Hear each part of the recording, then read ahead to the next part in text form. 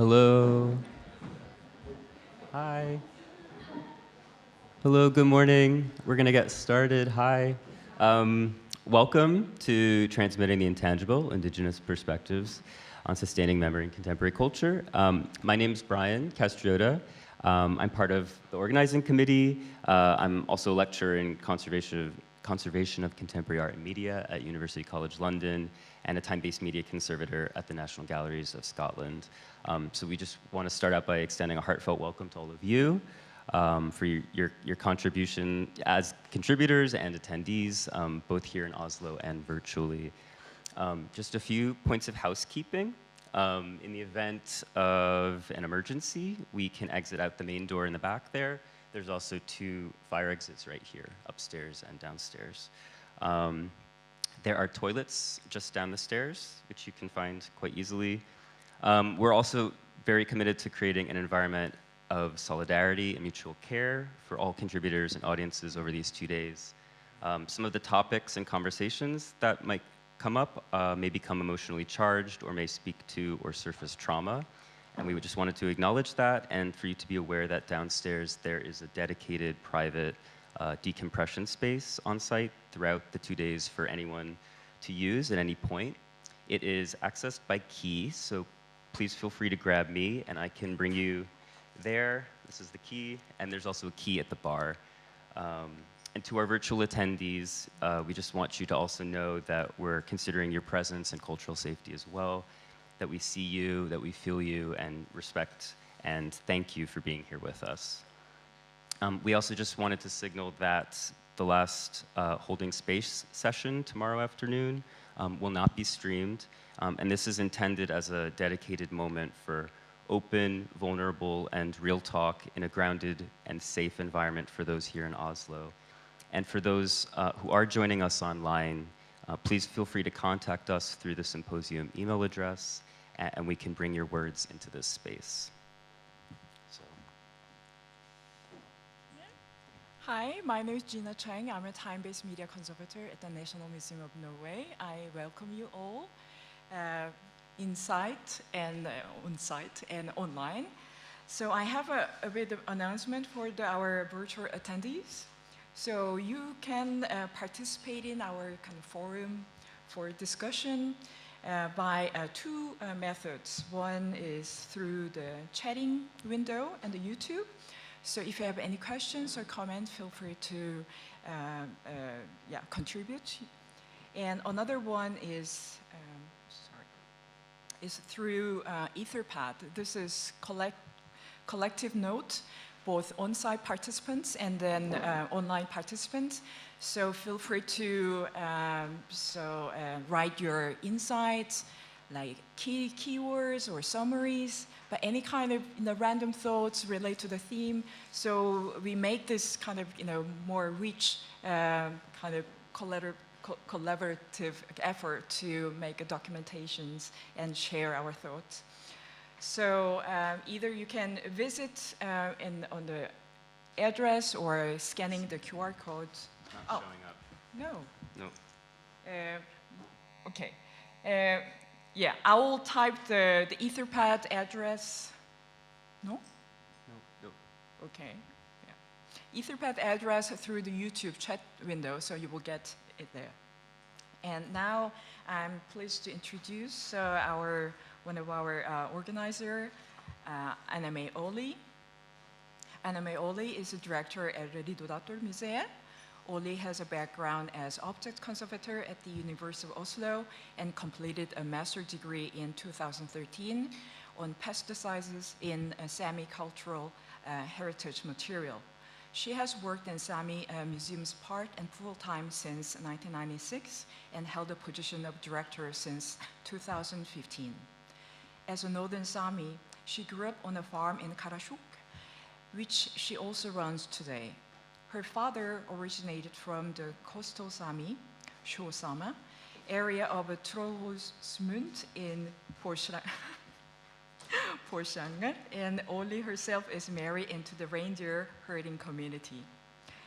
From her background, she has wide knowledge in the diversity of Northern Sami culture and livelihood. So let's welcome Anna-May Oli.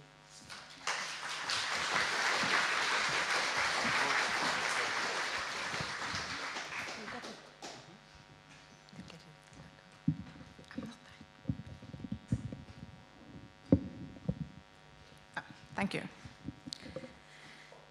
Buenos Boatin. We warmly welcome you to the Symposium Transmitting the Intangible, Indigenous Perspectives on Sustaining Memory and Contemporary Culture. My name is Anne Majoli, as mentioned, and I'm the director of Riddardottamuseet. This symposium is organized with the generous support of Fritt Ord, Riddardottamuseet, the Nasjonalmuseet, Samedigi, the Sami Parliament, the Future Library Trust, and the Nordic Black Theatre. We wanted to first begin by thanking these institutions for recognizing the importance for this symposium and making it possible. Today and tomorrow, we will hear from and meet people of different backgrounds, from different cultures, and from different parts of the world. We will have speakers' presentations, performances, and other creative interventions, some of which will also be streamed to our virtual audiences, and some of which will be offline, such as our panel discussion. This is done so in order to create a balance between wide accessibility and cultural safety through different sharing environments. First and foremost, we are creating this space for talking, for speaking to one another, in order to lift up issues that are important for us to talk about, but not necessarily easy to talk about. It's about including and recognizing that across our different cultural backgrounds and positionalities, we may each have different values and experiences, but our traditional ways of thinking and doing are just as valid to the academic way of thinking and other dominant methods of practice. It is essential that our institution, be they museums, archives, libraries, universities, or political institutions, include indigenous perspectives. In these spaces, we need to be able to just be ourselves. And it is also important to meet and communicate between indigenous people, ourselves. Museums around the world are by large working towards a common goal of safekeeping cultural expressions from the past and today for the future. But do they have the full material understanding of what they are collecting and caring for? Do they have the context? How do we make sure that the next generations inherit our cultures, tradition, knowledge as something living rather than static? What has been and continues to be excluded by the dominant ways of doing this? We are here today because we need to open the doors, start talking, come to know another's perspectives, learn from each other, inspire each other, and create more understanding. Some of these conversations have been happening already in some regions, in some fields or disciplines, in some communities. Today we are trying to begin something new, bringing these conversations together to see where we are where there are commonalities and resonance, and also where our differences remain, including the beautiful ones that make us who we are. In one way, this is work about imagining and starting to build a different way for us to be together. This is also work that is about imagining and build a future the work that we are doing today is imagining the future in 100 and 200 years. What might the world in the future need from us? What knowledge is needed to understand the past and the present and give hope for the future? We are in time of ever-accelerating globalization that, on one hand, allow us to speak to each other and, like today, be together. But on the other hand, it comes with the very real danger, of making the world homogeneous, a loss of cultural diversity and biodiversity, an erasure of differences that makes the world what it is. We are experiencing the effects of climate change. How will our way of living, our nature, and traditional knowledge-based livelihood be affected? How can we build resilience?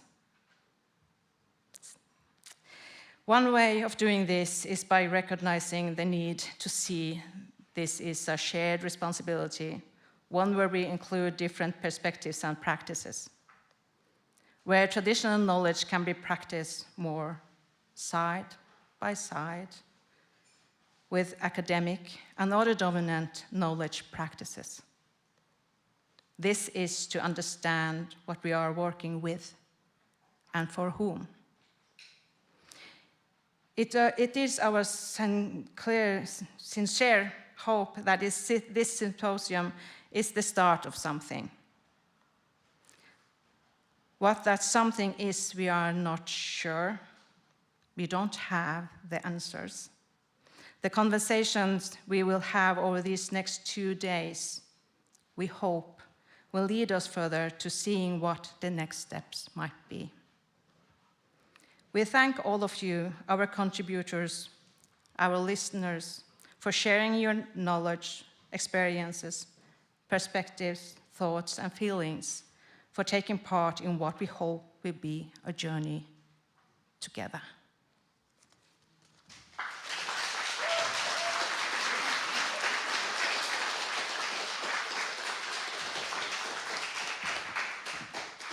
So we'd now like to welcome to the stage Katie Patterson and Anna Beata Hovind. So Katie Patterson is the artist behind Future Library, which she will introduce.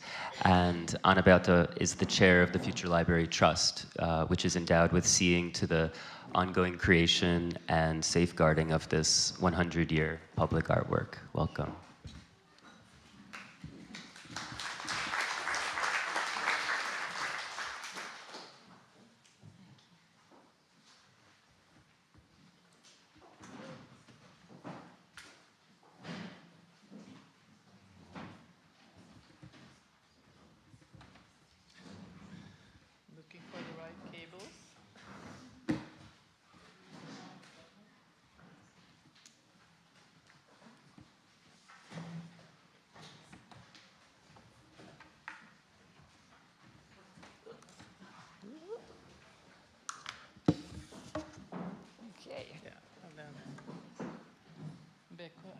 Jeg burde hatt en sånn strøm til den her.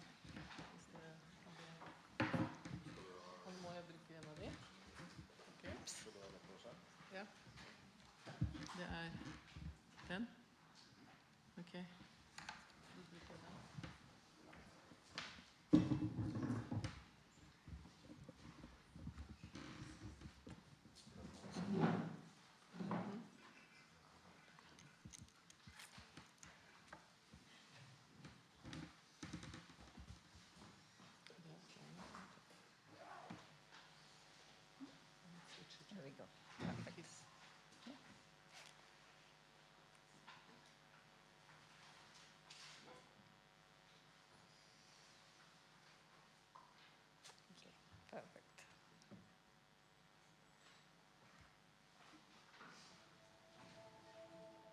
My baby daughter will be 93 years old in the year 2114.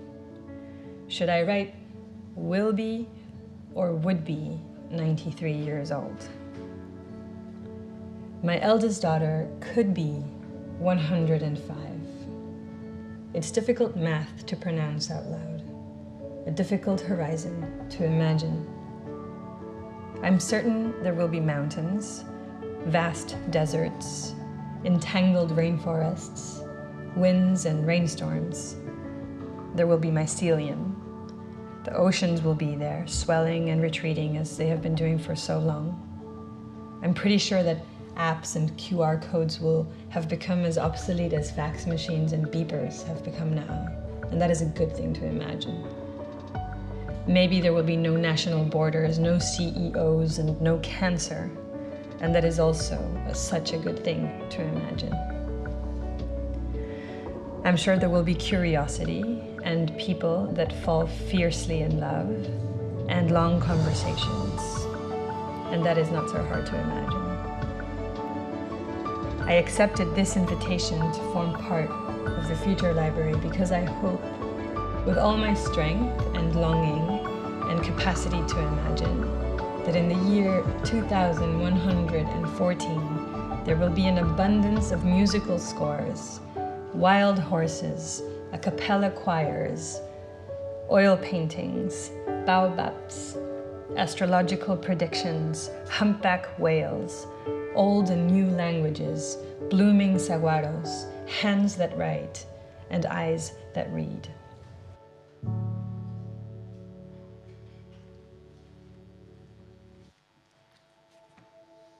My Hello, can you hear?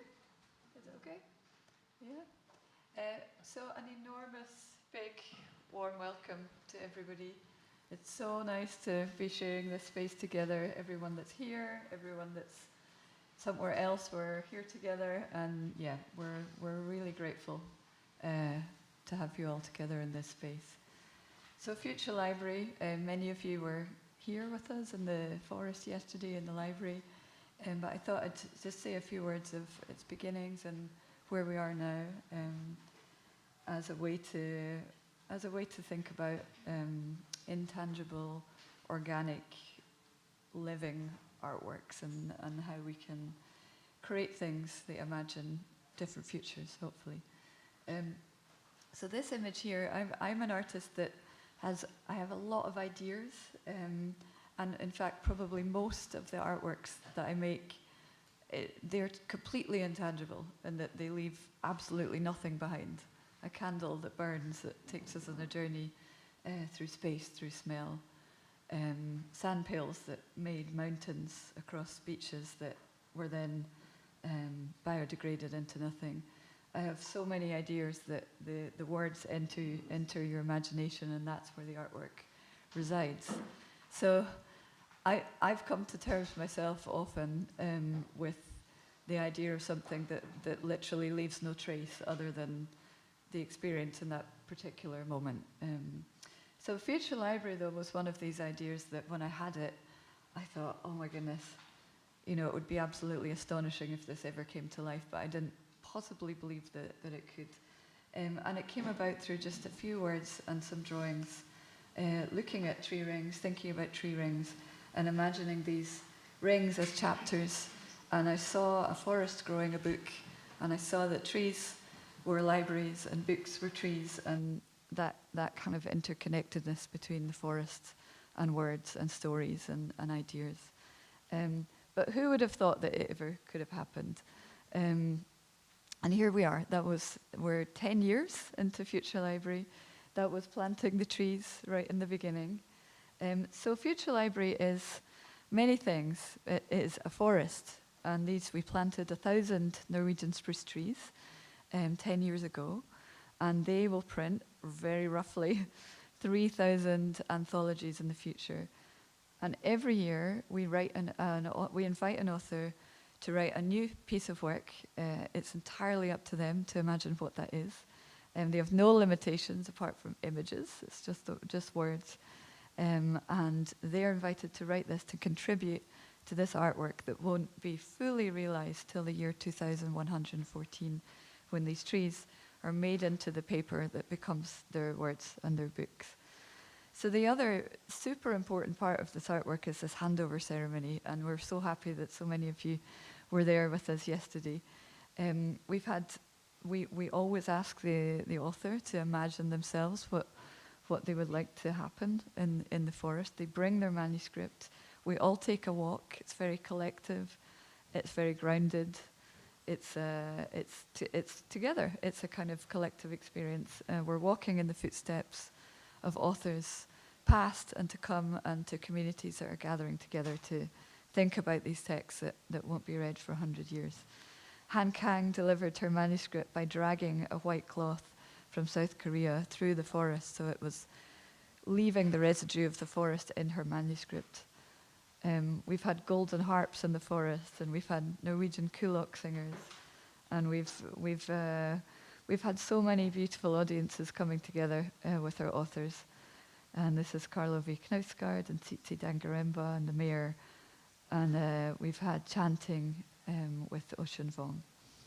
Yesterday, we experienced with Valeria Luiselli a very different experience again that I found personally like really took me out of time into this kind of eternal time space that's hard to describe, that's hard to put into words, but she worked with a sound artist, and she read a piece that connected us to very deep expanses of geological time, thinking about the separation of the earth and the moon, combined with words from her daughter, and yeah, it was very emotional and very charged.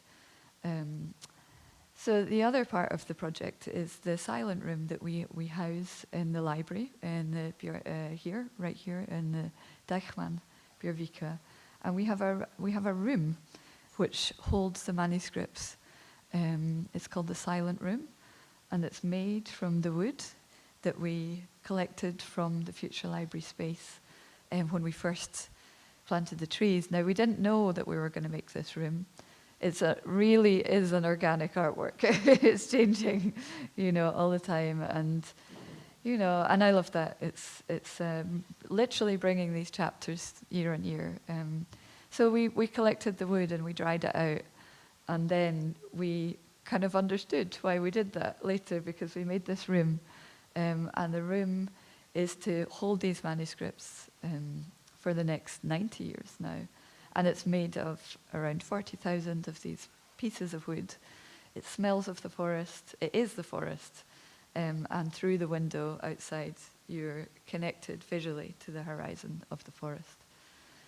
So it was designed with the architects of the library. We wanted to make it in the simplest way we could, with actually as few materials as we could.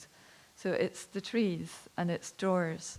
And these drawers have some handmade cast glass with the author's name inscribed on it. And their manuscripts are inserted inside, and you can just glimpse the word. Well, you can't glimpse any words, but you can glimpse the manuscript through these glasses. And so it's a very intimate space. It's a space to try to encourage slowness. It's quite meditative. It's small, but hopefully it's warming and embracing. And it's there for everyone. It's open and public to all. And it's been so amazing to watch all the goings on in that room, of which there are many. Many not to be mentioned. So it's a public space. Anything can happen. Yeah. So this is Valeria yesterday bringing her manuscript in. And yeah, I want to say a big welcome, Anna Beata. There's just absolutely no way that this project could have come about if it wasn't for the deep connection and the bond that Anna Beata instantly took with this idea and brought it to life. And I think one of my, major feelings with this project is it could only have happened right here, right now, and because of you, really. And it's such a great privilege to be able to make this and to know that I have my life working on this. So yeah, so welcome to everybody, and let's embrace the deep time thinking. And thank you. I grew up on a farm, My last name is Hovin. The farm is Hovin, and the hill the farm is on is Hovin. 14 generations at least. I was the oldest child, and I was supposed to inherit it. My father died really young, and so I had to make a decision very young that would I become a farmer or not, and I decided not to. And I haven't regretted the decision, but through this artwork I've been, oh, I got emotional. I'm also very tired today. Yeah, the thing is, I thought everything I learned farming and foresting when I was little. I didn't have brothers, I had to do all the work. And I thought it was useless, all the knowledge. But through this work, I realized that it's crucial. All the unarticulated knowledge I was carrying and I had totally rejected for a long, long time. This art project resonates with people all over the world. We don't have a communication budget, but so this story just gets carried around and around and around, and it's been more than 10 years now. And in Al Jazeera New Year's Eve, they chose to publish the article about the artwork, a long read, really nice article. And that really made me also very moved that is read as relevant for people that are not in Norway, our privileged world up north. And so this is just an example of we're so curious. Why does it resonate so well with people from all over the world? What is it about? And that's why we applied to the Art Council of Norway for money to discuss how to archive all this. What is it and how to archive this? And that's why we brought Brian on board and said, you got this challenge, and we've been working on, we understand the physical part, we understand the digital part, but what about the intangible part? So that was kind of why we ended up here. Because it is really just a forest. Remember where I'm from? Just a forest. But it is also how it's read, it's about hope for the future. Because it's about rituals. And it's about this really strange word, trust, that we are trusting the coming generations to actually take this and fulfill this work. And what is now present very much for us is the futures literacy discussion. What makes us future literates? And that is exactly what you addressed in another word. And since Margaret Atwood is part of this work, she said already in 2015, she was our first author, and she said already then that the planet is changing. We need creativity, ambitions, and some powerful new stories to understand how we can change with it. And I think it's somewhere in there. And in the editorial in The Guardian, they wrote that their view on the future library is hope in practice. And when I read that, everything came in place for me personally, because then I understood what my driving force is. I need to do this very physical drill to walk to the forest. That is hope in practice. But it's also about climate crisis, nature crisis, intergenerational justice, democracy, democratization of the futures. What are our commons and what is peace about? Yesterday, Lydia Luiselli did something new. She didn't discuss it with us, but we are learning to improvise. And so what she wanted is all the people that were there to take part of her manuscript. So she invited everyone to write down what they will miss in 2114. And then she made people write that down, and now it's in the box. But you should go and take a look, because it's really hardly any light coming through. So thick. And now she's added more. It looks like the black sheep, because it's only one glass which is like that. Yeah. Oh yeah, I just wanted to say a little bit about this artwork that's going to be here tomorrow at the end of the day. It's called To Burn Forest Fire, and it's 2 incense sticks, which are here, which I'll leave out if anybody would like to come in and smell them. And so this artwork was developed for Helsinki with Ime a few years ago. And it's 2 incense sticks The first creates a scent of the first ever forest on Earth, and the second one creates a scent of a potential last forest on Earth. So the first one is based on a region in Cairo in upstate New York, which is believed, although it's perhaps changed now to Scotland, which is really funny. It's like, what?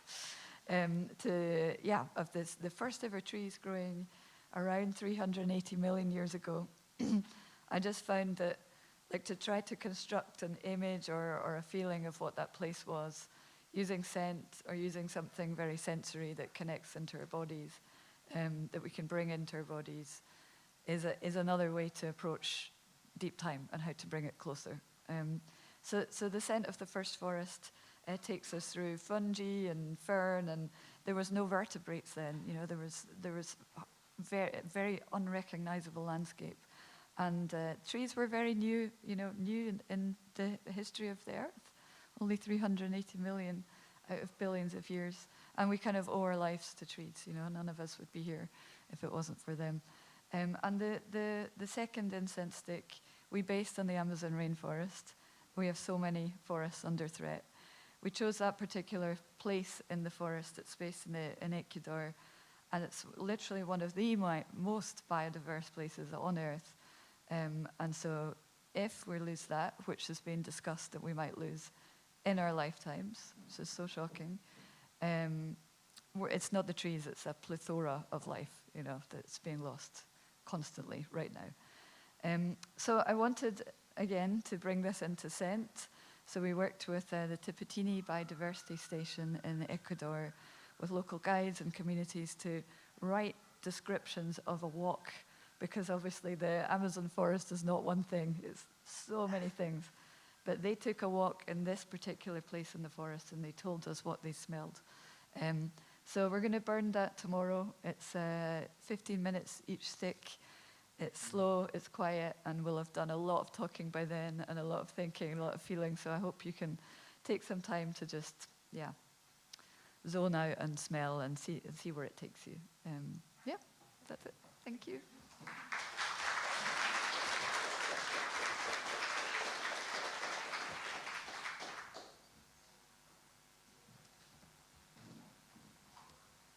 Okay, now our program starts, but before I hand over our MC responsibility to Rebecca, I will quickly introduce Rebecca Gordon, who is going to moderate today's program.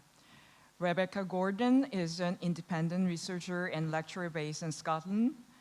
She received her PhD from the University of Glasgow in 2011 and specialized in the history and theory of contemporary art conservation.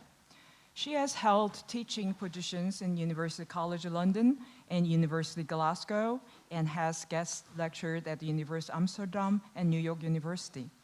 She is also a founding member of Kempsey Collective, a group of creative passionate about community, collaboration, care, and the power of art and nature to bring about equitable futures. Rebecca? Yeah.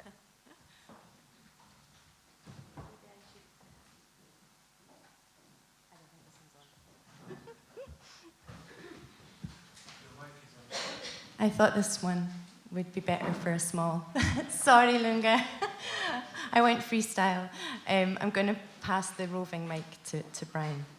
Thank you, Gina, Brian, Anna-May, everyone, for allowing me to be a very small part of today. So I have the enormous task of being MC, guiding us through today, and my colleague Asti will be doing the same tomorrow.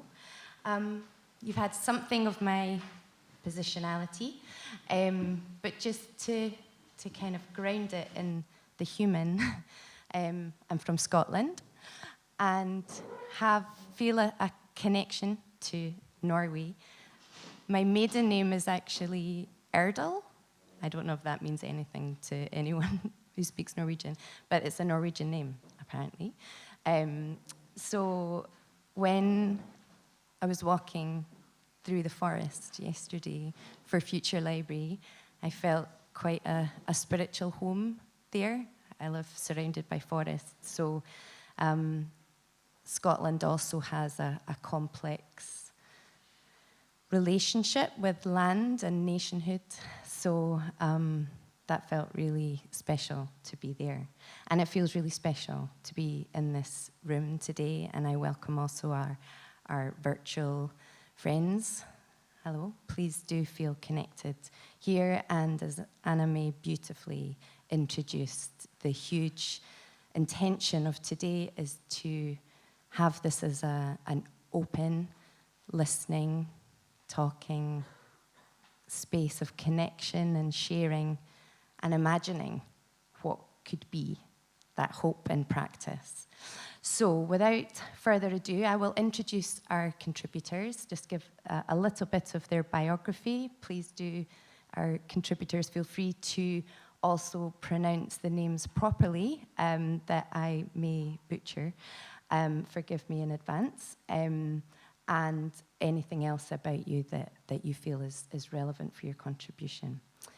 So we will begin with Lisa Ravna Fimborg, who is a Sami Indigenous researcher, Dojar, writer and curator affiliated with the University of Tampere in Finland. Her work, which intersects Sami aesthetics and material culture, explores the dynamic interplay between art and Indigenous politics, reflecting her roles as an academic Dojar and curator. In 2021, she co-founded the Hastuhet, you have to say that properly, artist collective. Lisa Ravna holds a curatorial position at Koro, Norway's national body for art in public spaces, and serves as the curator of discursive programming at Munch in Oslo. She authored It Speaks to You, Making Kin of People, Stories, and Doji in Sami Museums, published in 2023. So I also should just say, we're running slightly behind time already because we're all enjoying being together so much. So do just be aware, our lovely contributors, that Maren will be at the back helping us see where we're at with time. So Lisa Ravna, please do come up.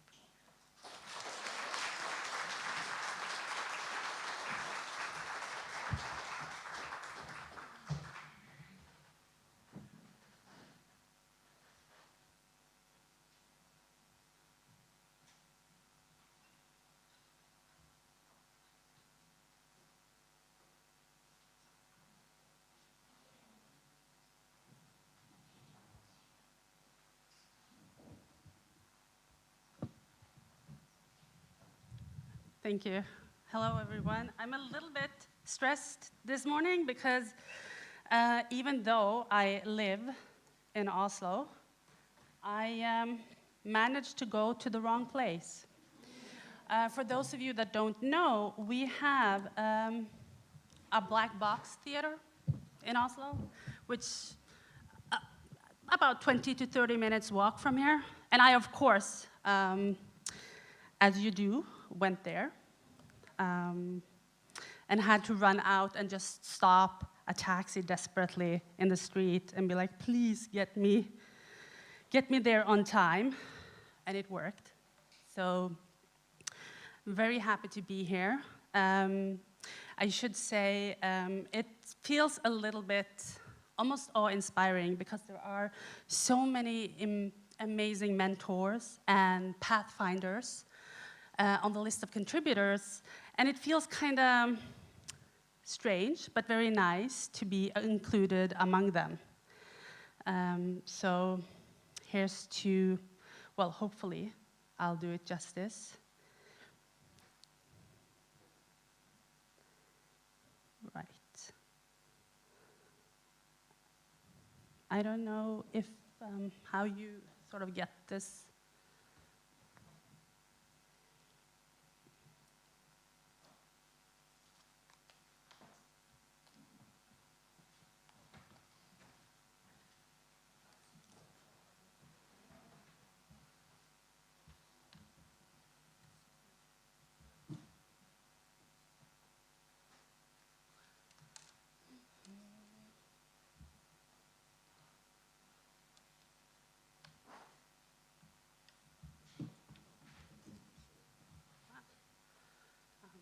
well, hoping to save some time.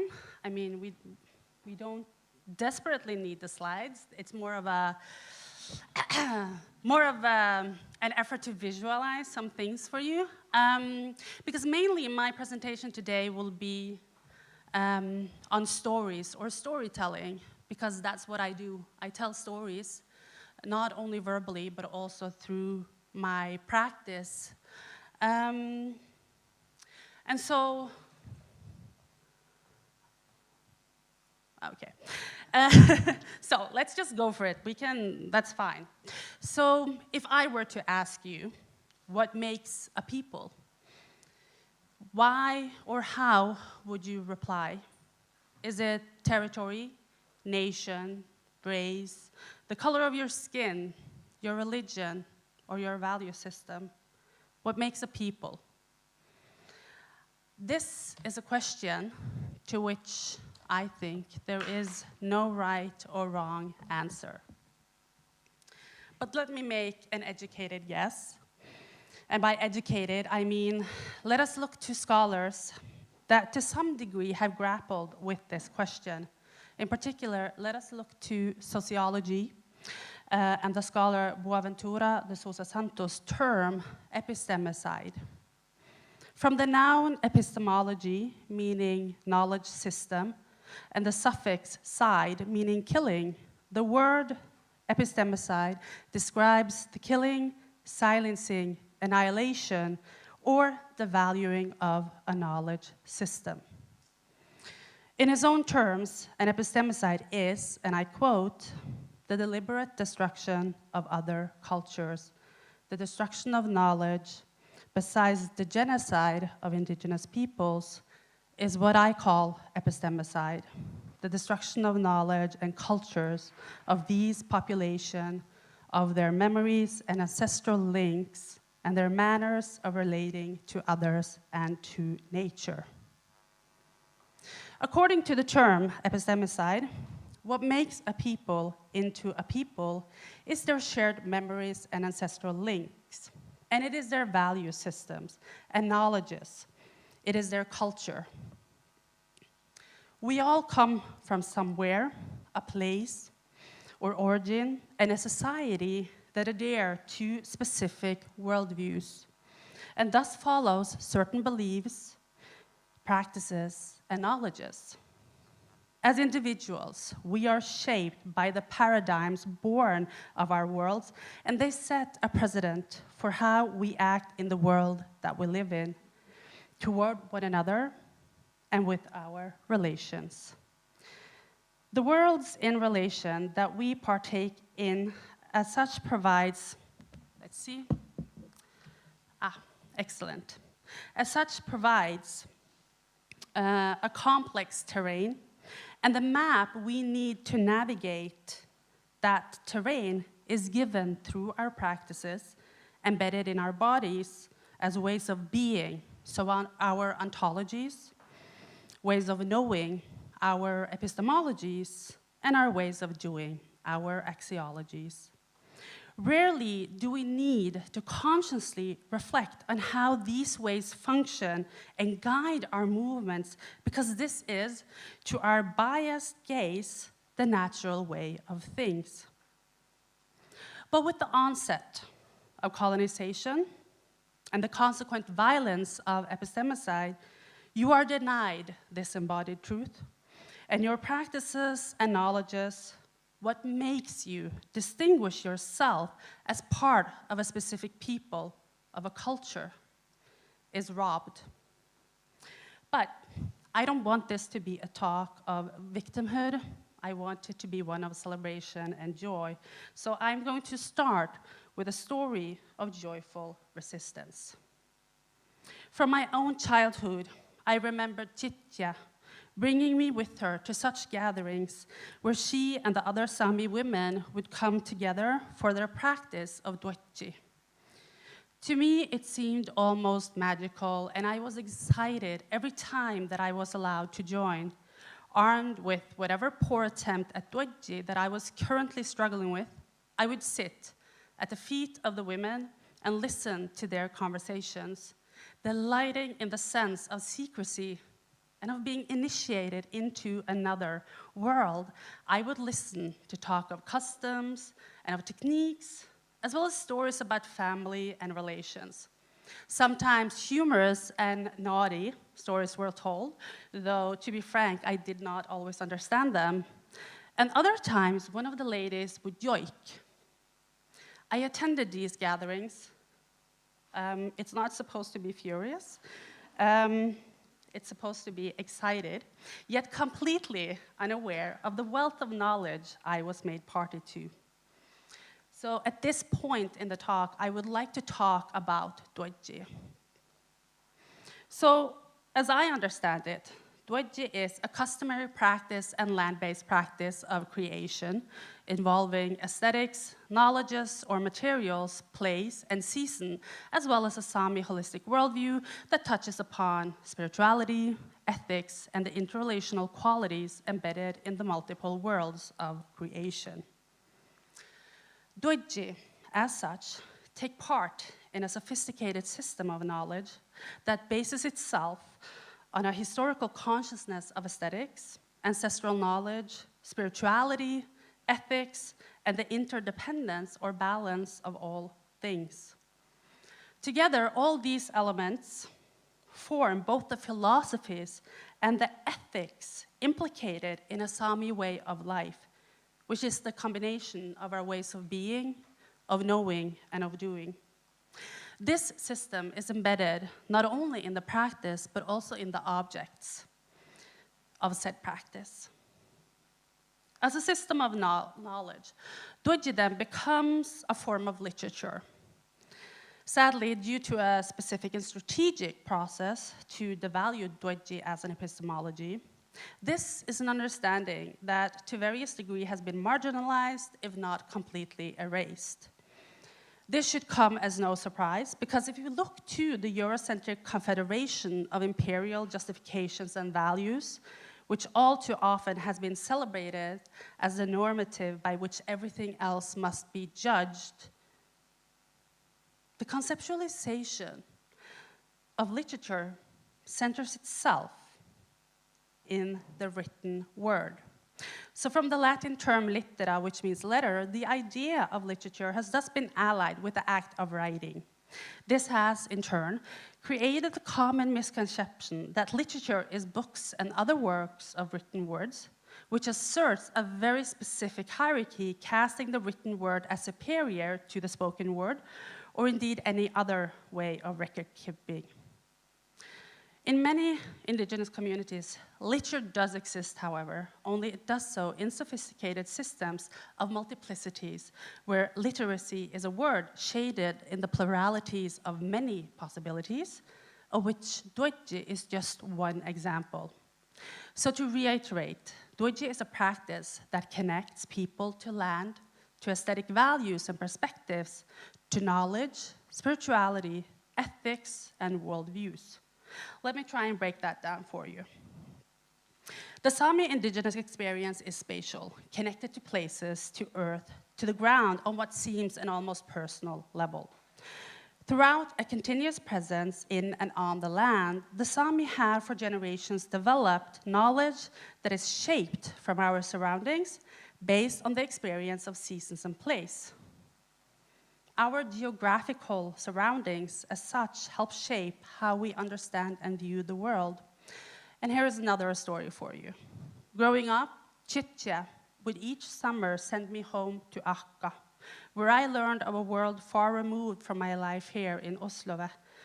Akka would bring me on walks, show me places, and tell me stories about them and the people that had once lived there, and of the beings that still do.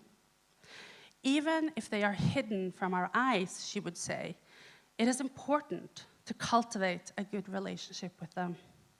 She would introduce me to the land and the waters and teach me that my will was not above them. And if I listened to the land and the waters, she said, and collaborated with them, I would always survive on them. Though at that time I did not have the means to articulate what was happening, I see now that my Akka gave me knowledge about land, about waters, about the places we came from, but also the different ontologies that had shaped our perspective on them. This knowledge was of and from the land, the water, and our surroundings. Now, Dodje expresses this spatiality in a multitude of ways. Among them, we have, for instance, the practice of barket. Now, to barket is one of the many steps necessary when tanning and preparing animal hides, and it describes the process of storing the hides in these large containers imbued with various decoctions that have been made from dried bark or other plants. And not only does this process help color the skin, but it also works to make the hides waterproof. This process embodies the land in a very specific way because it is necessary for the practitioners, what we term a doyar, to know which plants are better served to tan the skin in an aesthetically pleasing way, not to mention what time of the year or during which moon phase the plants should be collected. So this experience comes from the land. It comes from living in the land in a specific geography over a long period of time. Now, coincidentally, this attachment to land and place is also very present in our sense of aesthetics. Now, globally, indigenous art tends to approach aesthetics in a very similar manner. Beauty is defined not by outward appearances so much as by the purpose behind creation, which in other words means that indigenous art all too often fits the category of utilitarian. What is beautiful because it holds function. The Sami view on aesthetics is inclined towards this school of thought, and what makes a thing or an object aesthetically pleasing is as such the relations of a thing's form to its intended purpose. In clear opposition to the adage art for the sake of art, indigenous art and beauty, and certainly from a Sami perspective, is consequently defined by relationality, intent, and purpose. Now, the complexities and dynamic layers that are associated with Sami aesthetics are found in the term wogas. Now, I use and understand this term as comparable to aesthetics, but the meaning of wogas runs more along the lines of something that is pleasing, pleasant, agreeable, which again goes to this understanding that beauty is relational. So that is to say, something is beautiful when it is pleasing and or agreeable to both the senses and in function. There is one object that kind of embodies these qualities, and that is the nappi. Now, this is a traditional milking bowl. It is made for collecting and storing reindeer milk, which is why it has this very distinct shape. It's rounded with incurved walls. And this is a detail that is owed to the fact that when you're milking a reindeer, though I have never done so myself, it should be said, you can't expect it to stand still the same way you would a cow. So these curved walls are intended to keep as much as the milk from spilling. Now, there are very few that milk the reindeers anymore. That doesn't change the fact that the object, the nappi, is still being created with this conscious understanding of tradition, right? And here comes, this intersection between aesthetics and knowledge. Now, I know that this is beautiful. It is aesthetic in a Sami perspective because I know the history of that aesthetic perspective. And here I'd like to share another story which connects aesthetics with knowledge. And this is a story about the first time I made a gakti, which is what I'm wearing today. So, Chicha, with her years and decades of experience, made the entire process seem so amazingly easy, which I soon found was not the case. Nonetheless, I began the process of making one. Now, Chicha circled around me, carefully observing, but never speaking a word. At one point, however, I clearly remember her starting to make a gakti of her own. So she found, fabric and her scissor, and she started cutting out and working on it. And I remember thinking, that's rather strategic, actually, because doing so, she placed herself in clear view, giving me direct line of sight to what she was doing, in essence, giving me the opportunity to imitate her if needed, without actually having to verbalize asking for help. Now, I'm going to be very honest. I did eventually have to ask. Now, did I make a perfect gakti? By no means at all, but I did make one, even if Chichi laughed at me when she saw the finished product. Now, in later years, when asked to help younger kin make gaktis, I have employed this very same method, although I do not employ the laughter. That's very cruel, I would say. So when looking to knowledge, how it is produced and shared, traditional or Western research paradigms will have you believe that knowledge is individual. The researchers gain their knowledge purely from their own labor, and thus they also own it. Within an indigenous research paradigm, however, knowledge is relational. It is the collective product of all the relationships a researcher is involved in, not only with people and objects, but also with the environment, be it nature, other realities, or worlds, cosmology, and more. So when I made my first gakti and embedded in all the gaktis I have later made, knowledge was and is produced and reasserted through seeing and doing. And so just as my chitya at one point learned to make a gakti by first observing and then replicating, I did so in the same way. So to quote the very impressive Sami scholar Gunvor Guttorm, who will be speaking tomorrow, I remember in my body what I see is preserved as a physical memory. This understanding of knowledge production is in Sami referred to as arbetjetto. So made up of arbi, meaning inheritance, and jetto, meaning knowledge, the term refers to a shared or collective and relational knowledge that of old is the collective wisdom and skills of the Sami people used to enhance their livelihood for centuries. It has been passed down from generation to generation, both orally and through work and practical experience. Now, the next two aspects, spirituality and ethics, I'll treat as one. And the reason I do that is because while in Western terminology we have spirituality and ethics as separate concepts, a Sami perspective view both of these as one. More specifically, spirituality and ethics are combined into what might be termed a way of life. Now, to explain such a way of life, I will share another story, but this time I'll share the first story, which is the story of yellow and red. This story narrates the sacrifice of Vaja, the sacred reindeer doe that gave up her life so that we might live. After all, nothing new can grow into being without the abdication of the old. In the story, then, Vaja's oblation does not erase her presence in the world. On the contrary, she transitions, her flesh and bones becoming the source from which the Creator imagined the living land into being. From the red depth of her blood, springs of rejuvenation was drawn forth to create the waterways, the lakes, the seas, the rivers, and the streams that still carries Vaja within, because water is always confluent, merging the memory of all substances that have dissolved within it. From the amalgamation of land, so flesh, and water, or blood, a metamorphose happened, and the one who creates took the two elements to make the soil.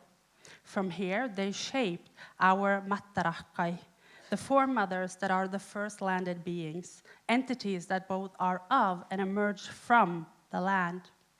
Now in the sky above, Bieje looked upon those that were newly formed. Arrayed in the splendor of her yellow light, a deep and abiding love grew.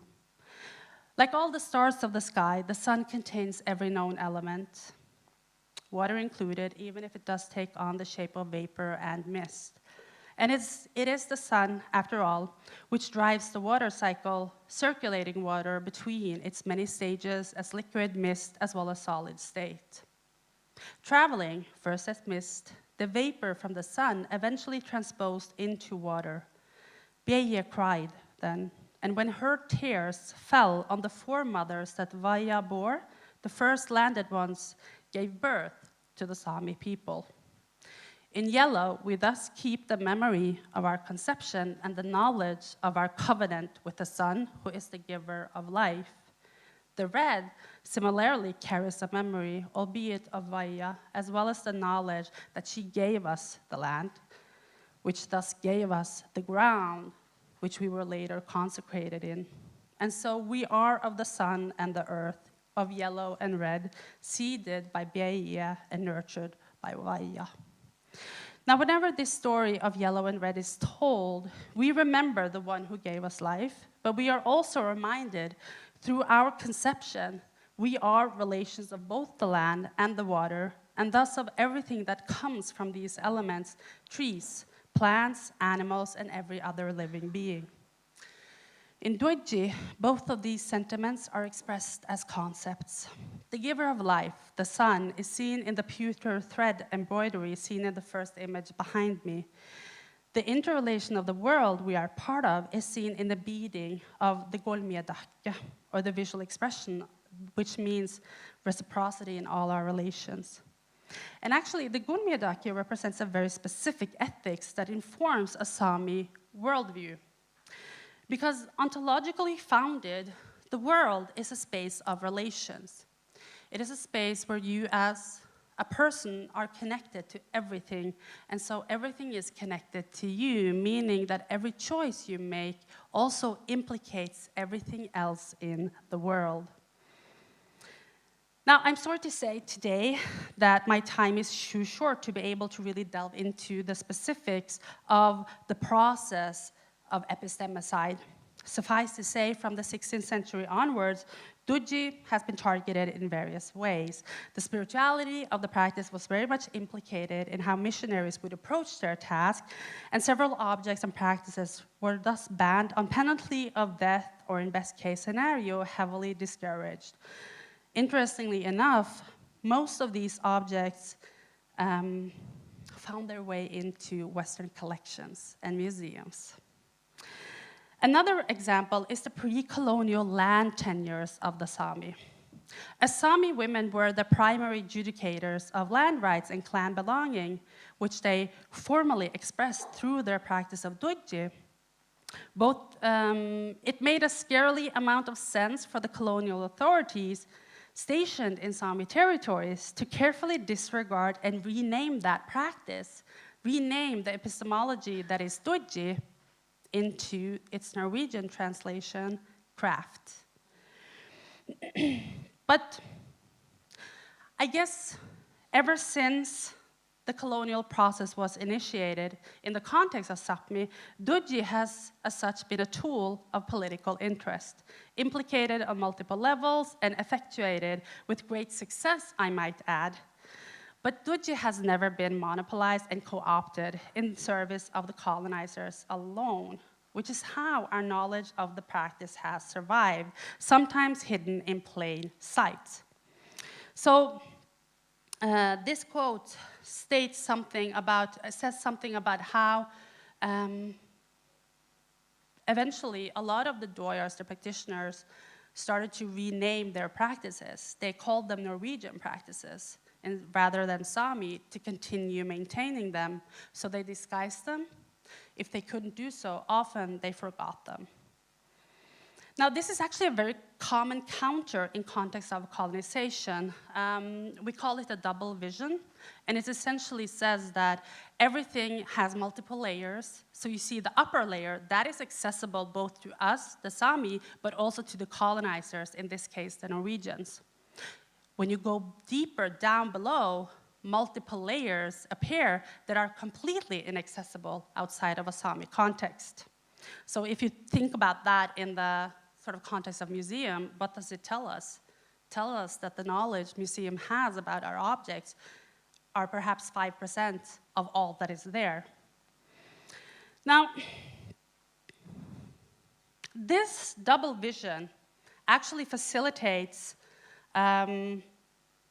processes of remembrance. And so if I for a moment may return to the story that I shared initially, when I attended the gatherings of Sami women from my community as a child, I was focused on feeling included in a world that I had yet to cross into. But during, this was not, I articulated as a child, but in the 1970s and 80s when I was raised, there was a strong political formation in indigenous communities worldwide that sought indigenous sovereignty, including, but not limited to, rights to land and waters, of languages, as well as cultural practices. And in Sápmi, this movement was, among others, focused on the practice of duodji as a means of countering the assimilation and colonial narratives. So in a way, the political implications of duodji as a practice was, through these formalized acts of re-remembering, reappropriated. And duodji became an important but also visible form of resistance that allowed the Sami to perform the rebellion to colonization as an ongoing process. And since then, duodji has continued to serve such purpose.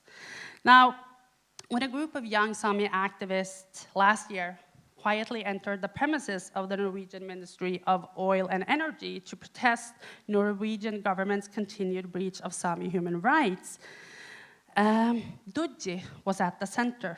So throughout the weeks of protests, duodji was visibly practiced in the streets. So simultaneously, by engaging duodji into the process or the protest, the activists enabled acts of re-remembrance, and by doing so, engaged in a bodily rejection and visual countering of the continued colonization of Sami territories.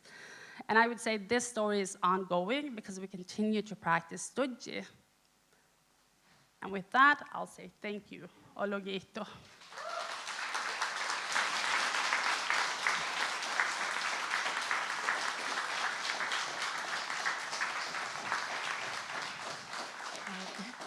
Thank you so much, Lisa Ravna.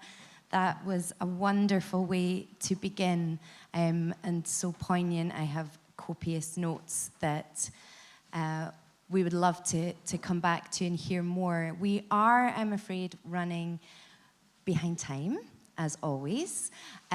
So we will move straight on to our next presentation. Lisa Ravna, I hope, is around for the afternoon. Perfect. So we'll have an extended time of discussion later for those who are in the room, and I think maybe also virtually. So we will move on to Nathan. I don't know if our magicians can do the work of connecting us to Nathan, who is joining us virtually through the power of Zoom. And I will just introduce him. Hello. Hi, I hope you can hear us okay. Great, okay. So Nathan Muji-Sentence is a Cis Wiradjuri librarian and museum educator who grew up on Darkinjung country. Nathan currently works at the Powerhouse Museum as head of collections, First Nations, and writes about history, critical librarianship, and critical museology from a First Nations perspective, and also writes an incredible blog, Archival Decolonist, which I recommend you having a look at. Over to you, Nathan. Thank you. Hey, Malango for the introduction. It's saying that I can't share my screen.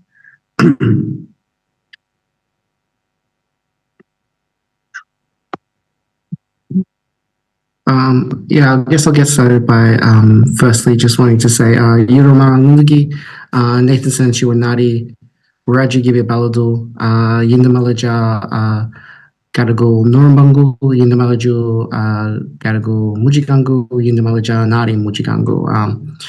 Before we begin, I'd like to acknowledge that I'm coming to you live from the lands of the Gadigal people of what is now known as Sydney.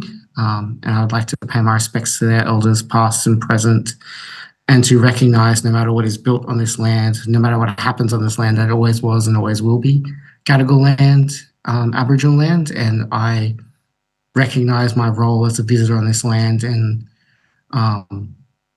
hope that Gadigal sovereignty, honouring Gadigal sovereignty, is embedded in my practice of collection management. Just be 2 seconds. And I also like to acknowledge that I know I'm in this room and usually with lots of incredible Indigenous creatives, researchers, artists, which for a lot of us are all the same thing. So I'd like to acknowledge the Indigenous people that are making up part of this conference as well, and the Indigenous lands that use people online or people in the room are coming from. So I guess even though I got a fantastic introduction, I always like to introduce myself because it's sort of asking who you are, who's your family, where you're from is sort of a very sort of Indigenous way to sort of connect with someone, sort of figure out your relations, who you're accountable to. So I always like to introduce myself, and I always like to introduce myself too because by trade I'm a librarian, and that's what I studied. And when I was studying to be a librarian, it was really sort of pushed that libraries as an institution and librarians should be neutral, which I don't believe they are. I don't believe libraries have had, can have a positive effect, but have had detrimental effects. Same with museums. And they've, I think Elisa spoke of like a pesticide. Museums and libraries have really, been complicit in that. So they have historically not been neutral. So instead of pretending to be neutral, what I try to do is, to the best of my abilities, tell people where I'm coming from. I'm not impartial. My point of view affects my work. My lived experience as a Wiradjuri man affects my work. So I that's why I really always try to introduce myself. So anyway, so I'm Nathan Woodgie Sense. I'm a Wiradjuri man. My family is traditionally from Mudgee, New South Wales. For the non-Australians, Mudgee is about 4 hours northwest of Sydney. But I grew up on Darkinjung country on the New South Wales Central Coast, which is about 2 hours north of Sydney, where my dad helped with the establishment of the Eleanor Duncan Medical Service, the second iteration, and was heavily involved in the Darkinjung Local Aboriginal Land Council. I call myself Nathan Woodgie Senate because I'm a descendant from a Wiradjuri woman named Dinah Mudgee. The family story is that when my grandmother, Dinah Mudgee, when she was around 8 or 10, during the Wiradjuri Wars, her family, my ancestors, were part of a massacre just outside of Mudgee, the town of Mudgee. For those who don't know, in the 1800s, there was martial law declared in Wiradjuri country where basically there were no rules, and for the most part it was to wipe out the Wiradjuri people to make room for more farmland. So my ancestors were sadly victims of one of those massacres. And because she was orphaned, my grandmother, she was sent to work at a local station for free as a domestic servant. And they wouldn't let her work under her traditional name, the name she was given at birth. So they gave her a name. And the family legend is they gave her the name Dinah Mudgee, Dinah because it's a nice Anglo name, and Mudgee because that's the town she was in. But for what I've been told by our Wiradjuri elders, the town of Mudgee actually derives from the Wiradjuri word Mudgee, which means friend or mate. So I use it to repurpose and reclaim a name that was imposed on my great-grandmother. And also to, I also like it just because it means friend or mate. And I feel like I'm a friendly guy, so it works out. Early on in my life, I was very lucky in my local community in Darkinjung. I worked in the archives at the Darkinjung Local Aboriginal Land Council under the leadership of Uncle Bob Morgan. From there, I went to the State Library of New South Wales in Sydney, in Gadigal land, which is the oldest library in Australia, and that I got to work under the mentorship of Ronald Briggs and Melissa Jackson, who have been Indigenous librarians there since 1991. And later was joined by Dr. Kirsten Thorpe, who started the Indigenous engagement branch. So those three people really mentored me early on in my library career, and I could really see in that role the ways, I guess, Western custodianship of knowledges is very different to Indigenous custodianships of knowledge.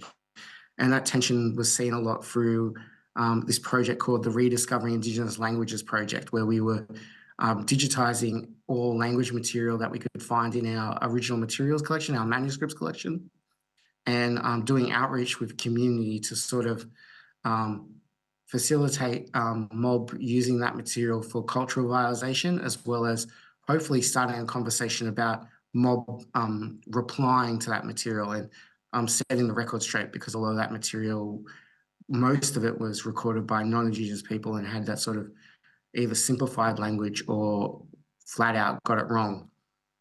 So from the State Library, I went to the Australian Museum, which is the oldest museum in Australia, also on Gadigal land, which has the second largest collection of Aboriginal ancestral belongings in the world, behind the South Australian Museum. And then from there have come to now to the Powerhouse Museum on Gadigal land, which is a museum of applied arts and sciences. And I'm in the inaugural role of Head of Collections First Nations. So basically that's me, but I guess from all my years of working in collections, which is around, this is my 17th year working in collection institutions, cultural institutions. As I was saying, I've seen many ways that the way that mob would care for, I guess, our knowledge is different to how cultural institutions do, and there's a tension there. Even starting from the fact that we have it in the first place.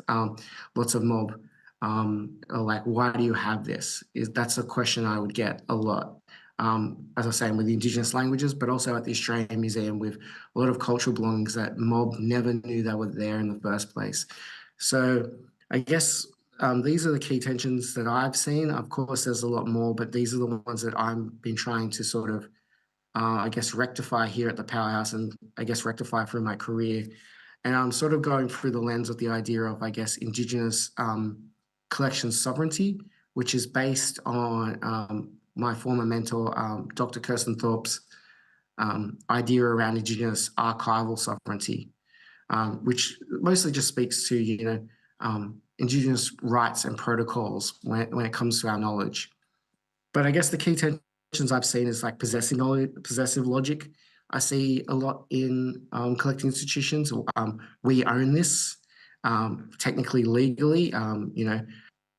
Early on, seeing a lot of photographs of First Nations people containing, not just us, but sometimes like manifestations of our knowledge, and the copyright going to the photographer, the non-Indigenous photographer, rather than the community member. Or just, as I was saying, generally like cultural belongings that have been stolen, ancestral belongings that have been stolen and now owned. And then even with our own language, I personally hate it when politicians will say our First Nations people or our Aboriginal people. And I hate that sort of possessive use of language. And I try to the best of my ability, I'm not perfect, but I try to do it even with my own language when we talk about collections. I try not to say our boomerangs in the collection. I try to say, the boomerangs that are in our care, or the boomerang. Yeah, so I try to sort of get away from that. But the possessive logic doesn't just stem to the material. There's a term that Dr. Lesnar Rigney uses called intellectual nullius, which I believe happens a lot in sort of library collections where a lot of people, a lot of historically and even contemporarily, a lot of non-Indigenous people treat Indigenous knowledge as there's something to be discovered and then owned. And this happens with I guess, again, like language being written in books, where now the book writer is the copyright holder. Or I guess one of the examples I always talk about is when I was working at the Australian Museum, in our library, we found this archival debate between an English doctor and a French doctor, arguing about who discovered eucalyptus oil, the English or the French. And the example, this English doctor did some more research, and the evidence that he used that the English discovered eucalyptus oil was he found an older record of another English doctor saying that an Aboriginal man came in with a spear wound, and the doctor helped the Aboriginal man remove the spear, and then he witnessed the Aboriginal man rub eucalyptus oil into his wound. And he said, well, that's a sign that the English discovered eucalyptus oil, not the French. So it's that's sort of what I mean by sort of intellectual nullius. And that continues with attribution, where again, when I was digitizing all this language material that was written by non-Indigenous people, all of this Indigenous language material, I often thought that if you were to cite that for your research, you would have to cite this non-Indigenous source as the authority, or where you're getting the Indigenous knowledge from, even though it's coming from quote unquote Indigenous informants. Similarly, I've seen a lot of, I guess, paternalistic ideology in libraries and museums.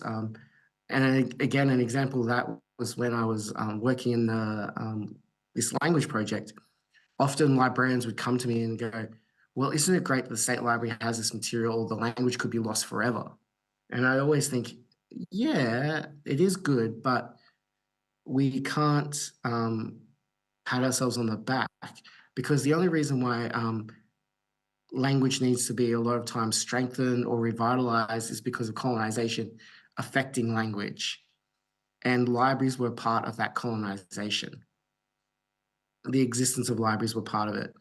And a lot of this language material is in library collections, not to preserve it for mob to be able to revitalize it, but to instead preserve it basically to try to capture a quote unquote dying race.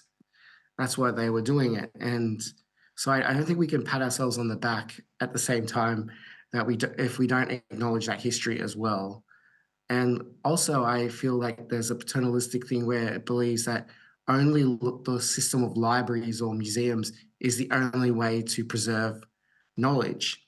And I guess another example of this is I remember I was talking to someone from an art gallery, and for an opening of this art gallery, they invited a local Indigenous dance troupe to open it. And then when they were dancing, they video recorded the dance, and they basically said, "Oh, it'll be good to ask the dancers if we were able to put this into our collection so it could be saved forever."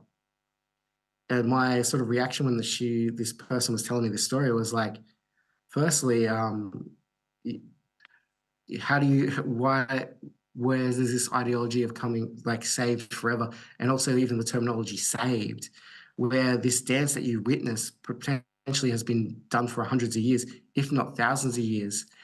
Indigenous knowledge doesn't always have to be in a database. For it to thrive, it needs to be in people. So I think that's some of the, I guess, the ideological differences. And, decentering Indigenous epistemologies and voices happens a lot in collections. One of the examples I've seen with language material when I worked with a local community is this non-Indigenous person wrote a dictionary based on this other colonist's notes. And they said the word for stone was gibby. And then the community basically told me that's not what stone means. And they went to the original record, and this colonist wrote, basically, he went to this group of Aboriginal people in a circle of this local community, and they had a stone in their hand and they were passing it to each other. And they were saying, gibby, gibby, gibby, gibby. So, because of his sort of, I guess, racist mindset, he simplified that and guessed that the Aboriginal people were just saying stone, stone, stone, stone, not realizing that potentially a ceremony was taking place and it has so much more meaning than just stone. And I also see this a lot with, I guess, museum labels. I I remember the first time I was in a museum, I saw this beautiful rainforest shield from far north Queensland. And I went up to it because I was excited to know what it's about, what community it comes from. And basically the label said, made of wood, maker unknown. This shield was collected by Dr. Walter Roth, and Dr. Walter Roth was the protector of Aborigines in far north Queensland, and it was all of it just centered the collector. And I thought that's one of those ways that just undermines Indigenous people's, I guess, intellectual connection, the relation they have continuously to that material. And of course, lastly, not adhering to Indigenous people's right to keep their knowledge secret sacred, which happens a lot with, I guess, historical publishing, and it's a big issue in terms of, I guess, digitization. So to give you a bit of context about the Powerhouse team that I'm part of, this is a snapshot of our team. We're slowly, hopefully, going to keep growing. So we're an inaugural First Nations directorate. The Powerhouse has never had. They've had individual curators before, but they've never had a directorate team. So hopefully it's a team we can keep building on. And also First Nations is not just Aboriginal Torres Strait Islander, but we have a lot of the diaspora communities from the Pacific. So we want to represent Pacific communities as well. And this is also just to give you a snapshot of our collection. So comparatively to where I came from, the Australian Museum, this collection is quite small. But we have about 1,300, First Nations cultural belongings and artworks that were made by the hands, hearts, and minds of Indigenous people. Most of our collection is actually made by non-Indigenous people, but it contains our knowledges, our cultural and intellectual property, and this includes representations, which is like, I guess, a lot of photography of First Nations people, and also First Nations appropriations. We collect the history of Australian design, and for a long time, Australian designers, they probably wouldn't allow Aboriginal people in their houses, but they would definitely use our artworks and our designs to sell whatever merchandise they were making.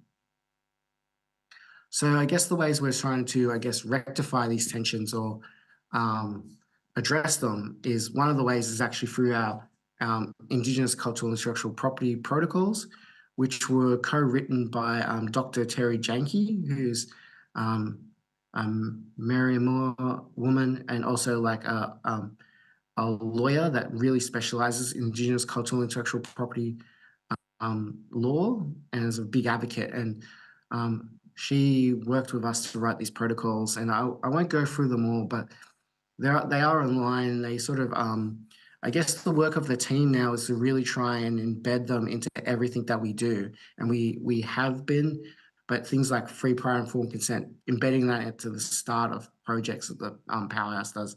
Similarly, with benefit sharing. Basically, one of the jobs we have is every time there's a project, trying to ask, how does more benefit? And as I was saying, an important one, ensuring that knowledge that is secret, sacred, or private, that we keep secret, sacred, and private. One of the manifestations of our ISIC protocols is a piece of work that we've developed around acquisition called the deed to deposit. So this is me with Auntie Gail Marbo.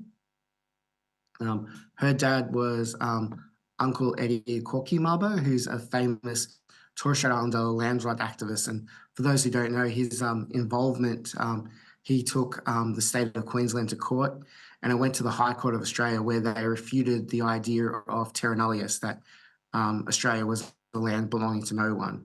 And through that court case, he was able to basically say that we have been here for, we've been on the Torres Strait Islands for a very long time. This shirt here is actually from her father, Uncle Eddie, and she donated them to the Powerhouse, but through this new sort of acquisition model that we've sort of created called the deed to deposit, which means that the shirts are still legally hers and of the Marbo family, but we potentially could take care of it in perpetuity. So we might have them forever, but the Marbo family continues to own them. And as part of this, I like it because it ensures, first of all, accountability.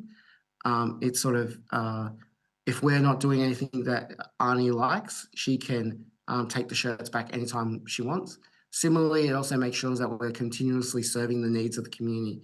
So at the moment, community needs, the best place for them is at the powerhouse, but later on they might make their own museum, and the best place to serve the community is actually those shirts would be with the community. And for the protocols, we actually detail a lot of things like, mourning protocols, if we have to change information on our records, if someone sadly passes, who takes ownership if, again, someone sadly passes, what are the special conditions with it? So what are the cultural protocols with it? Because some things could be men's handling only or women's handling only. And also even what's the preservation, again, not to have that paternalistic ideology that we know best. So, for example, with this one, Arnie has basically said, I trust that your closed conservators can do the best, but other community might say, actually, this object is meant to last how long it lasts. So, if it's deteriorating, you should leave it to deteriorate, which some mob do with things like larrakitch poles. Also, we're working on this project, which is, again, trying to center Indigenous knowledge.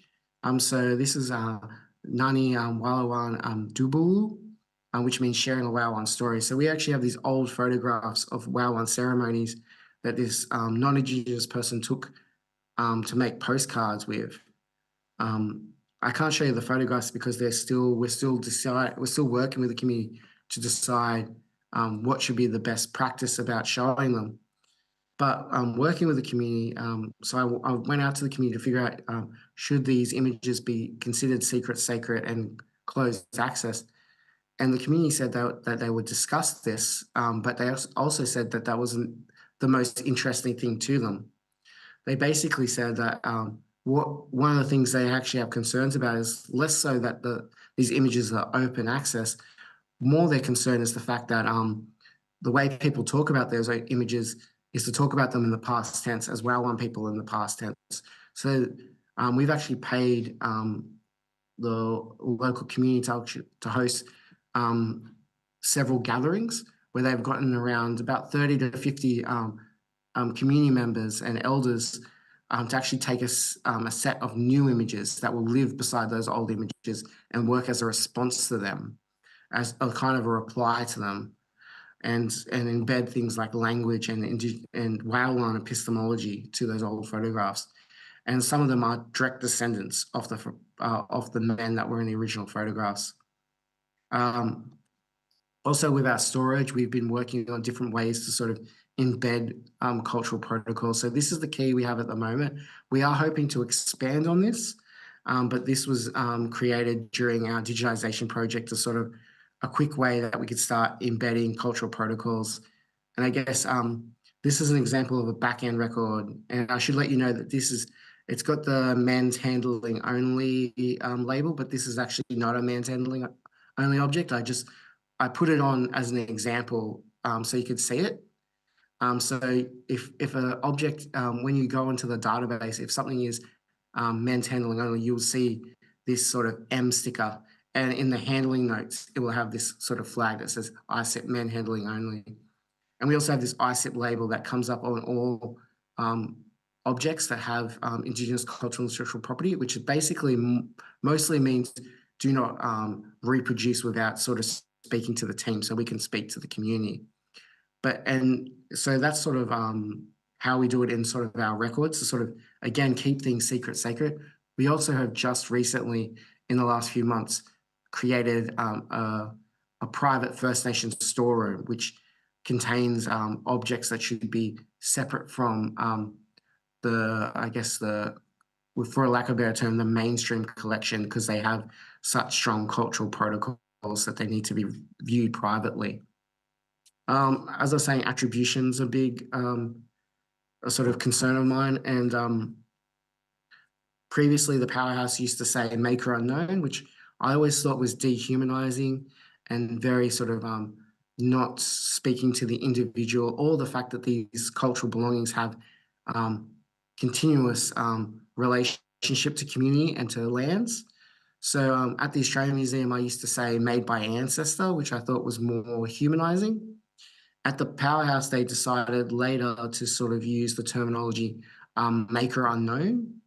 I mean, not maker unknown, maker not recorded, which they felt put the onus back on the museum, basically saying the reason why we don't have this information is because the Powerhouse never recorded it. So we basically combined the two approaches and now have gone with ancestor not yet recorded. And we put the yet in basically to be aspirational, to say that we're going to be doing this outreach. Mob have the right to know what cultural, what knowledges exist in these institutions. So we have an obligation to try and ensure that Mob do. So we've now gone with ancestor not recorded, not yet recorded.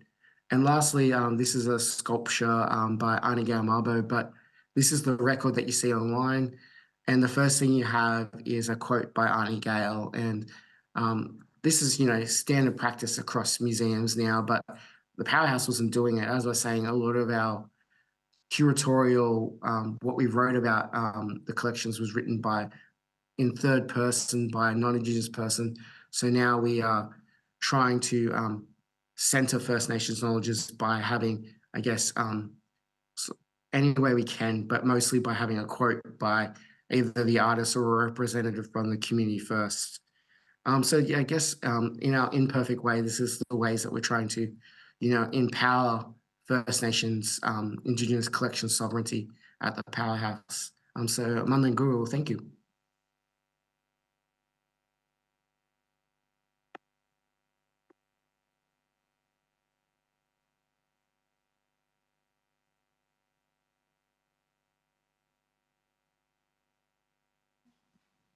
Nathan, thank you so much for sharing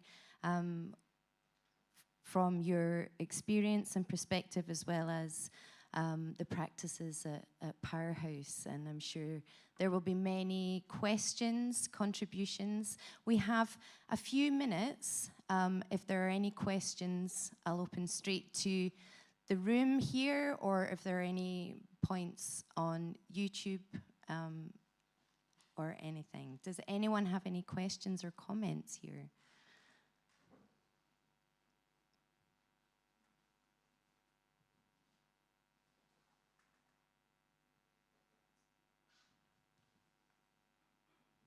Asti. Thank you so much, Nathan, for your contributions. I have to say, Juanita and I are sitting here hooping and hollering. I just wanted to basically give you one last moment, because I know you're not here with us because it's Reconciliation Week in Australia, and so it's an exceptionally important week that you couldn't travel. This space is vibing, and I can feel it. It's electric. I've almost seen like 4 people cry since we got here, including me. What's the one thing you want to say about this symposium, this moment in time, that last takeaway? What is the one thing you'd tell us if you were standing in front of us? Thank you. That's an intense question, actually. No pressure. No, I guess it's, and this is stealing from my old boss, Emily McDaniel. And I guess I sadly could only catch the last section of the last yarn, but I'm sure which was brilliant, by the way. I only got to see the last 10 minutes and I wrote down so many notes. So thanks to Lisa's last yarn. But I guess it would be, and it'll probably be reiterated a lot throughout this thing, would be sort of, I guess, shifting ideology from the material to the relational. I think it'd be, I guess, is what would be my takeaway, is how can we shift from thinking about collections in a very material way to as a set of relationships and as a set of responsibilities, and to and I guess that have that guide it, and also too to like I guess, and I'm sure everyone in this room thinks about it or, you know, has considered it, but also too, to like, I guess, well, more from an Australian context would be like, all museums in Australia are on stolen land. What does that mean? How can we sort of confront that? So I guess they're my two sort of provocations, I guess.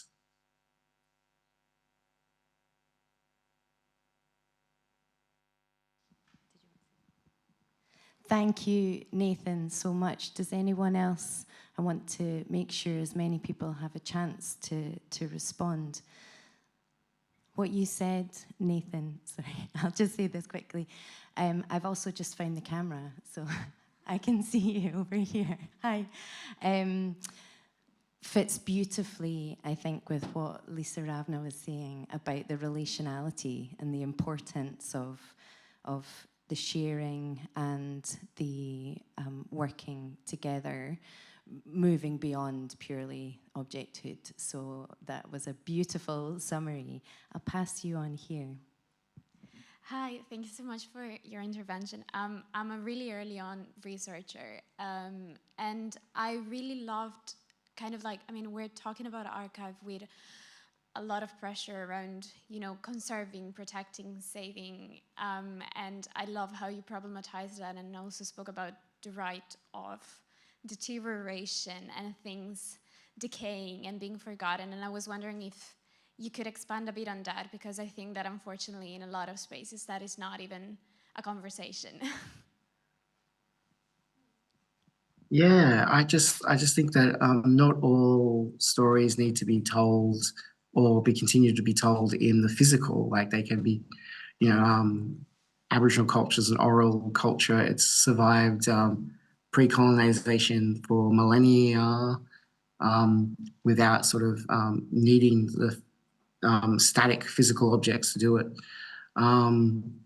So yeah, I do believe, and I also believe that, you know, in sort of Indigenous rights in terms of you, in some cases, should have the right to be forgotten. Things should, and again, things should have the right to deteriorate because that's how they are preserved culturally.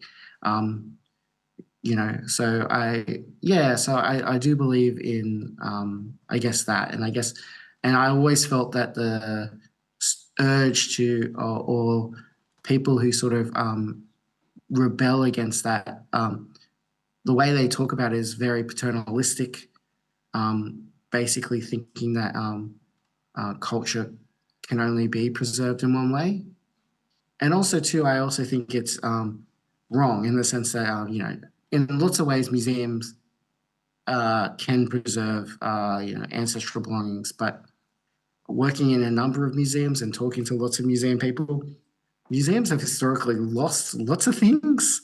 I've seen, you know, museums with some of the horrific conservation things, and for them to sort of turn around and say, we can't repatriate this because you can't take care of it, I always feel is, you know, ridiculous and offensive in some cases. So, yeah, I truly believe that sometimes things need to be in one way like ephemeral. Thank you, Nathan, and thank you for your generosity in sharing and respect, and all the best for this week.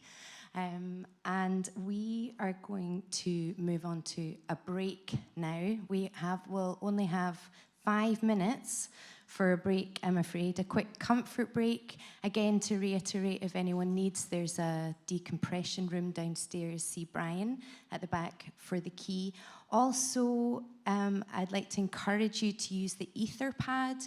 The QR code will be put on a slide there and the link in YouTube. So go and have a break. A huge thank you and round of applause for Nathan. Thank you.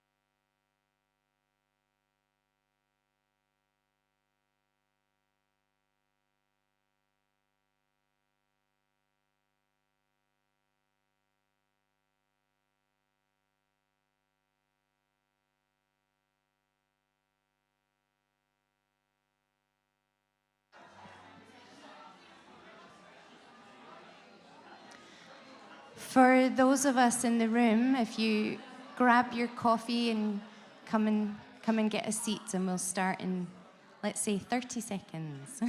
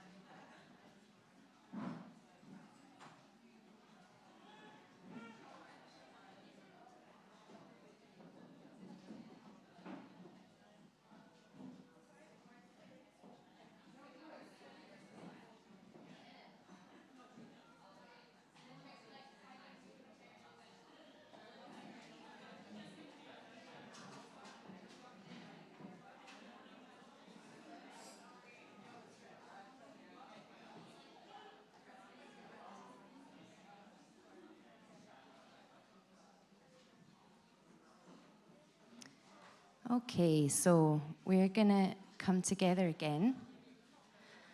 I hope you've had at least a small comfort break. It's my joy to introduce our next speaker, the wonderful Theron Bloomfield. Theron is a conservator and curator. He's held positions in Aotearoa, New Zealand, Australia, and the United States, including Auckland Museum, the UCLA Getty Interdepartmental Programme in the Conservation of Cultural Heritage, the National Museum of Australia, and the National Library of New Zealand. He's currently a Maori Heritage Advisor at Heritage New Zealand, and feel free to say more. Let's welcome Theron.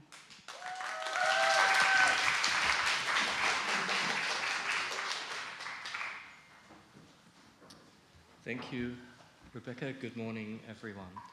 Firstly, my thanks and appreciation to our hosts, to our Sami hosts, and also to our symposium organisers who have welcomed us so warmly and in this very eclectic environment. So in my presentation today, I wish to discuss loss. Loss is an intangible concept that is felt deeply by Indigenous peoples, but not always understood, either by ourselves or by those around us. The sense of loss can be collective: the loss of land, the loss of language, or the loss of cultural practice. However, loss can also be personal: the loss of identity, of self, or of purpose. Now, I acknowledge this sounds like a negative place to be speaking from, but I also hope to show that with loss comes resilience and revitalisation. And in my paper, I also wish to highlight and acknowledge the role of our Indigenous artists, our contemporary storytellers who can interpret and visualise loss. And ultimately, for those of us who work in museums, archives, or galleries, I ask you to consider that while our organisations have undeniably performed a duty in preserving Indigenous cultures, they also have their origins in an establishment that played a part in perpetrating and triggering this sense of loss for Indigenous people. And so, to begin at the beginning. In the beginning, according to the Māori creation narrative that I was taught, there was darkness, nothingness. From this came the primordial parents, Earth Mother, Papa Tuanuku, and Sky Father, Ranginui.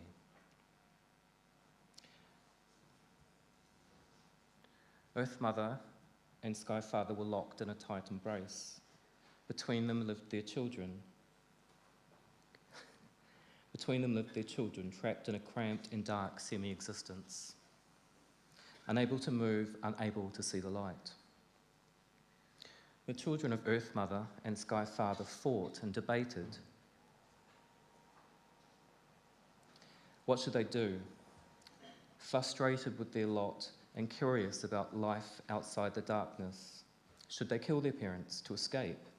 Or should they accept their fate and their status quo in the darkness, the nothingness?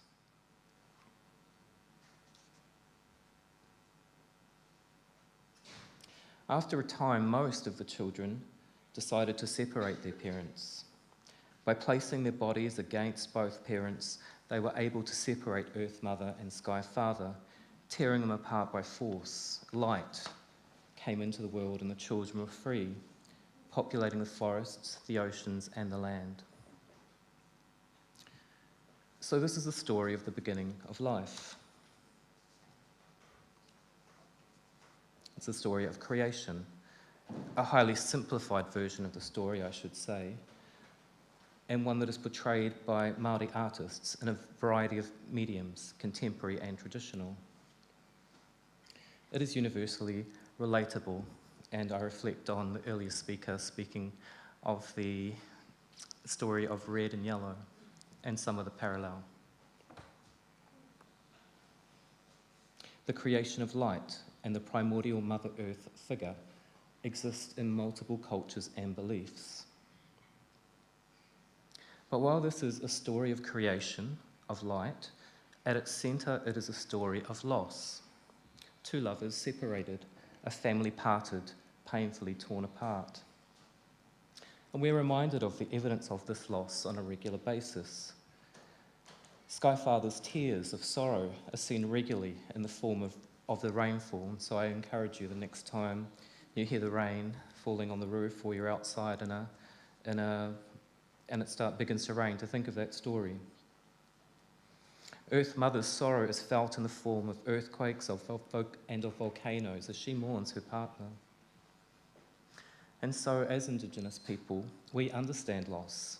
It is in our creation stories, and we accept, we've learnt, that to stand in the light, we must experience loss. So in a modern sense, there has been the loss of land, the loss of language, and the loss of cultural practices.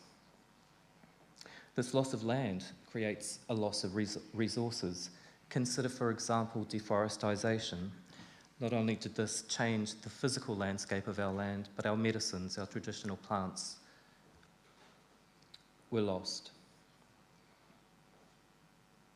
This forced us to relocate from homelands to cities, and the migration referred to in this artwork by artist Robin Kaukiwa is the urban migration of Māori to cities in the last half of the 20th century, as land resources were lost and traditional lifestyles were no longer possible. I think the slumped body language of the couple suggests a resignation. The distance between the couple is almost reminiscent of the previous images of the two primordial parents torn apart. Loss can be mapped. So, for example, consider this map of the North Island of New Zealand that shows the amount of land owned by Māori in 1860, just some decades after colonisation. Compare this to 30 years later in 1890 and 100 years later in the year 2000.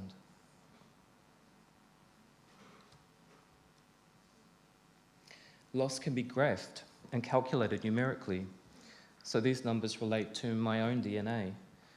And while I don't need a genetic test based on my saliva to tell me who I am, this pie graph shows a loss in this case of 65%.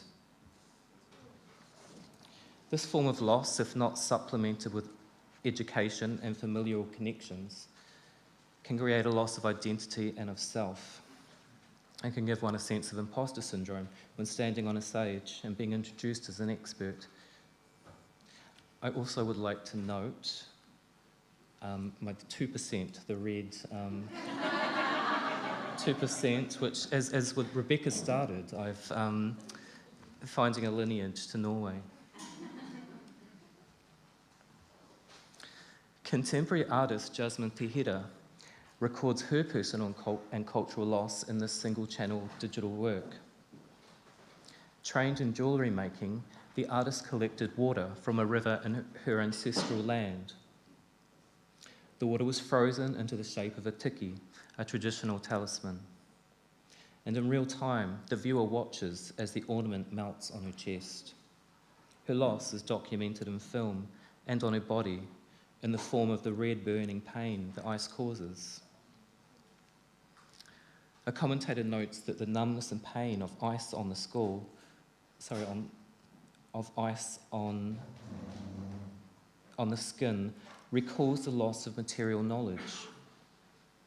The work is presented on a screen under a glass case on a colonial wooden writing desk, which suggests an artificiality and barrier, in much the same way museum exhibition practice places an artificiality and barrier to Indigenous materials on display.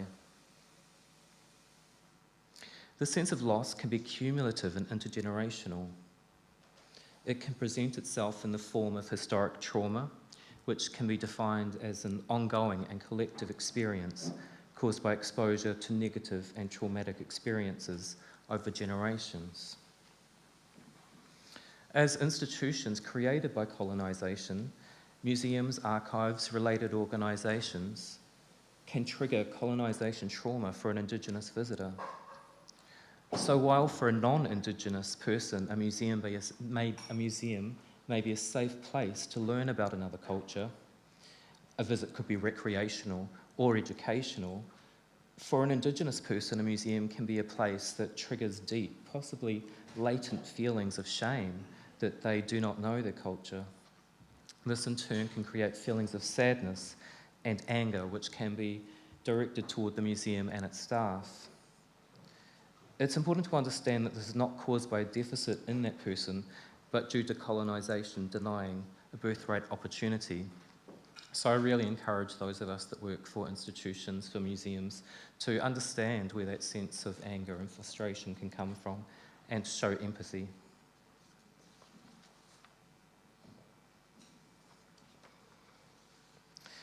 It's for this reason that many Indigenous people do not visit museums and related organisations.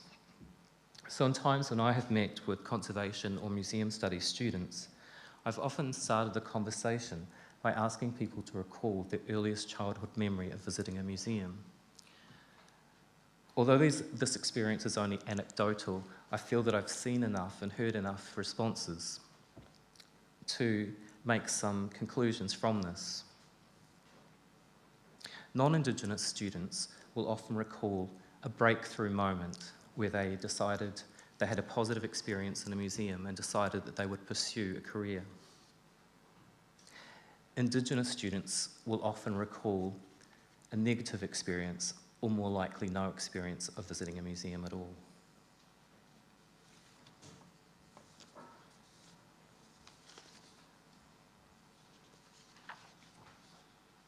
So consider this artwork by contemporary artist Michael Parakowhai.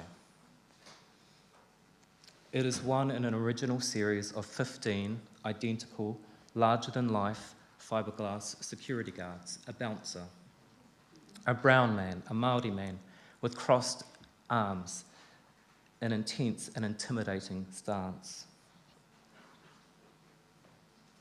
By placing the model of the brown security guard in a gallery context, the viewer could also be confronted with the question of who are the Indigenous people in galleries? Are they on the whole the visitors, the patrons, the artists, the curators? Or are they, we, the ones quietly carrying out the humble but important duties, the cleaning, the catering, the security? As art writer Robert Leonard states in reference to this series of artworks, security guards don't protect their own values, they protect the values of their employers. Another critic and curator, Justin Patton, states that when installed in the homes of wealthy art collectors, or indeed the white-walled art gallery, the effect of these figures is biting. Brown muscle protecting white wealth at minimum wage. The artist used his own brother, who was a security guard, as the model for the series. But while based on a real person, the repetition, the fact that there are 15 in the series, and the context of where they are displayed in the art gallery show us they are poking fun of or pointing to a cliche, a trope, a stereotype. Indeed, traditional displays of Indigenous material culture based on stereotypes have caused hurt and perpetrated inaccurate understandings of Indigenous cultures. As a case study, I would like to present a former display from a museum in the South Island of New Zealand. This is a museum established in the late 19th century, and as such, the museum carries the same baggage that so many museums of that generation do. It's part of a tradition of understanding the world through the coloniser's lens. In the 1980s, the museum installed dioramas of Māori culture. The dioramas showed Māori living in caves. This is inaccurate. Both archaeological record and oral history shows we did not live in caves. The clothing is inaccurate. Even common sense would dictate that we would not have dressed this way in such a cool, temperate climate. The nuclear family depicted of a male parent, a female parent, and a child is inaccurate to the extended family structure and tribal structure we lived in. The resources depicted were not necessarily available in this part of the country, and so on. Comments about the diorama described them as offensive, inaccurate, insulting, and hurtful. The eventual response from the museum after a significant period of advocacy was to apologise and remove the displays. The museum acknowledged the displays were out of date from a time when the museum presented a colonial and Eurocentric perspective of New Zealand's first people. They stated they were committed to change and would work with Māori communities to present a more accurate portrayal of Māori culture, one that acknowledged Māori as living rather than a primitive and backward culture. The museum acknowledged that displays such as these can cause hurt and promised to do better. A response I would like to highlight is that of contemporary artist Ana Iti, and we can see a still from her single-channel digital video on the screen. Iti created an artwork of herself crouching in front of the dioramas, positioning her contemporary body in relation to these constructed scenes. While museum visitors walk nonchalantly past the displays, we can hear visitors talking to children, their footsteps and muffled conversations. The artist states that the physical act of crouching was both an act of empathy but also endurance, and that she would try and hold her position each time for as long as possible, almost as though in a vigil.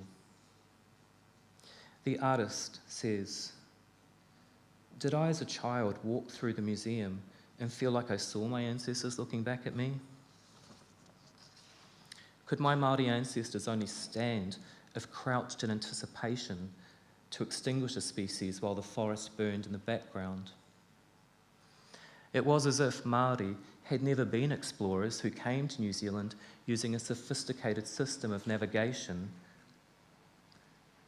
that instead they passively sat while, according to the accompanying display text, the sea supplied an abundance of fish, marine mammals, shellfish, and other foods. So I ended up there crouched in front of the dioramas, trying to be a part of it, not really looking like I belong, because I could pass as white and I was wearing sneakers. So I have a curiosity as to what will become of these dioramas. My suggestion, my hope, would be that, like this video artwork created by Ana, the diorama becomes part of the museum collection itself, and in doing so represents a piece of history, a representation of how Indigenous people were historically misrepresented. Indigenous artists are our contemporary storytellers, but they also provoke, challenge, and dissect. They weave narratives and can interpret and visualise the transmission of loss. Here is contemporary textile artist Maungarongo Te Kawa, looking quite resplendent. Ron recently spent several months in Norway, including at the Contemporary Art Centre in Lillestrøm and at the Sami Art Gallery. Ron uses what he describes as the discarded, unwanted fabrics of society to produce his creations, often as part of community-based workshops. Ron says, to show up in life, to be present, loving, unapologetically Māori and happy is a political statement. It pokes its tongue out at the expectations of others. When I look at the carvings from the old people, I see cheekiness, humour, rhythm, defiance, partying, loudness, matikiti, which is a form of seeing, cleverness, love, and abundance. I take all my mamai, which means pain. I take all my mamai, anger, and disappointment, and I transform that energy to make the most faithful, funny, dynamic, musical, and modern images of us that I can. Museums, galleries, and archives are holders of the evidence of Indigenous loss, and therefore they have a responsibility to do this with kindness. So what are some of the gestures that museums, galleries, and archives can make to accommodate Indigenous visitors and engender a participatory relationship?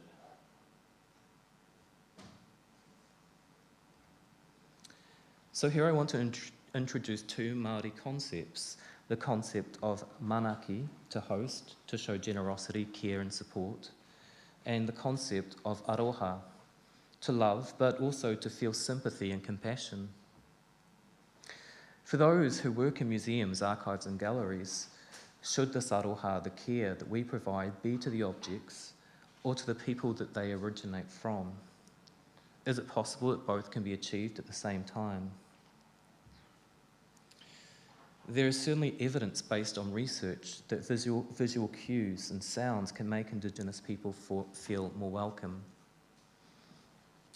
Being in a new city myself, I've reflected on how we look for visual cues, for signs, for flags, for a sense of safety, a sense of belonging. It's difficult to wrap up and make a conclusion to a paper like this, but I am a believer in a system that where we talk about a problem more deeply, the solution can be not to solve it, but to understand the issue more deeply. And so I suspect that over the next 2 days, by listening and by asking questions, we will hopefully all take away some knowledge and some kindness, some compassion. I also echo what Nathan said in his previous discussion about the work we can do to correct discrepancies and inaccuracies in labels and information held about Indigenous cultures. This together will empower Indigenous knowledge systems.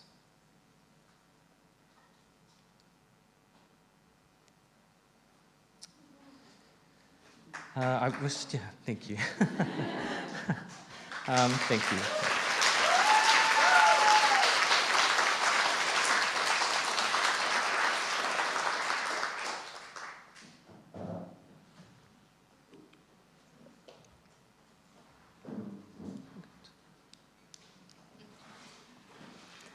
Darren, thank you so much. As I anticipated, what a rich paper presentation you have for us. Before I hog the mic, does anyone else have questions? Either in the room or space on YouTube. I'll give you a minute. Also on our balcony, we have a lovely balcony up here. Don't feel left out up there. Yay, I can take the opportunity then. I was really struck at the end there, well, throughout, but the Maori words that you used, that you shared with us about support, love, compassion, how do you think those sentiments, those actions they're verbs, how they can be enacted and practiced within that complex glam context that Nathan was also contextualizing. Thank you, Rebecca. I think in probably quite small ways. I mean, before I started speaking on stage, I said I just needed a minute to go and flick some water on myself. That's not just a thing to refresh. It's also something we do in my culture to how do I explain, to go between when we're in a sacredness back to a normal state. For example, if you're in the presence of death, and often in museums we are in the presence of death. So I see many collection stores in New Zealand, museums, archives that provide water for this act of washing, this act of cleansing. So that is a small gesture that's appreciated. It's not relatable to all Indigenous cultures, but a very small and easy to action protocol that can make a difference. That's really helpful in sharing from your experience as well today. Lisa. Thank you so much for that really interesting talk. And I saw a lot of familiar people and artworks, and I was just like, oh, yes, we are here together collectively. I wanted to pick up on something you said about students and how how non-Indigenous students often had like a positive experience. And I wanted to sort of hear you expand more on non-Indigenous or Indigenous students, right? Because I studied museology here in Oslo, and through that I had to sort of reflect on my first experience with museums, which was horrific, because elementary schools go out to the museums here, they look at the Sami exhibitions, and I felt like, yes, finally, I will be the expert. I will know so much. I really felt excited to go into that space, and ended up feeling completely alienated because it was a very ethnographic exhibition that basically placed my people, family, and practices in the past. And then, I went home, I cried to my parents, and they said, well, Norwegian people aren't that smart, so you just need to do the best out of it. And I think at that moment, I was about 7 or 8, I decided I was going to be an archaeologist and a historian, right? So, yeah, I'm just interested to hear a little bit more about the Indigenous students' experience. Yeah, thank you. Thank you. I think that what you've done in a reverse way is to pinpoint your breakthrough moment. Which was still a positive one because it was one in your home, in a safe environment where it was put into context. It is. I do find that interesting, asking that question. So many of us that work in museum or the arts, we're passionate. We do it for a passion, and so to identify when that moment was, I think if you ask more and more people that question, you will find it is often around the age of 8, as you've identified, and certainly my own earliest memory of visiting a museum was at 8. It was on a class trip. I have written about this, but the memories were more of the train trip and the lunch that we had, but it was a positive experience. I'm grateful to that, and I'm grateful that, being sort of encouraged to read and ask questions. I think the roundabout way of the point I wanted to make is I do think that is changing. I think that it will be a generation. It'll be a generational change that we see because the displays, the exhibitions that we're seeing that are more tolerant, more accepting of Indigenous views, if the generation now will become more accustomed to that. So perhaps won't have the triggering experiences that you just described. It's interesting, that moment of the age of 8, actually, because I think developmentally, apparently, the age of 7 or 8, children start to develop critical thinking, their kind of executive functioning. So it's not surprising then that these questions of what am I feeling here, what's going on here, that's an interesting point. Any other thoughts or moments? I didn't bring my watch up either. How, we doing okay?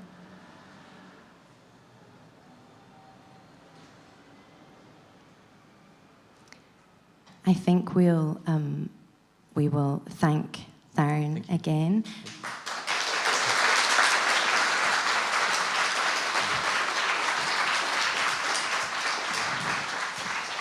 And we'll invite Juanita to join us.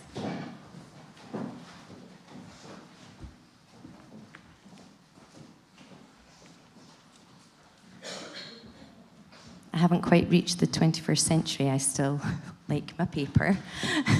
Haven't quite dropped it yet. That was wonderful. While we get set up, I'll introduce you to Juanita. Also has made a monumental travel endurance, like Darren, to be here in person with us today. Thank you so much for enduring that. Juanita Kelly Mundane is a proud West Bundjalung and Yuan woman from Southeast Australia. Her practice focuses on creating conservation and collection management strategies which prioritise First Nations community artist engagement and the integration of Indigenous knowledges, systems of care and languages. Juanita's practice is also concerned with engaging Indigenous principles of custodianship in the preservation of intangible forms of artistic and cultural expression, including choreographic, dance, and performance modalities. Juanita is the First Nations Collections Coordinator at the National Museum of Australia. So let's give Juanita another welcome round of applause.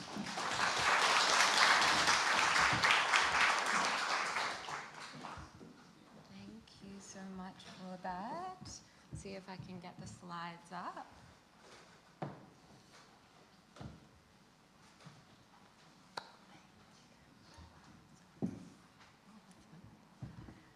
Thank you all, everybody. My name's Juanita Kelly Mundane. I'm a proud West Bundjalung Wallabul Dubé woman from the southeast of New South Wales, what we now call New South Wales, and also a Yuan woman from the Umbara people of the south coast of New South Wales. And like my dear friend Nathan, who we had on earlier, kindly demonstrated for me, the way that I'll begin my presentation is through an introduction of myself. Sorry. So this is a Barbun. This is what is now known as the Clarence River. It's the waterway that nurtured my ancestors for thousands of years, and it's the lifeblood of my people. It's very special to me growing up home. I have moved around a lot as a young person, down on Gadigal country in Sydney, in parts of Victoria, on Yoda Yoda, Wurundjeri, countless different countries of different peoples. But when I return home to the northern coast of New South Wales, this is the waterways that, that greet me and that remind me where I come from. And my female matriarchs have told me many stories about the origins of this water and its cleansing properties. It's where I learnt to dive for binging, which are our turtles. So lots of our stories originate from this waterway, and this is the cultural stories that I have an obligation to pass on. And this is the broader landscape around the Barwon in a place called Bayugul, which is where my Indigenous ancestors were brought post-colonization down from the mountains in Jabiram This is very close to a station where my ancestors were brought to work on a farm. But when I go visit home, this is the landscape that I visit, and that's where my ancestors are laid to rest. This is from my grandmother's country. This is a place called Brawley, and there was a missionary here. It's on the beach on the south coast of New South Wales.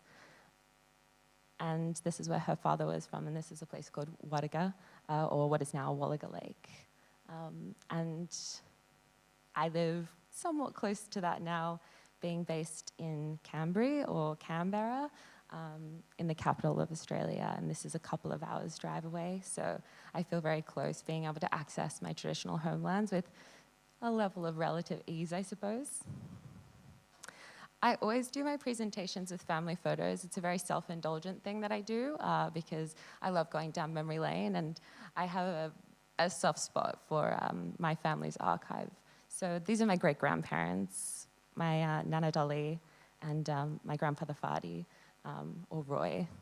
And I love these photos because he's such a severe and staunch-looking man, but I remember him a lot more jovially than he's depicted in images.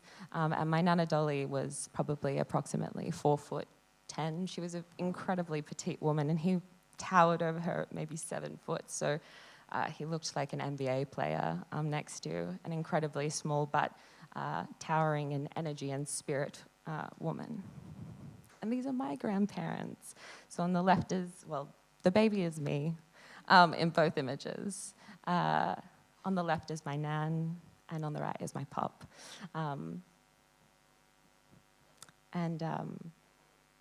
They're the reason that I do what I do. So that's what I'll be talking a bit about today.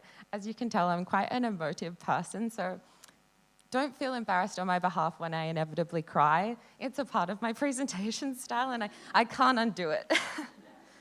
And these are my matriarchs. These are my 3 aunties who I was blessed to grow up with. They were staunch political activists in the early days in what we now call Sydney, on Gadigal country. They stood on the soapboxes in our town square. They fought for Aboriginal women's rights. And amongst them and between them, they set up the first Aboriginal medical centres in the country, the first Aboriginal and Torres Strait Islander arts councils in the country. So I think I get my enthusiasm and energy from them.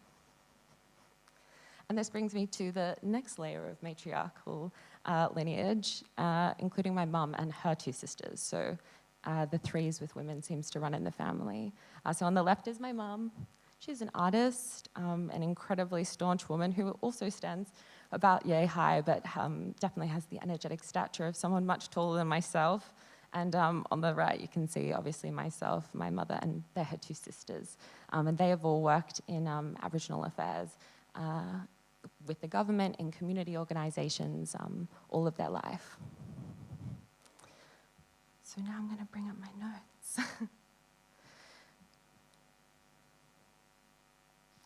So I really struggled to think about what I would talk about today. I kind of straddle many different professional fields.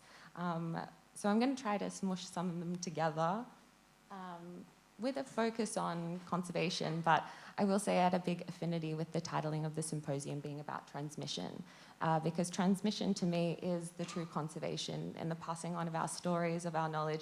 That is where the care is, and that is where the continuation will happen. So this is a photo of myself. I'm trained as a conservator. I started in paintings conservation, and then quickly realized that kept me separate from a lot of my cultural belongings. So I moved into objects conservation. I also went away and studied intellectual property law and worked with the formidable Dr. Terry Jenke, who Nathan mentioned earlier, looking at intellectual, cultural, protective rights in Australia and internationally. And I also now do lots of dance conservation and performance conservation because the intangible is at the heart of my people's stories. There would be no cultural objects and belongings in your museums without our stories. And so this is a beautiful work by a contemporary artist. His name is Andrew Snelgar. And he's a Nyampa man from the northern coast of New South Wales. And this particular work is called Diringa, which means moonlight. And this is my dear friend and previous colleague, Wesley Shaw. And I guess my conservation practice has never worked very well in a museum. I started and very quickly demanded that all of my colleagues who were First Nations would get to work with me in the labs, which conservators don't like sharing. In some instances, not all. And thankfully, due to the openness of that department and beautiful leadership in that space, I was able to bring my community into the lab with me. So Andy was incredibly generous to enable a conservation project that was unlike what we would ordinarily do in the lab.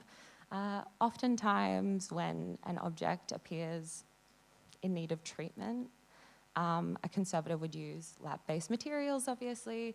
You don the gloves, and there's a very clinical approach in some instances to how we care for our cultural belongings in museums.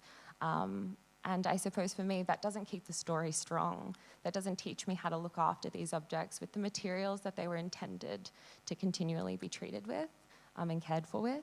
So Andy gave me the responsibility of looking after this cultural belonging ongoing, and also my other colleagues.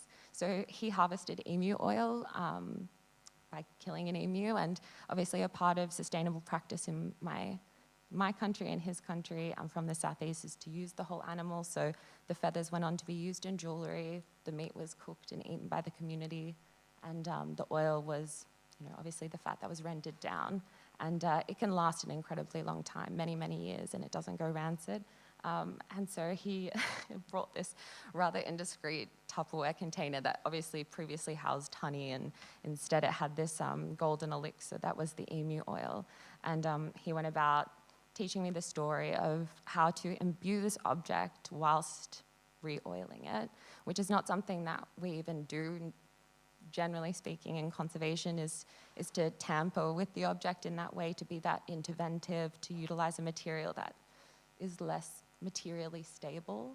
And it was such a blessing to touch it with my hands, to feel the grooves that he had placed into that wooden object, which was a salvaged piece of wood from his country, and to hear the stories of his ancestors that were passed on to him in order to make it, with the designs which are specific to his clan group. So myself and Wesley had a really good time, essentially. The next project that I'll speak about is another dear friend of mine, David Doyle. He's a bark and G artist and maker, and he created these gorgeous coromons. And unfortunately, due to the climate in Australia, which, as has been mentioned a number of times, is rapidly changing, but we have a very humid environment as it is, and due to transport delays, they came to us moldy, which is not an uncommon thing in Australia, and it's a conservation challenge that exists all over, particularly our region. And the traditional treatment for that would obviously just be to brush vacuum it, and that would be enough once it's in a climate-controlled environment to prevent regrowth. But it wouldn't restore necessarily the surface texture or gain back its original sheen, which is applied with beeswax. So I went about asking David if he would mind awfully if I took them out of the collection and put them out on the front lawn, which from a collections point of view is really terrifying. They don't want to let us take our incredibly precious, rare, valuable cultural belongings out into the sun.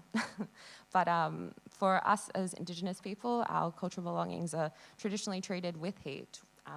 David had to put these on the fire in order to char them, in order to seal them, and then they get dried for many, many days, many weeks in some instances, under Yargin, which is our grandfather's sun. And so I thought it appropriate to treat them in that way. And so this is just a photo of them out on the lawn being sunned. And I do feel that they came quite alive in that light, very different and unlike the lighting you get in a museum. And this is just a show of some texture. And likewise, following brush vacuuming and treating it in the sun, I set about asking David if I could re-oil it for him. I never thought I would be so attached to these wooden objects. It wasn't something I was previously drawn to in my practice. As a maker myself, I weave and am preoccupied with other women's related making, but I've been very called to these objects. And so here's a picture of once it's just been freshly oiled, and then I guess the vibrancy of the color that came after that treatment. And this is something that is just so incredibly rare in collections, and it makes me so sad when I go to museums and I see our objects on display looking so dull. And it's not their fault. They're incredibly vibrant and alive and have the spirits of our ancestors with them. And so I want to see them shine. And so where it's appropriate and where the community wants to be a part of this, I want to see us integrate those traditional making, healing, and custodial practices into a conservation framework, which has been so divorced from that kind of customary way of working with our objects. Another very contentious issue in Australia is the level of intervention is incredibly minimal, specifically with Indigenous collections. And I think this comes from a huge history of fear. Institutions having come out of their incredibly problematic and colonial histories were afraid to treat these works because of the problematic things that had been done to them over many, many years. And so it became a way of dealing with them was to not touch them at all. We're too scared to engage in doing something that might down the track be considered inappropriate or no longer culturally safe. Which again makes me very sad because, you know, as some of these works have deteriorated in institutions, it's been a product of neglect on the conservation industry in some respects, because that fear has prevented them from action, from working with our communities, and even just on a very basic level, communities haven't been asked the question, what do you want to happen to these objects in the future? Do you want them to deteriorate, as has been brought up? The right for an object to return to country or jagun. That's a natural death, and that's a part of a lot of our cultural belongings life cycle. It needs to happen in order to fulfill the next generation's need to create them anew so that we can continue to remember them and remember how to make them. The stories that accompany these works is just as important as the bark painting itself.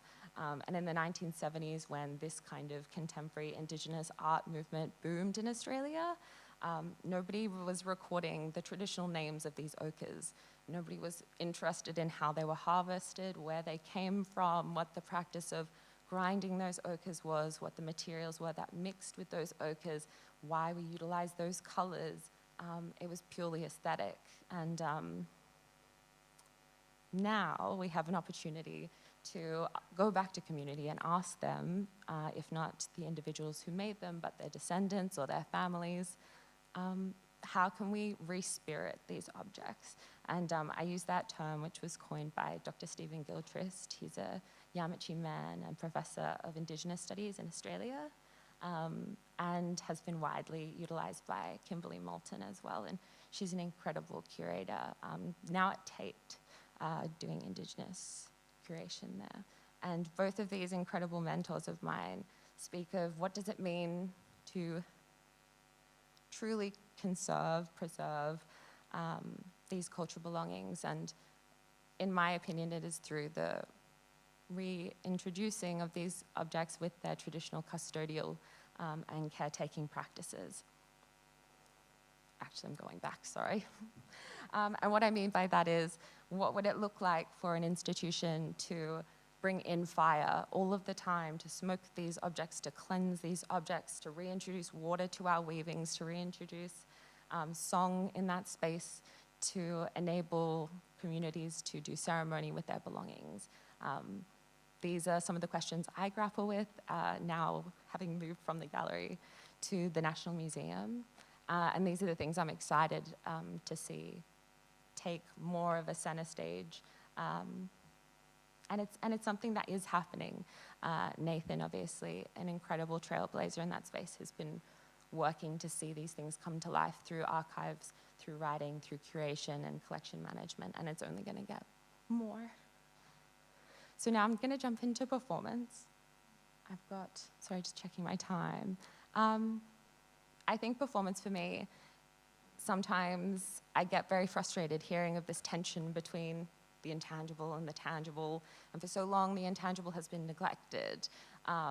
But I think we know now, it has been written many a time, we all understand and recognize that that is of equal value, and in some cases, at least in my culture, the intangible can be the most sacred. Those memories, those practices are what enables the material things to come into the world, and through dance and ceremony is where those objects are activated. Through their use is where their value comes from, and it's also in the practice of performing, whether that be contemporary or a traditional dance, that we embody our ancestors, that we commune with them, that we reconnect with them, and that we tell the land that we are here. So this is an image from the 1980s when the National Aboriginal and Islander Skills Development Associated started. NAISDA is a dance college, and it specialized in that time with what it would look like to have a contemporary dance academy, have Indigenous aesthetics embedded into it.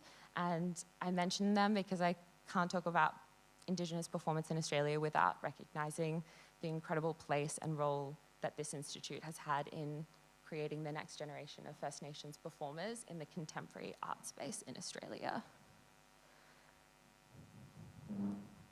And this is my uncle. He himself is a performer, an artist and curator. And I think I draw a lot of my inspiration and enthusiasm for performance, and in many ways, although I'm no longer a performer, I learned cultural dance as a child. I would not be up to scratch anymore, but his guiding and leading of me through the arts world over many, many years is essentially, in my belief, the thing that has continued to push me to grow. So this is Nini Narigari, which is a dance troupe from my traditional country on the north coast of Australia, north coast of New South Wales in Australia. And I think that conservation is really happening in our communities. And I want to say that as someone who works in an institution and wishes to bring this into the institutional space, I never want our knowledges to be co-opted, and I never want it to feel forced, and I never want communities to feel pressured, because really we should be resourcing and funding the conservation to happen outside of the institution, which all of you know. What does it mean to fund Aboriginal dance groups and to pay our elders to teach their traditional ways? They are the professors, they are the conservators who have been teaching this for tens of thousands of years. There's a huge amount of fear in the contemporary performance space around how are we going to archive dance? How are we going to rescue dance, this ephemeral medium? And every time I speak to it, it makes me laugh because my ancestors have danced the same dance for tens of thousands of years. You're going to find a way to bring this into the future. And that's not to say that it needs to be oversimplified into, oh, it's not a problem. We do need to have the conversation, but I think fear is the thing that, like I mentioned before, has held the art space and institutions back from action. We sit in conversations that are very cyclical, and I think as a very emerging conservator and as a First Nations custodian and practitioner, it gets very tiring hearing how these modalities problematize institutions, how it's very complex, it's very, insert any of those words here. It's not to say that those things may not be true, but they shouldn't always be foregrounded as a problem. It's not our problem. We've been doing it forever. This is an incredible artist, Lucari Richardson, and an improvisational piece that he did. And again, the same artist that Darren referenced earlier, a work by Michael Patakofai, the English Channel, and it's a chrome sculpture of Cook. And I just want to say that our contemporary Indigenous performance artists really, in so many ways, do the work of institutions for them. They come into these spaces and they challenge the narratives through their performance works in the most nuanced and exceptional of ways. And Luke's work was incredibly moving, where he confronts Cook over the period of about a 40-minute durational piece in traditional dance, using language, using poetry. And this work, in my opinion, was truly the things that the museum says they want to do is often done through these artists and their work, and Indigenous peoples who come into this space and who are vulnerable with their stories and are willing to offer up culture which for so long was either kept out of these spaces or intentionally stolen and put into these spaces. I think it's an incredibly brave thing to do, and it's a very big ask to bring Indigenous performers into these spaces and say, we want you to make something beautiful, we want you to move our audiences, we want you to educate us, we want you to teach us and help us on our journeys to reconciliation. And we do that work because it is our cultural obligation in many ways, but I think it's important to recognize the ongoing cultural labor that Indigenous peoples do globally to help right the wrongs of these institutions, to help detangle this web of complexity and of colonial trauma. This is another work by incredible artist Victoria Hunt, and she's a Māori artist, dancer, choreographer, who's based in Australia. And this particular work I was able to collaborate with her on in a very unique way as a conservator. It's something that I had never done before, in that my job wasn't about how I conserved the performance or documented it or archived it. It was how do I assist Vic as much as possible to preserve the cultural integrity of that work. My role as a conservator was about caring for her as an individual, trying in whatever way I could to facilitate a space of cultural safety for her in this space. And as a part of that, we smoked the space, we smoked cultural objects that were used in that performance. We sat together over many, many months and through many conversations speaking on the content of Ko'iwi, which is her performance, which was actually about her ancestral marae or family home, or not keeping place, but Darren could probably describe this much better, but it was a very sacred building in her community that was stolen and taken back to England under the false pretense of protecting it. And of course, the dislocation that has occurred from that for her community has been, the ripple effects of that are felt still today for her in her practice. And through doing this work, she speaks to trying to call home Hinamihi and raise awareness about the many cultural belongings and ancestors housed in collections internationally. And it was just, words cannot describe. So this brings me to the last portion of my conversation, which is that I'm no longer a conservator by title. Conservation didn't serve me in the way that I suppose I wanted it to, in the way that I felt was going to be able to serve my community. I will still be a conservator at heart in many ways, and the technical side of it will always fascinate me, and I might go back to it. And I still feel like I am a conservator in everything that I do, because for me, being a conservator is about how do I help with transmission and how do I continue to enact custodianship. And this is a photo of some of my ancestors in the Lismore region. And some of these cultural belongings have ended up in institutions. And to speak to where I am now, working as the First Nations Collections Coordinator at the National Museum, I work very closely with repatriation. And so the reality is it's not just cultural belongings that I now work with, it is also our ancestors. And I suppose that's the final intangible theme I would like to speak to, is how do we care for our ancestors' spirits? People who were stolen, people who we don't have records for, or provenance, whose physical remains will stay in institutions, potentially into perpetuity, because we don't know how to return them to country, because we don't know their clan groups, their names. In the way Nathan spoke of there being a lack of recording of names of objects, names of makers. Likewise, this happened during a very dark period in our history where our ancestors were stolen and taken into collections as though they were objects. And so, how are we caring for them? How do we show them love? And this is where I see my practice as a dance, because I'm dancing between worlds and I'm dancing with my ancestors. And now come the tears. There are tissues there, Juanita, if you need them. They prepped me. I want to see us dance with them. I want to see us dance with them through song, through ceremony. I want to see institutions take accountability for the people that are still in those spaces with us, that need to hear our voices, that need to hear us speak in language. And now the extra tears. When I started my work at the National Museum, I never knew I would be in such close proximity to these people. And then I learned that there is an ancestor of mine in that institution.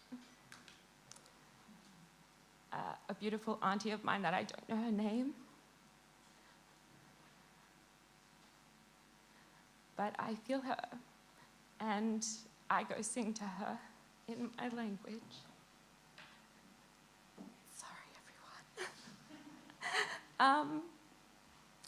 And the work that we do in that space is something that, as a conservator, I never thought I would be in proximity to, but goodness me, is it a blessing, because repatriation and thinking about how we transmit our energies to these people and also see them returned home, that is the work that there are no words to describe what it means to our communities. To have our objects, belongings, and people return to country. Gosh, this turned into such a sob story. Sorry. So I think I just want to highlight that the work that I feel most blessed to be a part of now in my journey as a conservator is transmission of intangible parts of our heritage in the space of repatriation, to respirit our cultural belongings and to commune with my ancestors, and to make sure that the ancestors who we can find information on do go back to communities. And these are some images of repatriation ceremonies we've held at the National Museum, which has seen our communities be reunited with their ancestors, to be taken home and to be laid to rest. Because for whatever reasons they were taken, they are deserving of being laid to rest. Their work is well and truly done. Okay, Bulbul Bay, thank you very much. I'm sorry that was so heavy.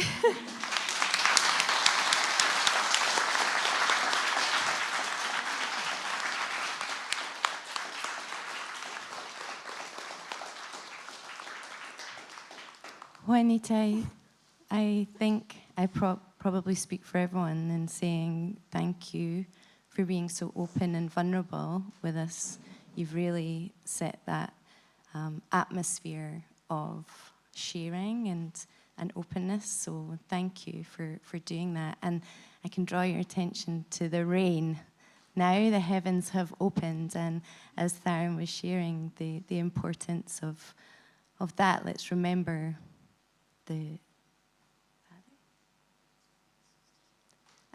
remember the ancestors. I love when you're saying, Juanita, that you now sing to your auntie, to respirit. That's really precious. Sorry, I'm hogging. Anyone have any questions, comments, resonances? There are so many. We will have time to bring these together later, but I want to give the chance. Lisa. I just wanted to share something because I know who you are, or I know your name because Kimberly mentioned you as someone who, and I quote, does amazing work. So, you know, Kimberly is an incredible practitioner and mentor. Very much a force of nature, I would say. She so, is. and I'm happy to see that she was right. Thank you. That's a massive compliment.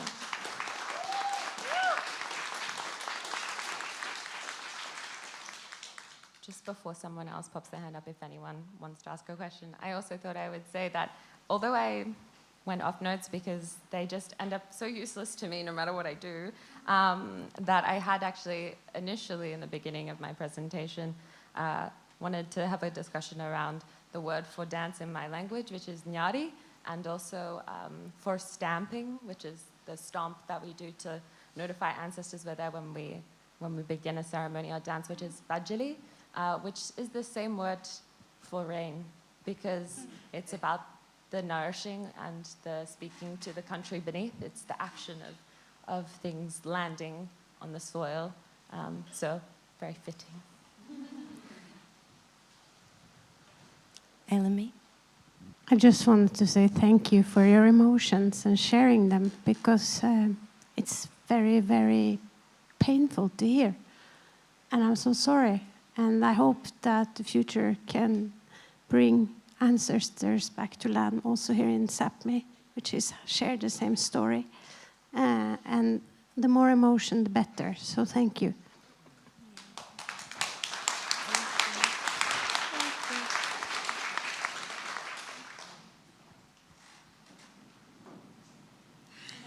It's now thundering. If you, our virtual friends won't be able to hear the thunder. A last look. I have so many questions and comments, and the way there are so many threads through our contributors, what they've brought today. I'm thinking about loss and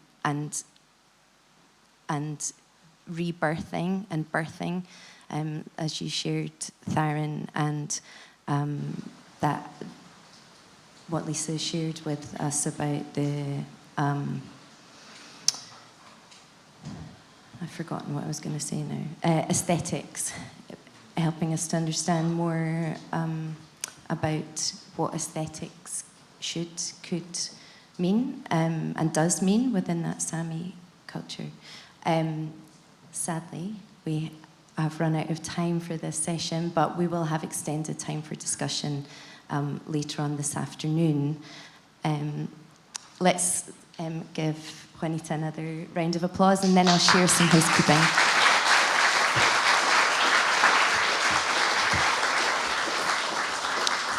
Thanks, everyone. Come Thank talk to me you. after. I promise I have lots of levity in me. Yeah, let's continue this conversation. So, we now have lunch. We will return here, please, at 1:15 Central Eastern Time. We have a slightly shorter lunch, so do be mindful of time. Lunch is for speakers and those who have booked in advance, please. Otherwise, we will be sharing crumbs. So, yeah, do come upstairs, I think yeah. And lunch is provided, it's an organic plant-based lunch, beautifully prepared by Rebecca Hawkes at Wilder Kitchen, which is a food studio based in Oslo, specialising in utilising seasonal plants to connect people with nature through curated events. And there's so much more as well, what they do in telling stories. So do look in your programme for more information or go and ask. And we'll see you back here at 1:15. Thanks.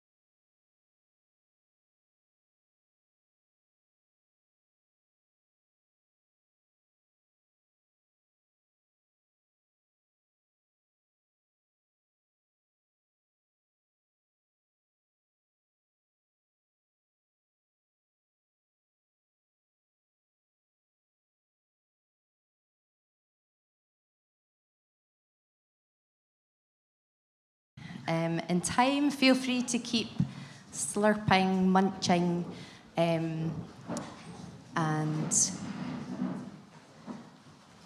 do come in. And we are in for a treat next. We've had many treats all morning, all afternoon, and tomorrow we are being spoiled. I think we're all set now. So it is my privilege and joy to introduce Solomon Ratt now, who was born to parents who were hunters and fishers. At the age of 6, Solomon was abducted from his home and taken to the residential school where he began his schooling.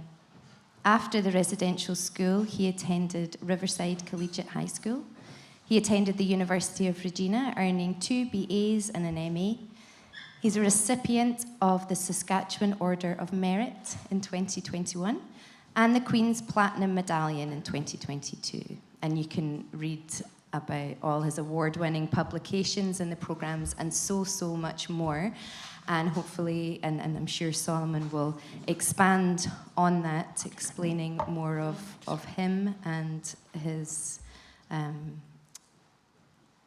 background. So he's also taught Cree at the First Nations University since 1984, retiring in 2022, although I think never retiring. Life's work in life's work in spreading the knowledge of Cree.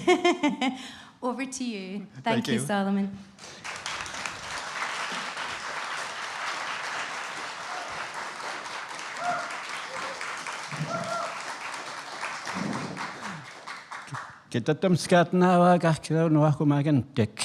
Greetings to all relatives everywhere and to anybody all over the world. I'm just more than watching the guy, Solomon Ratt, the state council. You guys are going to get the man. You guys got Nisha Skates when you get Bunato Scan. My name is Solomon, and I am from Stanley Mission, Saskatchewan, and I was taken away from my home community a long time ago. And some of you know of residential school histories in Canada and the United States, boarding schools. I am one of those residential school survivors. Got taken away from home when I was a child. And I'd spend my summer months in the residential school. I would spend my summer months in my home community, where I had to talk my mother tongue, because my parents only spoke my mother tongue, the Cree language. Cree language is the most widely spoken Indigenous language in Canada. I think we have about 188,000 speakers. It only makes about 2% of the Canadian population. So numbers are large in comparison to other Indigenous languages, but in comparison to English, it's just very minute. One of the things that I've encountered in my experience is that, I got taken away from the residential school when I was 6. Prior to that, I learned the ways of the land of my parents.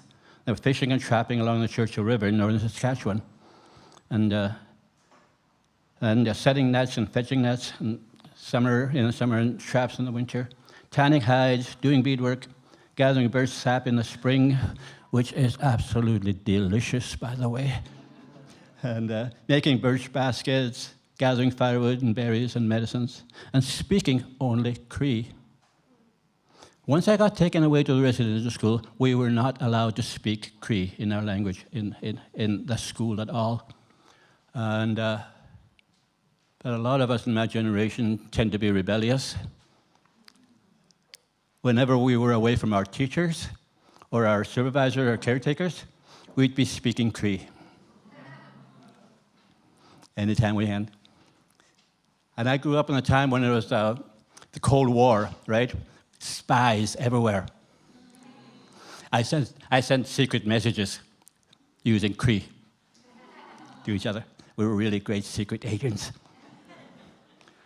So we only spoke Cree. In the winter, we were told traditional stories, and I love these stories. And Then my older brother and I were taken to the residential school for that time. We spent 10 months there. And I went home. And the first thing I asked my parents was, can you tell me some of the sacred stories, some of the traditional stories? My parents said, we only tell those stories in the wintertime. So here's a generation of First Nations people, children, being denied their traditional stories because we're away from our parents for 10 months of the year in the wintertime. So they did away with that.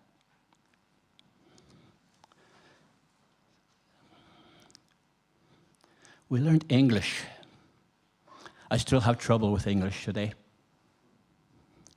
I was really looking forward to running into a lot of Norwegian-speaking people here, just so I could say, huh? But most of you speak English, which is great for being a foreigner here. And we learned a lot of English words. And I learned to read. And as I learned to read, I explored libraries. Some of you are librarians, so you can appreciate that, right? And I explored libraries looking for traditional stories of my people. And I found lots of collections. But when I read them in English, I saw that a lot of stuff was being left out, not being translated, being overlooked all the time. So I was denied the education that was inherent in these traditional stories. As I like to say, my education got sidetracked by my schooling. There's so many collections of traditional stories.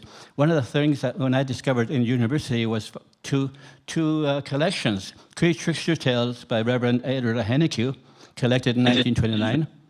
And most of the stories my parents told were in this collection, but they were all in English. I've made it a point to translate some of these stories into Cree. And I'm grateful for Edward and Henneque for having collected those. Another collection I ran into was called Sacred Stories of the Sweetgrass Cree by Leonard Bloomfield, 1930. This was in both Cree and English, and I was so excited. I had learned to read Cree by that time, so I was okay. You know, like most of the people who speak fluent Cree cannot read the language just yet. We're just training them how to read the language. But by this time, I was trained to read the language. So I ran into this collection, and I thought, oh, God, is this ever good? And the naughty bits contained in these stories were not translated. Boo. Here's an example. A brief passage from Bloomfield's version, English. Bosh, ... Fair ones these are to startle anyone, he said to them, ... to show his contempt. You can startle anybody, he told them. You will never scare anybody, he told them. So I thought, what? ... I knew what the ... was, because I knew the stories. So I scooped over to the previous pages where the Cree was and found the Cree and highlighted. Say, Dagis, Ogo Guskohe Wick. It do, Amy said, Amy said, Ustigoni walk. Be away mad. The Metaki Guskohe Wake, it do. The Mo Wekagi Guskoha wow, it do. Okay, he say, Dagis, forgive me. This is my male part. Just to be polite, you know, you figure out your own word. And then the other highlighted part, Amy said, Ustiganiek. He defecated on their heads. Everyone is entitled to respect in this world, no matter how small you are. The most disrespect you could show anybody is shit on their heads, right? And this is what happened. So, because this was now translated, we got that lesson was lost. It's really wild. Edward Henneque, doing this story, has They say, bosh, he said, Edward Hennigan said, bosh, you can't startle anybody. And right there, he rubbed mud on their faces. That's how Edward Hennigan glossed that naughty bit. Of course, those of you who are Monty Python fans know naughty bits, right? I just appropriated that term for this person. So, Bloomfield Collection is a treasure to me, although there are no naughty bits in English, but intact in the Cree, and the source for stories, and the source for the stories and for the Cree language in written form, because a lot of our Cree language has been lost. But Bloomfield collected his stories in Cree in 1930, so much of the Cree language was intact then, and he's written the Cree part in his text, so we could access those old words in that text, which is a plus. So all you anthropologists could pat yourself on the back for that, okay? It's really neat. I need to bring back our traditional stories in Cree and English. We need to bring back our traditional stories in Cree and English. I attended a storytelling workshop, and one of my great aunts was telling the stories, and I sat in the back and watched her tell the stories, and watched the children in the audience. And she was telling stories in English. The children really enjoyed the stories, mind you. But after the session, I went to her and said, "Why did you do that?" I said, "What? Why did you tell the stories in English?" And she says, "The children wouldn't understand me if I spoke them and if I told them in Cree." And I told her, children can pick up the language really fast. The more they hear it, the more they have an understanding of it. We got to do that. And she says, "Yeah, okay, maybe you could take that on as your job." That was 20 years ago. I accepted the challenge. Oh boy. So traditional stories hold tremendous imagination for the people, as well as their independence and self-reliance. I had to throw that in because it's something to do with Norway here. Yes, I read a whole bunch of Norwegian folk tales before I came here. I love them. I love those trolls. Especially those trolls with the one eye. 3 trolls sharing one eye. You know that story? I love that one. So I chose a story to reflect that one. So cultural codes are held in the stories. Bringing the stories into the classroom. We must bring these stories into the classroom.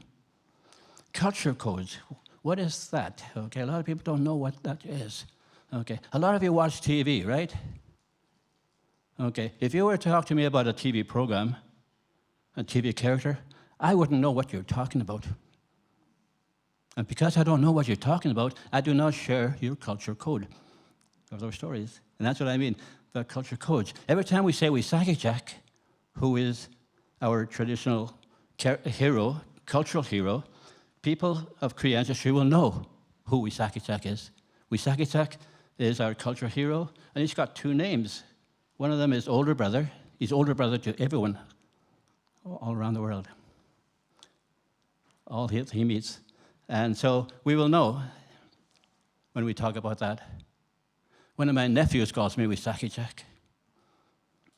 And I asked him, "Why do you call me that?" And he says, "Because you're always tricking us." Which is what he does, you know, he tricks everybody. So the stories are told in a family situation up in the trapline. I was born in a little cabin out in the trapline, 1-room thing. So the whole family slept in 1 room. Stove was there, and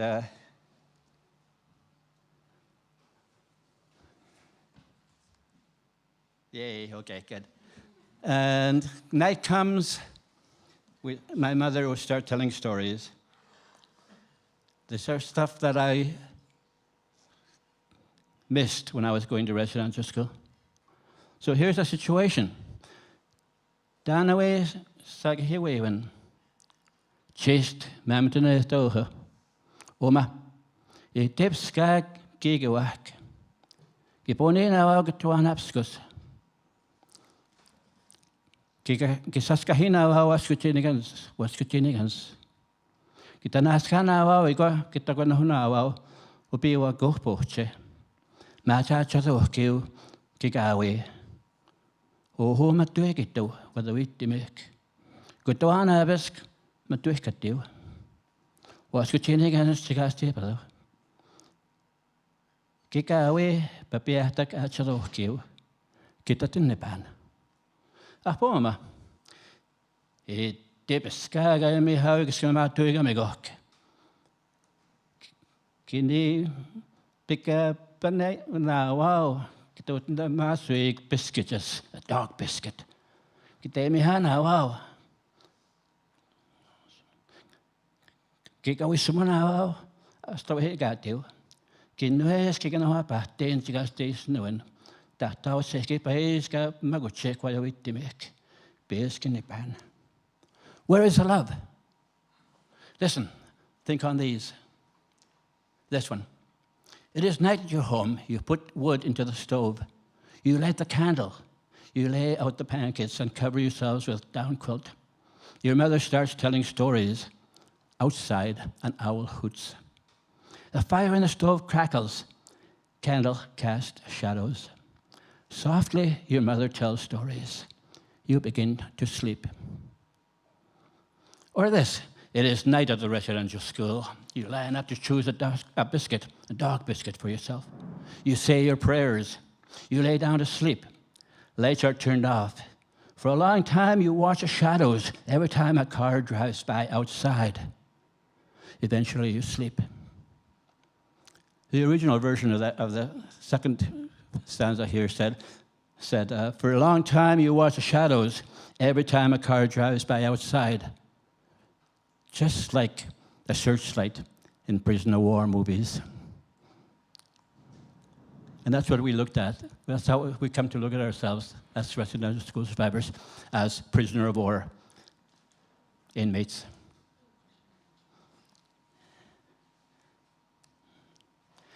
I'm going to tell a story about Wisaki Jack and the chickadees. It's my favorite story. There you go, my Wisaki Jack, Papa Motil, Taiga Wap Mat, but this is Matta was said, Yaut in the Met man was kissed to go. You got this mega soup in the bed. Cowie man of Strand, keep back it and they get kissed to go over. Ah, wow. Without me or what the. This is our Wisaki Jack. Ma, think it's going to have more than I can see me. I was Wisaki Jack, but I'm taking me to a gun by Kitchiggy guy. I got a that sip with TV, so I said, again, I sip with it, so I said, I got bit toasted. He mounted it. I got it bit toasted. Oh, Nistiguan. I got this is a go. Hey, no, so. Hey, just go. Kakishna mat now. Kakishna mat nan tansik tis in the nat away when. I got a nickiskin hamuivak. Tansik tis but never. I was warned not to tell sacred stories in the summertime.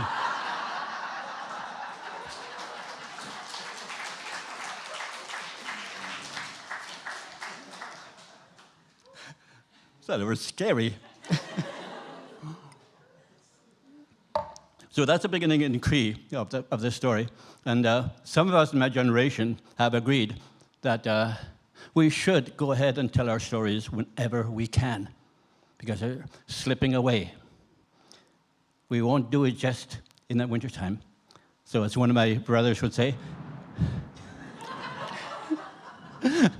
it doesn't matter if snakes crawl into my teepee. I'm going to tell a story.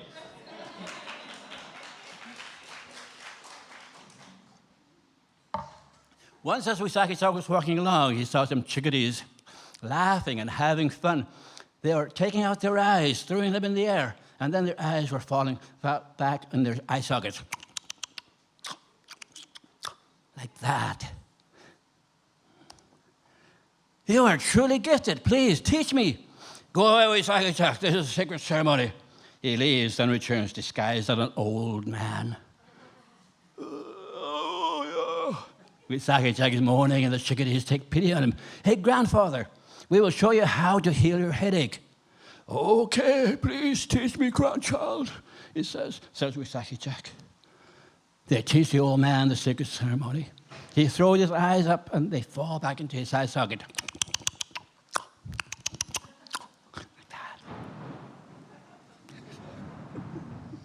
For those of you online who may not be able to hear the thunder outside, so somebody is protesting here. Oh, Wisaki-chan was so happy to learn the sacred ceremony. Listen, this is what you have to do when you have a headache. Don't disrespect it. Okay, that's all right, grandchild. I won't disrespect the ceremony. Wisaki-chan leaves, stooped like an old man.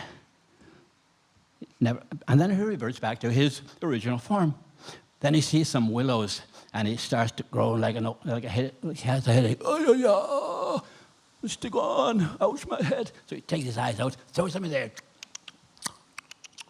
back into his eye sockets. And he loves it. He takes his eyes out again, and they fall back into his eye sockets. And he sees more willows, and he says, ouch, my head. And once again, he takes his eyes out, throws them in there, back into it. Oh, he walks along very happy. He was taught this sacred ceremony. Once again, he sees some willows, and once again, he takes his eyes and throws them in the air, and they fall back into his eye socket. It is truly a great thing. Once again, he starts walking. Once again, he sees some more willows. Ouch, my head! He takes his eyes out and throws them in the air. He throws them too far. They fall elsewhere. Now he cannot see. He looks for his eyes on his hands and knees, and someone pokes it in his eye socket. Oh, he says. And he keeps looking. Once again, someone pokes him in his eyes. Oh! And he keeps looking for his eyes. Once again, someone pokes him in the eye. Ouch, ouch, ouch, my eyes. He starts to get a headache from being poked so much. He hears someone laughing. He recognizes Fox playing a trick on him. You just wait, Fox, I'll teach you a lesson. He crawls along and finds a tree, bumps his head. Who are you? I am Birch. It is not you I want. Once again, he crawls along and knocks his head on something. Donk. Who are you? I am Poplar. It is not you I want. Once again, he crawls along and bumps his head. Ouch. Who are you? I am Pine. Ah, it is you I want. He takes some pine pitch, chews it, and then rolls it into 2 balls. And he puts the balls into his eye sockets. And once again, he has eyes. He can see. Now, where is that fox? He walks along and sees Fox sleeping in the distance. How can I get him back? I'll build up a fire around him, and the fox will die from the heat. He builds up the fire. Suddenly, the fox wakes up and sees the fire all around. Well, no matter, thinks the fox, and immediately jumps straight up into the air as foxes would, and over the fire, and he laughs. Only his tail got singed. Today, you can still see the white at the tip of his tail. It was from that day on. Before that, his tail was as red as everywhere else, right? It's a true story. Hang on. Okay, what are the lessons here? The chickadees advised the old man to use the sacred ritual sparingly. But of course, Wisaki-chan abuses that. But every time he sees the willows, he pretends to have a headache and throws his eyes in the air. He is successful 3 times. The 4th time, his eyeballs fall to the ground. The lesson, do not respect ceremony. A long time ago, we had ceremonies which were only done a few times a year. And those ceremonies are being conducted practically every day today. Totally different from the way it used to be. Use this for willows. Branches rolled into a ball to amuse children. In one of our sacred stories, Wisaki-chan amuses his little brother by using a willow ball. And then he gets kidnapped. Well, that's sort of what happened to me, right? Anyway, the stems can be used to make a whistle, and bark and branches used to make baskets and fishing nets. And I believe Norwegians used a lot of willows for this too, for fishing nets, and just really neat. And the stem branches used to make cook fish on a roasting stick, and we call that barnask.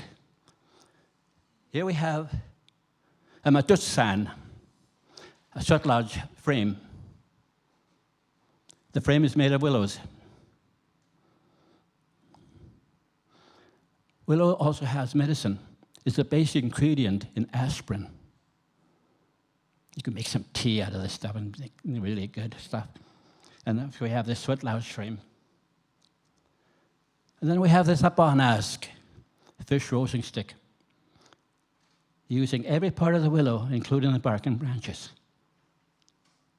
There's a photo by Lois Dalby. So up on the top there, that stick is tied together by willow branches. And sometimes the sticks going across like that are also tied together by willow bark. The willow branches are there. And we have this barnask. My son and I were out fishing Churchill River one day, and we caught some pickerel, walleye. And so I told him, I said, go get the grub box and bring out the tools. So he goes to the box and says, nothing here but a knife. Next time we go camping, can you tell my mother to pack for us? Because we have nothing to cook this with. So I told, well, we have a knife, that's good enough. So we made something like this. And my son says, how'd you learn that? I said, my father taught me how to make an barnask. We had a barnask that night, fish roast. Next morning, we went back into the community to get more supplies. Just really great. And uses of pine pitch, gum. You could chew it. When I was a kid, we used to chew this all the time. Mind you, it's really bitter, so you don't want to chew too much. But there was one time that friends and I were out canoeing in Churchill River when our canoe started leaking. And it was just really nuts. And I was in the back, and my two friends were in the front, and they hollered at me, our canoe is leaking. What do we do? I said, well, let's pull over at the next island with some pine trees, and I'll mend it. So we went and pulled over on the next island, and we tipped the canoe over to let it dry. And I told my friends to start a fire while I went into the forest to get some pine pitch. And so by the time I came back to the shore, my friends had built a fire. So I melted the pine pitch. And then I went to the canoe and mended the canoe, let it dry, and then we were on our way again. And my friends hollered, it's not leaking anymore. How'd you learn that? It's an old Indian trick I learned from an old Indian. Really? Yeah, my father. I learned something from my father every now and then. So, we talk about a story. We talk about what use is a story for. And to bring these into the classroom, we could ask questions about the story. Why won't the chickadees share their sacred ritual with Sagittag? One of the questions. Because, of course, the chickadees knew Sagittag, and what did he do with them? How does Sagittag fool the chickadees into sharing their sacred ritual? And in conjunction with that, what is odd about the chickadees sharing their sacred ritual with the old man who is a stranger to them? They didn't even know him. You don't share sacred rituals with strangers, even if they're old. But this lesson is twofold. It's also a lesson for us old folks, not to use our age to trick the younger people. It took me this long to learn that. You see, stories can be told over and over and over again, and until the student's ready, they won't see the lessons until I'm ready. So now that I'm old, I'm trying not to trick people anymore. But boy, after a lifetime of doing that, it's hard. Ow. So we have a whole bunch of these chickadees going on, these questions going on.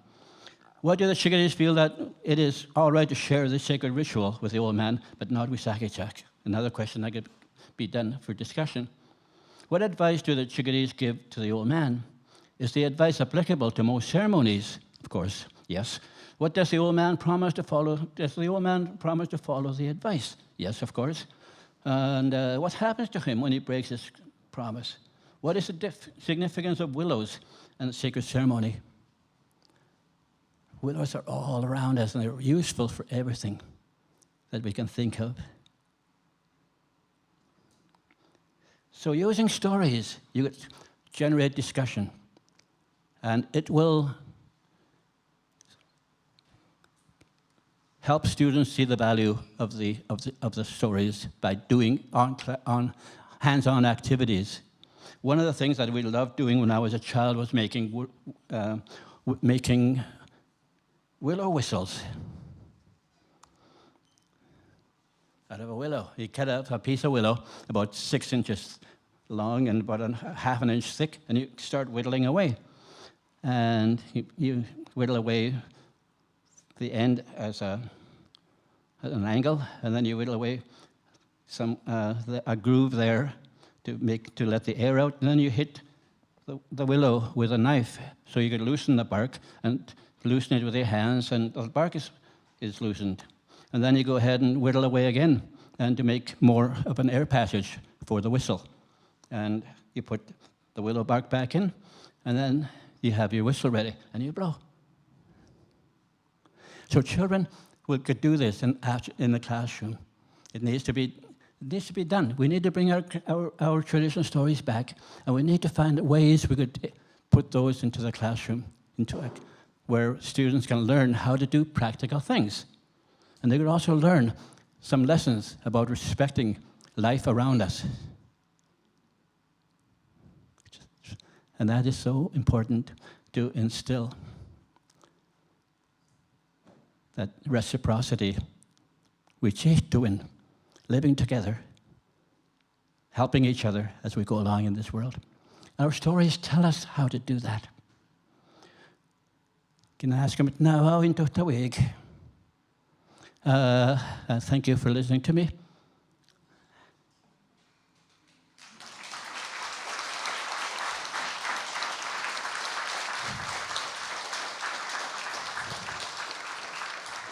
All those funny art pieces that you saw with Sakijak, I did those, and also did this painting here. I'm trying to recruit my granddaughter to help me with illustrating these stories. She's in art school right now, so I'll wait until she graduates. If there are any questions, I'm going to have to ask Rebecca to repeat the question, because I have a hard time hearing. So either you really shout out your question, or else shout it out to Rebecca here. I think it's Rebecca, right? Rebecca, yeah. Okay, good.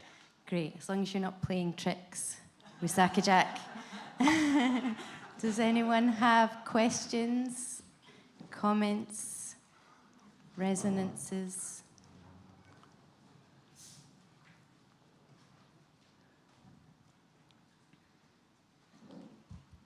I think there are going to be many pauses, especially in our first day, because I don't know about you, but there needs to be some space for the sharing to land and to learn and to think and to formulate thoughts, I think, so we can leave space for that. But Lisa. I feel like I'm talking so much today, but thank you so much for sharing. It is a true gift. And in honor of that, I want to share something with you about the stories of my people.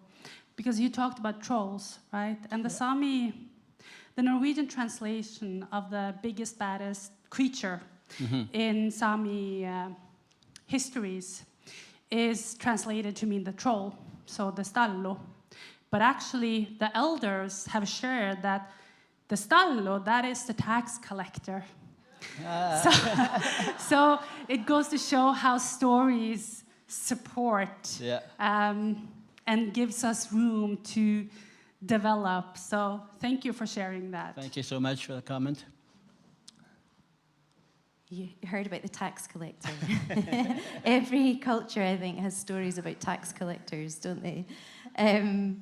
Yeah, and speaking into that embodied knowledge, that's come up a lot, I think, in all kinds of stories of that. We spoke in the previous days about literacy of our cultures and practices, and so that telling and retelling to make it that knowledge in our bodies to be able to do that. Yes.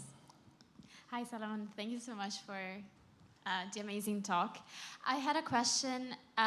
You found, I forgot who was the author, but the book that was written both in English and in Cree, I was wondering, like, do you know, like, did the author knew Cree, or do you know who helped these, like, by the name it doesn't sound from, with Cree origin person writing the stories in Cree?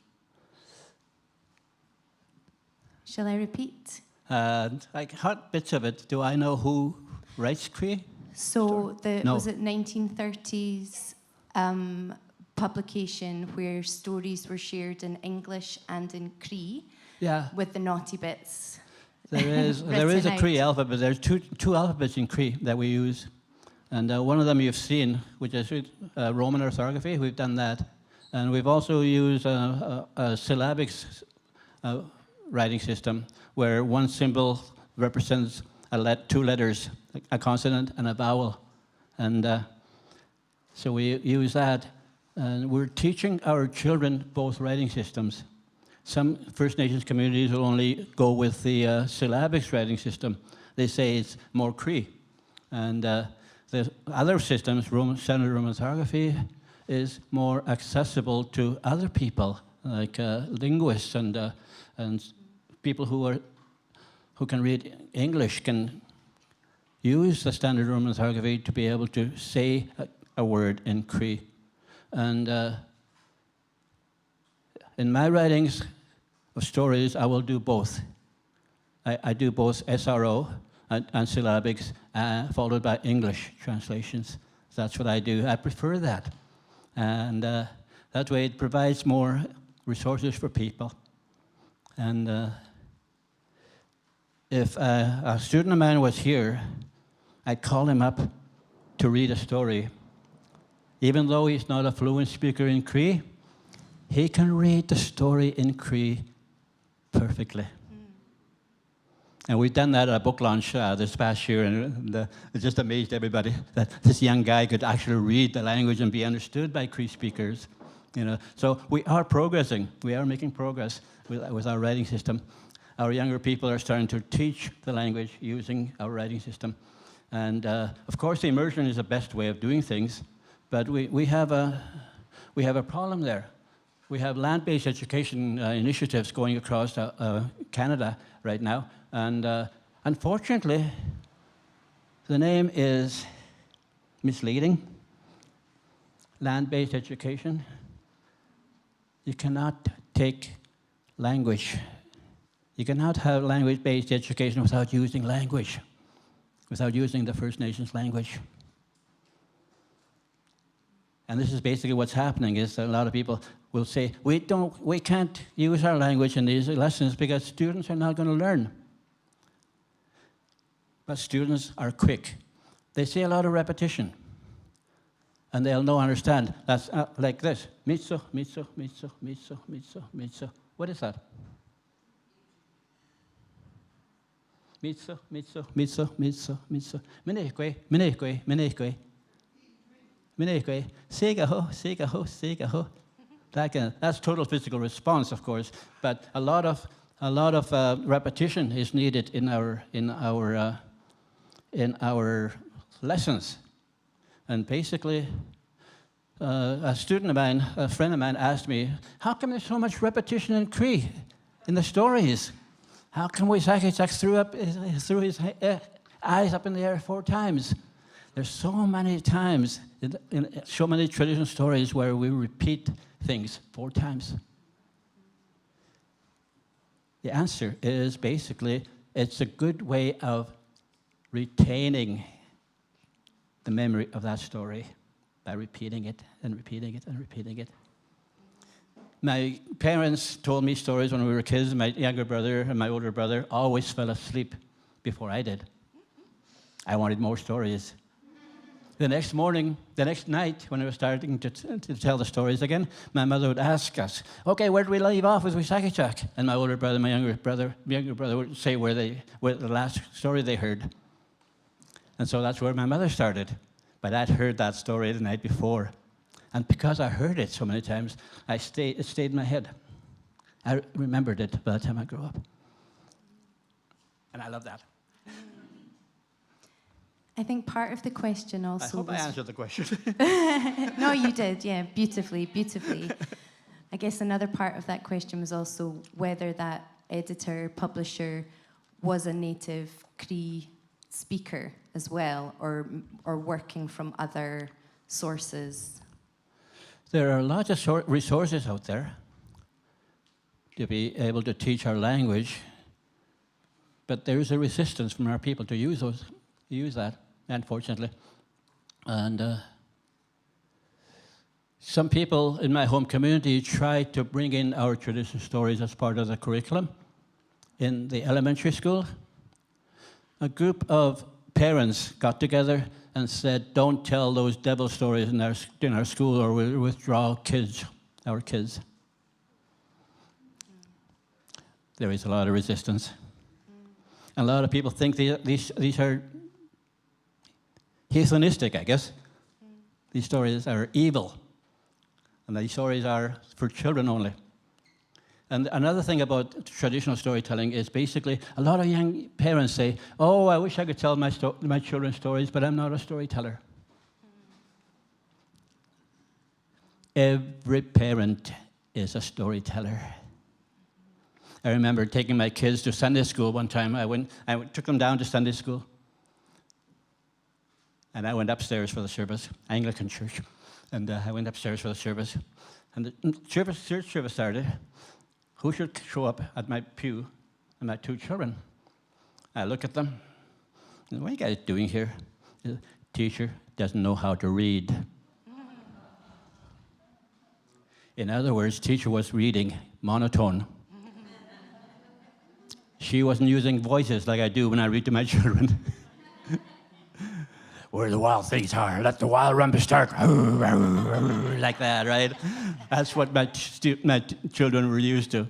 And then here's this teacher talking monotone. And he went along his way and, all that stuff. You can destroy a child's imagination by reading monotone. They'll hate reading after a while. But if you add character to your characters, voices, then the child loves to read. My children still read today. Beautiful. Yeah, that's bringing stories to life. Perfect. Thank you so much, Solomon. We shall be moving on. Another thank you. All I can say is thank you very much.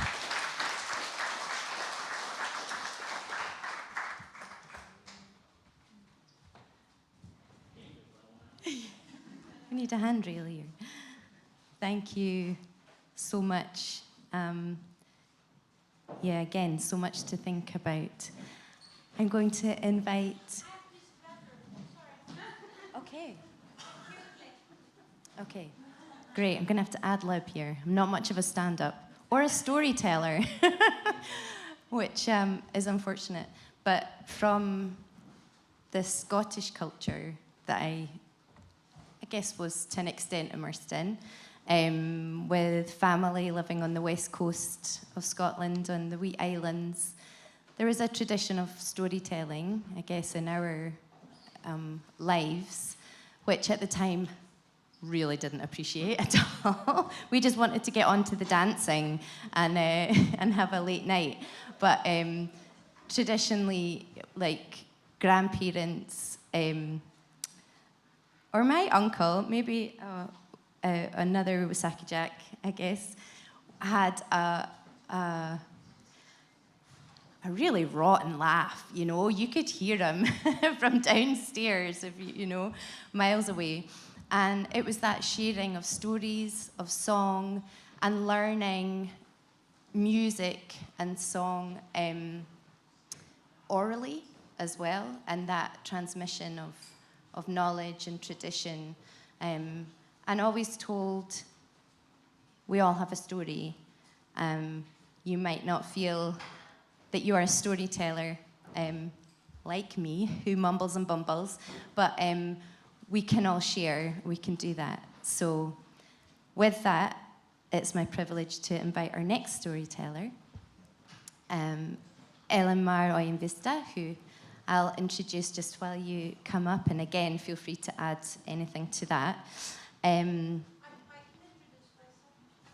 give you a little bio, as I have with everyone. So, Elinmar is an artist and forager with her base in Rost, southwesternmost part of Loften, Norway. With a broad background in audio and music as a DJ, producer, and in-field recording and radio, they bring an interdisciplinary approach and experience of a multitude of practices to their expression. Elinmar is occupied with listening as life practice and as a way to compose, sense, and experience the world, much inspired by Pauline Oliveros's deep listening philosophy and aesthetic philosophy, which I urge you to become familiar with. Just brilliant, brilliant practice. And just to draw your attention to the fact that Elinmar is going to lead us in a listening session tomorrow morning for those of us that are lucky enough to be here, and may speak to that a bit more just now.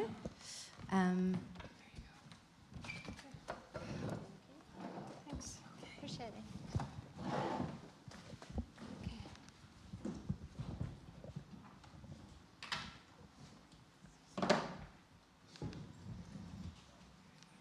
We're getting there. We'll have one more contributor after this, and then we'll have a little bit longer of a break. I appreciate that 5 minutes was not enough, especially for the loos. Hello, Borespotin. Welcome. Important to begin with Sami, I think, when we're in Sami land. I wrote a little, I thought I could start with a little land acknowledgement that it's also something we all as artists have to work on, and then I'll go a little bit into my background. And I will not show so many pictures. Also because where I work is not where I'm from. So I think it's nice to tell instead a little bit today. And yeah, so see how this goes and help me with timekeeping, not my strong subject. And I apologize, I had to pee. It always happens just before talking. I guess you know that feeling. But I will go into some thanks after the land acknowledgement, because I want to thank everyone who's come and who speak before me. And I got very nervous speaking after such strong voices. And I have also discussed even talking at this with myself if I should participate, because I don't want to, I'm not absolutely sure if it's important to give this time actually, but I'm here and I'll play something and speak a bit. And Elinmar, we want to welcome you here. You didn't get your warm round of applause, so before you start.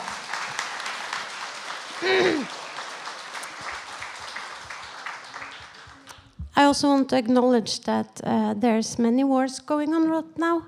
It's in Sudan, in Congo, in Ukraine, in Palestine.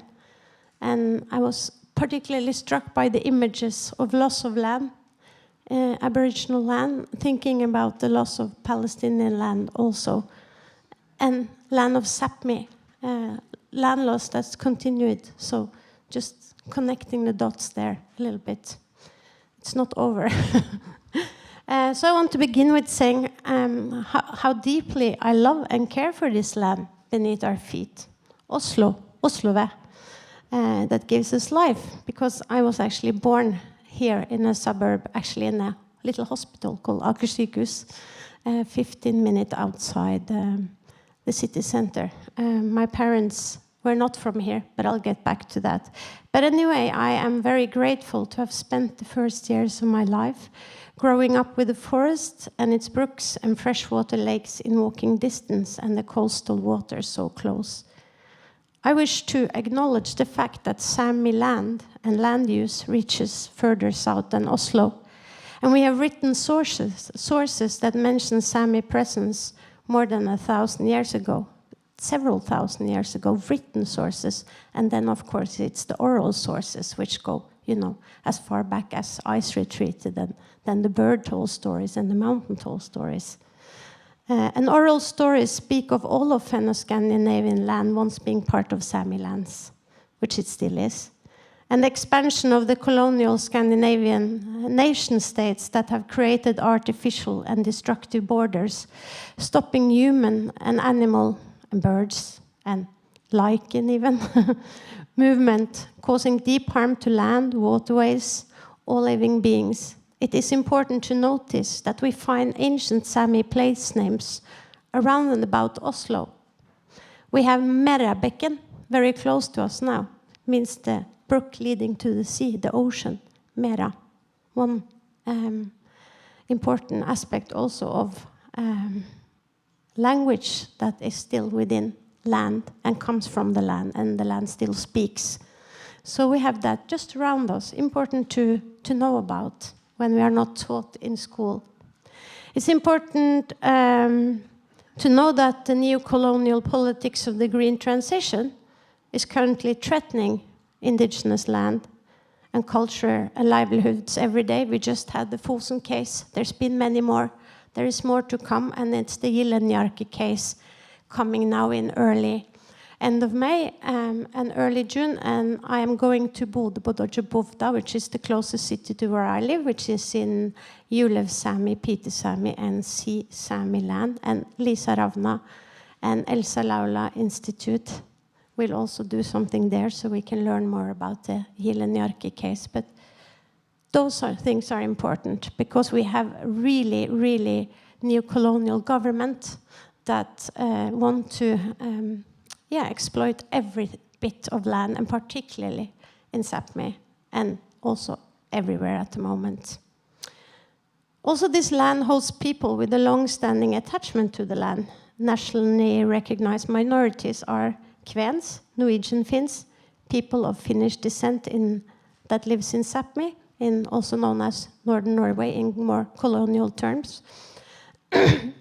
Jews, Forest Finns, Roma and Romani people, Tatars, and all the other cultures who have come to these lands previously and also in modern times, doing, at the moment, very often low-paid work, and works that particularly white Norwegians or descendant of white Norwegians don't want to have and don't take.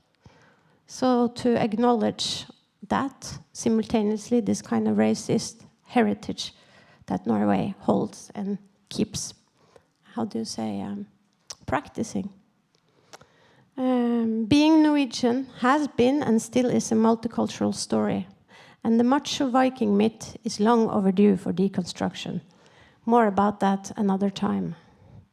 There is no capital, hardly any city in the world, which within its borders and its immediate vicinity has such a varied bedrock as Oslo, on a more joyful term. It's good to know when you're sitting here.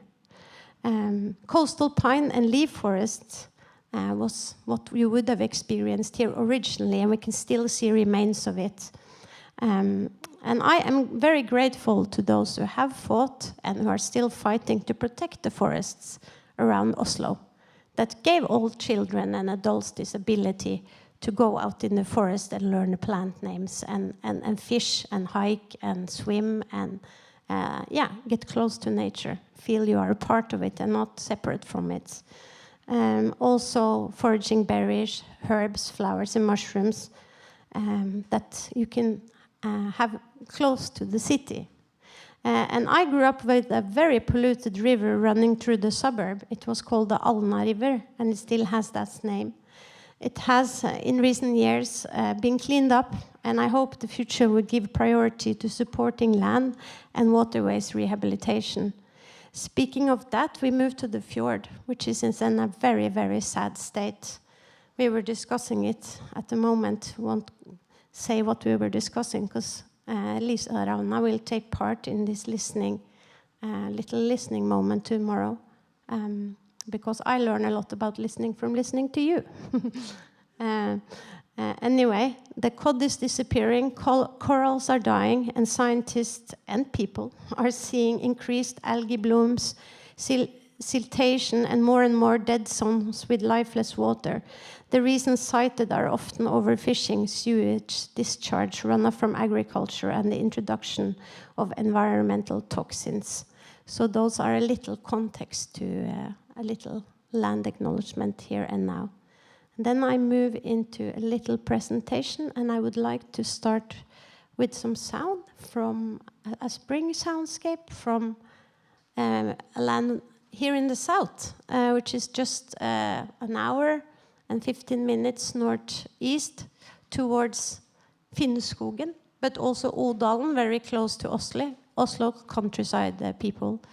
It was something I recorded a couple of years ago when I think I will mention this more, but living in Sápmi, I have learned to really look into my own history, herstories, extories, look at my ancestors, who were they, where am I from? I might have known the name of my grandmother and my great-grandma, but not more. So that was inspiration, also recording in the lands that I belong to. So I feel that's important to play a little spring soundscape from there. And I'll start with that, and then I'll fade it down, and then I'll read a little text that I wrote, and then I'll show you a few things. You can close your eyes if you want to. Maybe you get transported. This is also acknowledging all the forests you were speaking about today.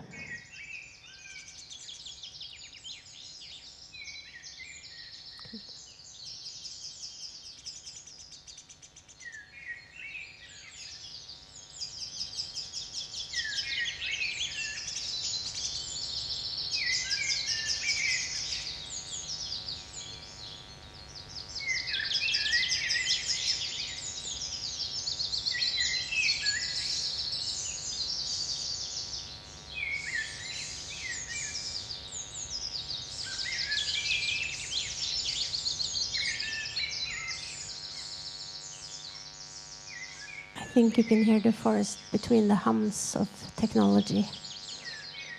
Walking on the path of what I've decided to call depatriarchalization, because I don't want to appropriate the word decolonization, because I am Norwegian.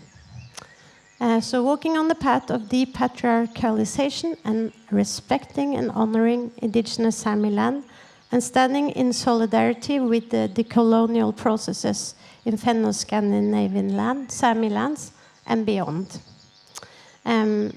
First, I wish to pay my respect and honor to all the guests, young and elders, who came all the way from their indigenous lands and the lands they live in, and to their ancestors who lived and cherished and had reciprocal relationship to their lands, which very often were stolen, hurt, colonized, and traumatized, and the inherited colonial traumas that follow that. It is very strong to share these stories and have to retell these stories over and over again, and in this connection maybe to hopefully make it a better future, but still I want to honor that you give us these stories and share them with us so we can learn. Also, I want to begin by recognizing my white privilege, which comes from a racist, colonial, and patriarchal ideology that we all have to deconstruct and learn from and try to reconstruct ourselves. Since I was a child, I had the great privilege and gift of growing up with my parents and family with a close connection to the land. You can have a little bit of this spring sound in the background if you don't mind. Thank you. Learning to always treat the land and nature with care and carefulness, never take more than you need, never leave a trace, never hurt a tree, collect the dry branches unless it's absolutely necessary. Don't play with food, some of the things that I was brought up with. My mother, Kolbergøyen, is from Nordmøre, Again, a Sami place name in Møre, meaning by the ocean. But my parents are Norwegian, but I just wanted to acknowledge Møre as a Sami place name. Something I was taught by Sissel Berg, a South Sami, Oriel Samian artist. And in South Trøndelag, and yeah, there were fisher-farmer communities. And my father, Geir Wister's ancestors, who come from the land where we heard the spring from, which is called the Seimsjø. It's a very beautiful little lake. It's today a nature reserve, and it has great biodiversity. So I went there to record, and without enough knowledge, there was a flooding. So when I had to get the recorder, I had to wade up to here, and it was pure luck that it survived. So I didn't listen to an old relative of mine who said, "Careful with the floods." And I was like, yeah, and see what happened. But anyway, I got this beautiful little gift to play to you. I can send it because it's a really good sound quality, so you can listen later if you want. I think this respect for the land and the fact that we spend most of our family free time fishing, foraging berries, and hiking, being in nature, has gifted me a cultural upbringing and a gift of respecting and honoring the land, leaving in me deep relations to the land. Also, what has become my lifesaver in difficult times of my young adult life, trying to navigate gender issues and later also coming to terms with my neurodiversity in a square Western society. The land, and particularly the spring, always gives me a kind of rebirth. I remember the joy of walking alone in the mountains in Blefjell, which in my great-grandfather, who was from Odalen, he had 2 kids, and he built a small log cabin for each of them, and it was brought up in the mountains. And I spent so much time there, and I got trusted by my parents to move around alone. So I actually had a very early time where I walked alone, or maybe 20, 30 minutes away, but still alone. And I had one of those early spiritual experiences lying in the heather next to, we have this beautiful large rock, which we call the Large Rock. And I was lying there in the heather, and I felt very light, and I felt very much joy and light. And then I felt that I could die there, and then it would be okay. It was very strange. I was 10 years, and that was a gift, you know, to know that the land can hold you and take care of you. So that was a gift from the land, and also this heritage. And the reason why I'm saying this is because when I moved to Sápmi in 2009, I found in the coming years a resonance in these values with the Sami communities I met, and also that has become friend, and in some cases also extended family. I felt that my heart and soul could find rest and comfort in the traditional Sami and also other indigenous people ways of being, where nature culture is not separate, but a oneness, at least how I understand it from my perspective. I do not take this for granted. As a gender fluid Norwegian born in the south, I'm a Dacha. And I thought it was interesting what you mentioned, because I was trying to look up the verb related to this Dacha expression, which means someone, a Norwegian.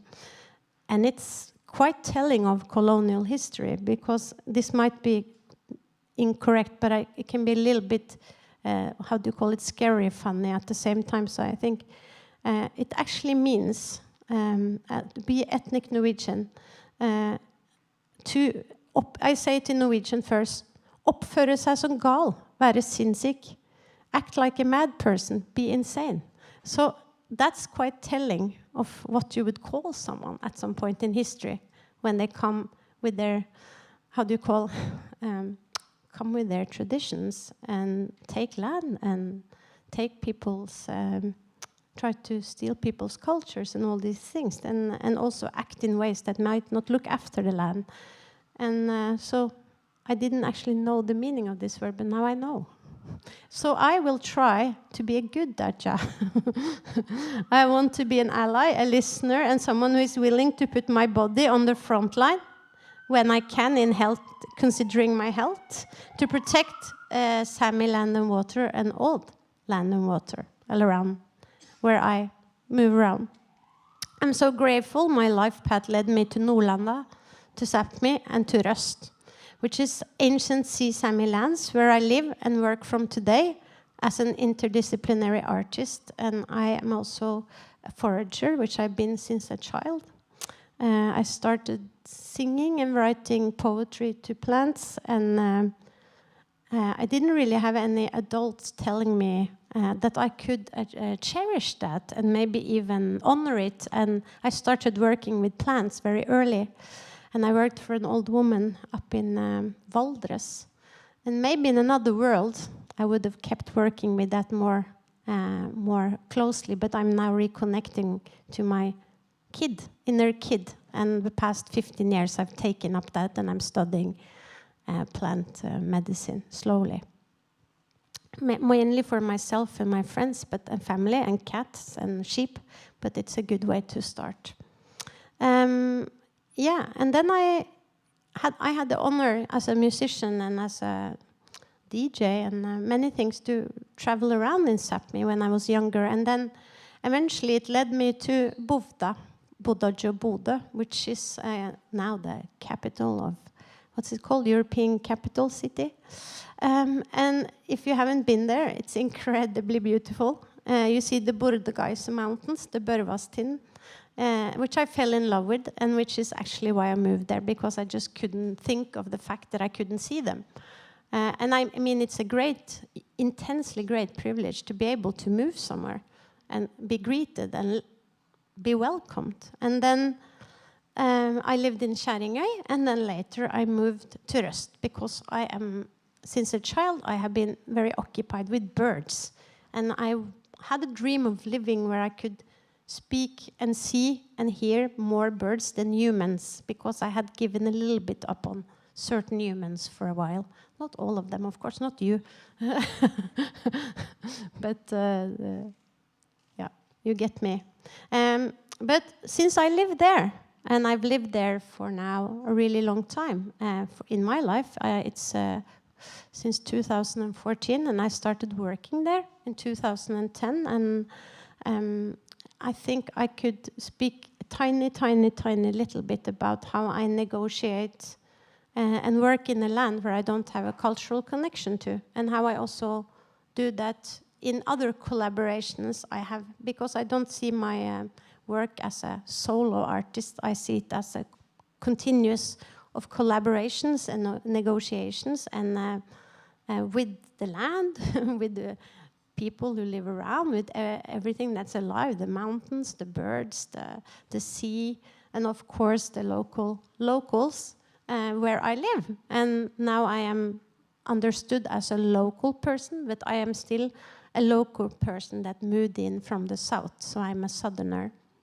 which is important because it also carries a very long history of class in addition to colonial history. Because in addition to the fact that these areas were Sami, you also, if you were in general from what they said, the north of Norway, it would be hard to rent a house in Oslo or even get a job. It was connected to colonial history, these stories.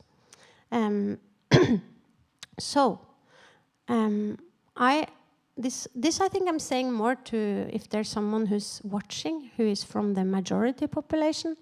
I'm not speaking so much to people who are from indigenous land, because they know this a million times more than whatever I could say.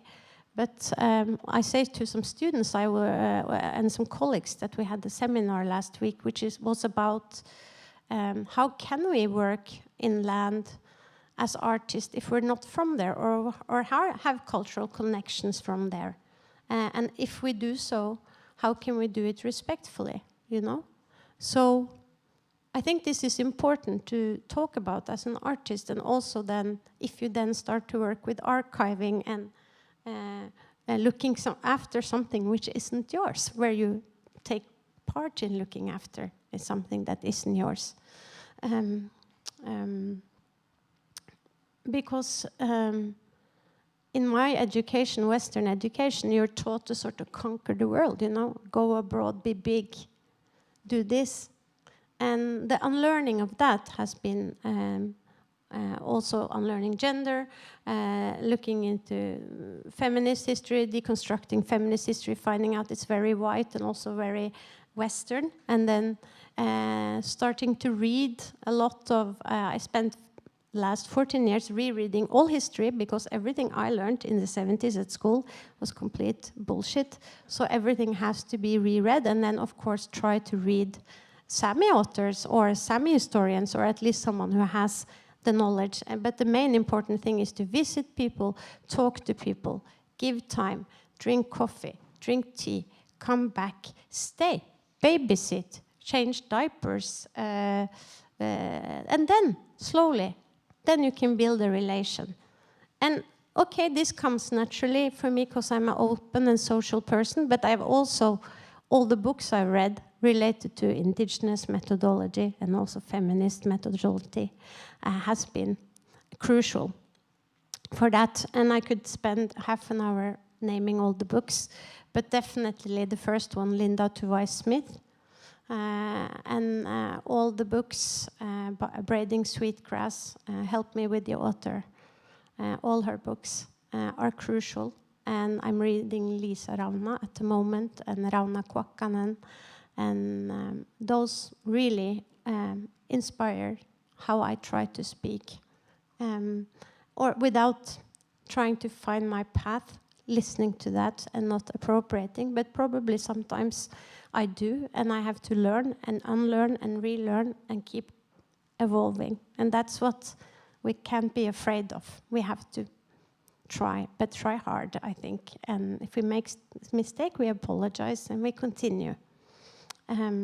So how do I then do this work? Maybe I could play a little snippet as an end. And I then will also say who my collaborators is, because it's so important. So 1 second. For more than 14 years, I've been documenting the, how do you call it? The demise, the silencing of the bird mountains on Røst, which is why I moved there in the first place. And Røst is ancient Sami land, but it has a very complex history. So I can't speak on behalf of Røst people to say who they are. They identify mainly as Northern Norwegians, and how they identify and have a path towards who they are. It's their, on their time. I can just support the colonial processes, but I would like to acknowledge that the Røst is traditional Sami land. And that when I record and ask for permission to record, which I'm also learning more and more from Sami peers and also from the great Nils Aslak Valkeapää, a Sami composer that has a multidisciplinary artist, organizer, poet, I'm sure you all know of him, has taught me by listening, and Pauline Oliveros and her colleagues, Ion, her partner, is to ask for permission and try to do good. So in this work, I have traced the changes, the sound changes. I've used the kind of scientific Western method of recording the same time every year. So you get a time series of recordings. But then I have just completely recycled that the way I want it, of course. And then I have, this is the first act in a whole series of work about this one bird mountain, because this is also part of a 14-year-old work now, which is ongoing called Soundscape Rest. That, of course, has, how I speak of that project has evolved as I learn more of my position and understanding how to speak to a land I'm not from. So I would say that I do feel I have a much better, I feel I'm getting closer to a good ethical approach than when I started. And also I look at that, at what I wrote on the first record. And it will change now how I write on the second and third and these things. Anyway, so I spend a lot of time then speaking to neighbors. And sometimes I record maybe after the 8th cup, not the 8th cup of coffee, but to drink a lot of coffee. But I come around and around and around, and maybe then I help in the garden, and then I ask for some time back, and we exchange. And then this material, the interviews, they belong to Røst, don't belong to me, belong to the community, and also the Arkiv Nordland looks after it for Røst. I see it the same with the soundscapes I record. I have not put them on. I'm not put them on any how do you call streaming, because I feel I can't do that because it's not part of my. It's not mine. It belongs to the land. So it's released as an album, and it was more or less non-profit. I gave it all away to locals and friends and colleagues. And I could continue it like that. But of course, I am working there, and I have sold an artwork related to that I used in, again, funding the next album. So that's how I negotiate that. And we'll have to find even better. But some people, they don't want to be on tape.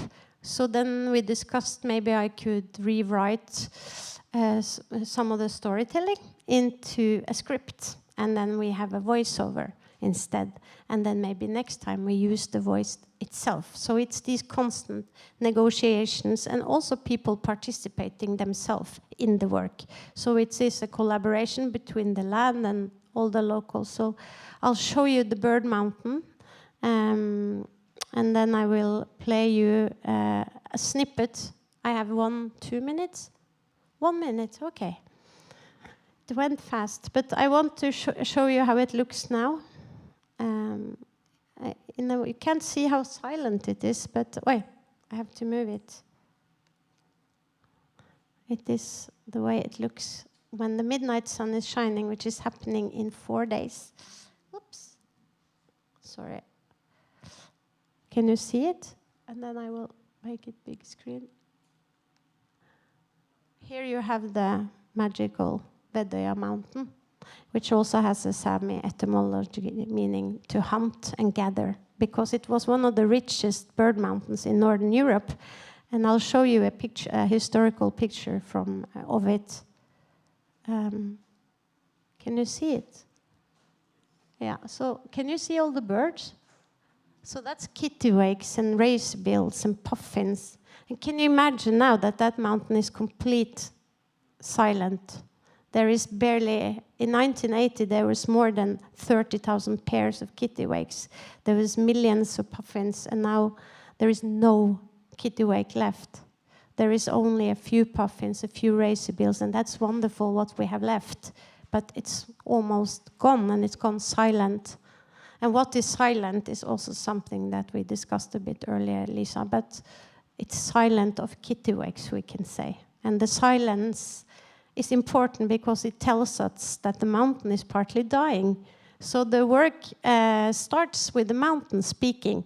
So in this lament to the bird mountain who lost its voice, the first part actually is the mountain that speaks of its creation and then of its loss, because it's losing the birds that came to it many thousand years ago, long before Homo sapiens even existed. The puffin is 5 million years old. The rhinoceros auklet is 65 million years old, etc. So who is listening to who is often an important question to ask. So I'll play a snippet, and thank you for listening. And I'm really honored to be speaking with you, for you, within Sápmi and within Norway. Thank you. Kiitos. Okay. One little snippet of sound.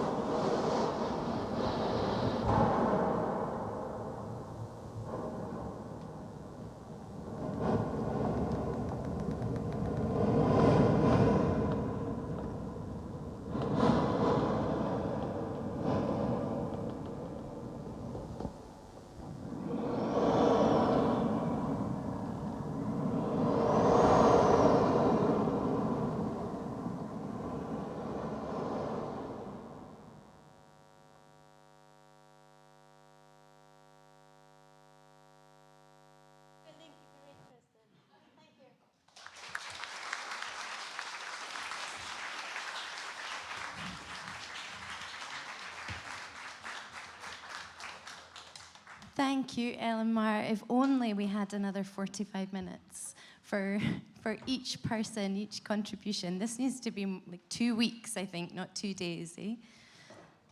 But it's a beginning, and this will continue, so we can build on. Thank you, and that was, I found, very helpful for me with my white privilege and asking those questions of how we can work and be in a land and culture that's not our own or not where we're from. I'm afraid we will need to move straight on, but we will have more time for discussion as ever later, hopefully, and after our next contributor, who is Dylan. Thank you for coming up, and I'll introduce you while you get set up.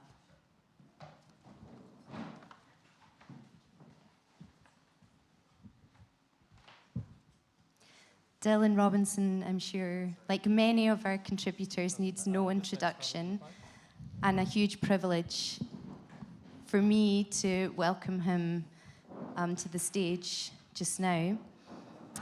Dylan Robinson is a Stalo artist, curator and writer, as well as an associate professor in the School of Music at the University of British Columbia.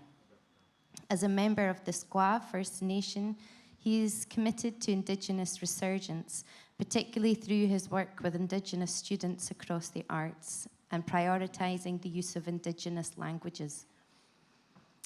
Dylan's the author of Hungry Listening, Resonant Theory for Indigenous Sound Studies from 2020, which is wonderful. A book that examines Indigenous and settler colonial practices of listening. With Candice Hopkins, he's also the curator of Soundings, an exhibition that features an ever-growing number of Indigenous art scores and performances, currently touring internationally with Independent Curators International. The floor is yours. Let's welcome Dylan again. It's not showing. Okay. All right.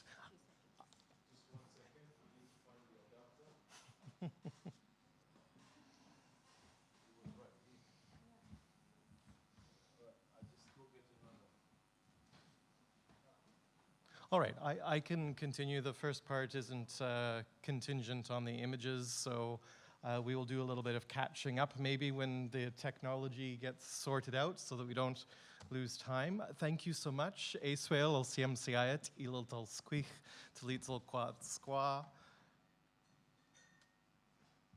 Ekos aquilets at siwas to sialaquash. I'm very thankful to be here. Thank you so much to the organizers for inviting me. Thank you to all of the presenters who I have already learned so much from. I greeted you in Halkamelem, which is a language that Stalo folks speak, saying who I am. My name is Dylan Robinson. And I also said where I'm from. So my family is, there we go. My family is on my mother's side is Squaw, from the Squaw community, one of 26 First Nations that we identify under the larger grouping of Stalo. And for those of you that know the settler colonial geography of Canada, that is just outside of what is now known as Vancouver. Named after Captain George Vancouver, the person who apparently discovered this place, but is Musqueam territory, Musqueam Squamish Tsleil-Waututh territory, which is where I work now at the University of British Columbia. So thank you for inviting me here again. I'm going to read something for you today that will involve telling a little bit about my work with the performance artist Peter Morin, who's Taltan, who some of you may know. I'm not sure if anyone here has had a chance to meet Peter already, and his work in museums. And I'll also narrate my own relationship of working with Peter and being in museum spaces. What I'm going to read begins with a more poetic rendering of an experience of mine, and I will close with a similar experience read in that same poetic style. And the central part of the presentation is a more presentational feel. So, without further ado, I enter a glass room. 4 people are sitting, smiling around a table. I'm here because they want to ask questions. Each person holds a folder. Each folder contains a stack of paper. Each stack of paper contains squalawel. Squalawel, our word for thought. Squalawel, our word for feeling. Each page with squalawel about the life of Indigenous songs. Each word contains siwal about songs. Siwal, aliveness, the way life lives. In this glass room, this vitrine, their questions begin.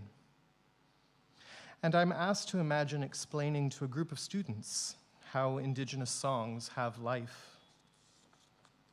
I'm asked to imagine explaining how Indigenous songs have life to non-Indigenous students. But the interviewer concludes, help me understand. He's not a student. I'm being asked to make something not fully intelligible. I'm being asked to make it clear, to make it plain. I'm being asked to break it down into bits and pieces. As a Cholmach Hulitum Suica, I'm often asked to make something of the apparent everyday unintelligibility of Indigenous life. I'm often asked to make something of the everyday fact of our cosmology, our protocol and law, entire knowledge systems. I'm often asked to make these into something else. I'm asked to make a partial understanding better. I'm asked to make a complete misunderstanding better. I'm asked to make something better than ignorance. So I make something in the form of an answer. I make a choice and repeat the fact. Indigenous songs have life. They have life in as many different formations as there are Indigenous communities and nations. I could have made a different choice. I could instead have made something else. I might instead have said, help me understand how your songs do not have life. A different person then intervenes and says slightly sharp, I don't think you answered the question. Could you explain how Indigenous songs have life? So I attempt another answer. As something now partially obscured, the memory of my words quickly dissolve in the space between the interviewer's bemused gaze and my own. This gaze casts me as a curiosity. It regards me as if I were speaking of aliens, but I'm speaking of songs.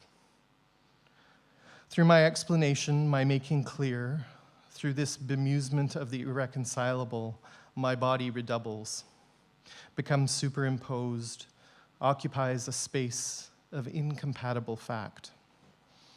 I'm sensible, and then suddenly I'm not. I chose not to say then that Indigenous songs do not have mouths, that they do not have a respiratory system, that they do not have joints, cartilage, or bones. I did not say that our songs do not live as humans live.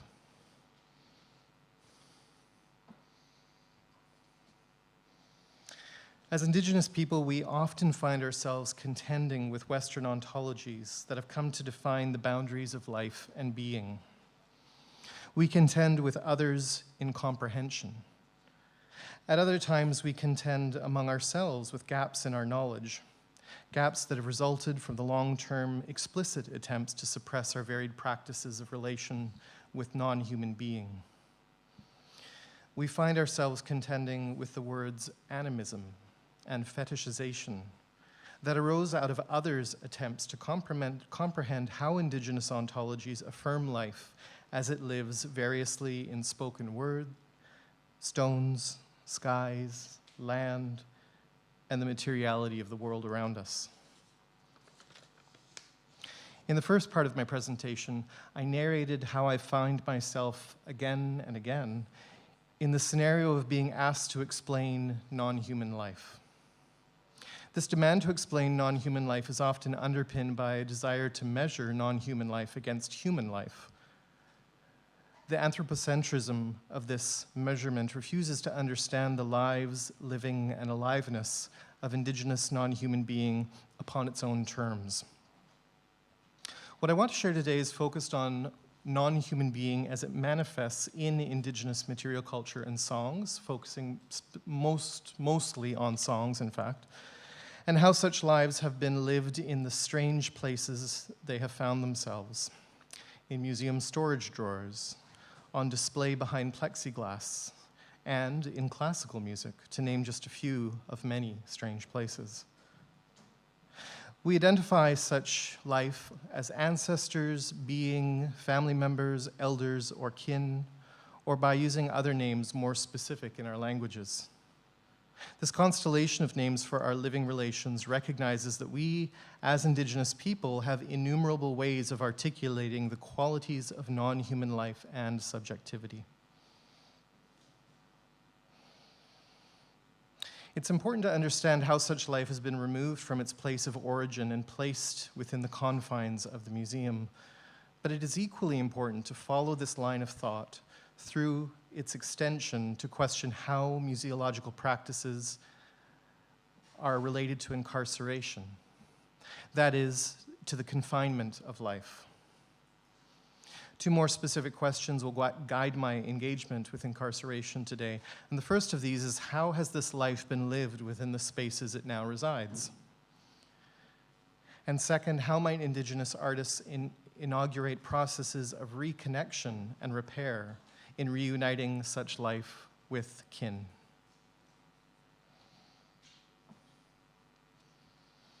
Across the globe, museums contain collections of Indigenous songs. These songs are recorded variously on wax cylinder and in digital formats with the potential for increased circulation. They are stored on shelves, in filing cabinets, and the storage renders such life, the life of such songs that these things as wax cylinders contain, into objects. An example, a thing to be accumulated, stored, and studied. Songs become knowledge objects. For Indigenous people, experiencing the objectifying system of the museum, whether in the physical museum itself or in an online context, can often be traumatic. It's traumatic because that which is stored, kept, and sometimes excerpted online does much more than exist as a knowledge object. It continues to hold life despite its containment in various media and in various storage facilities. The museum's premise to preserve, protect, and share such recordings here that you see in these wax cylinders and other knowledge objects with the public. This is the presumption that these are here, they serve the purpose of being there for public education. Yet for Indigenous people, we often experience the museum's protection as a form of segregation. The protection often still keeps us from connecting with the life that our songs hold. Museums are here implicated in what might be called a double removal of kinship connection. While an everyday disconnection between this life and kin is perpetuated by the structures of storage and the museum's lack of proactive reconnection, a historical disconnection enabled this removal in the first instance from our communities when ethnographers were employed to collect our songs before they supposedly were to die away. While there are many instances of museum curators and staff collaborating with Indigenous people in repatriation, the museum itself still participates in a large-scale explicit fragmentation of kinship bonds that has always been at the heart of the settler nation-state's objective to erode Indigenous systems of health, epistemology, and legal orders. In Canada, residential schools, the 60s and 70s, scoop, and incarceration have all sought to fragment Indigenous kinship relations. So too did colonial ethnographic practices of salvage and collection weaken the kinship between Indigenous people and song life. Indeed, by miscontextualizing ethnographic removal and museum storage as a mere absence of objects and songs in our communities, the museum fails to contend with the legacies of song as the removal of life and kinship. It fails, moreover, to acknowledge the affective registers of such removal, the persistent ache of missing family members, and the vertigo of our struggles to regain kinship connection. In this context, reparation does not merely involve acknowledging the current and historical agency of museums who have initiated the removal of Indigenous belongings and song. It also involves understanding and redressing the museum ethnographers' and other collectors' roles in the removal of life. It means considering forms of reparation beyond the transactional return of objects. It means supporting models for reunification with kin. It means finding forms of repair that address the affective legacy of removal.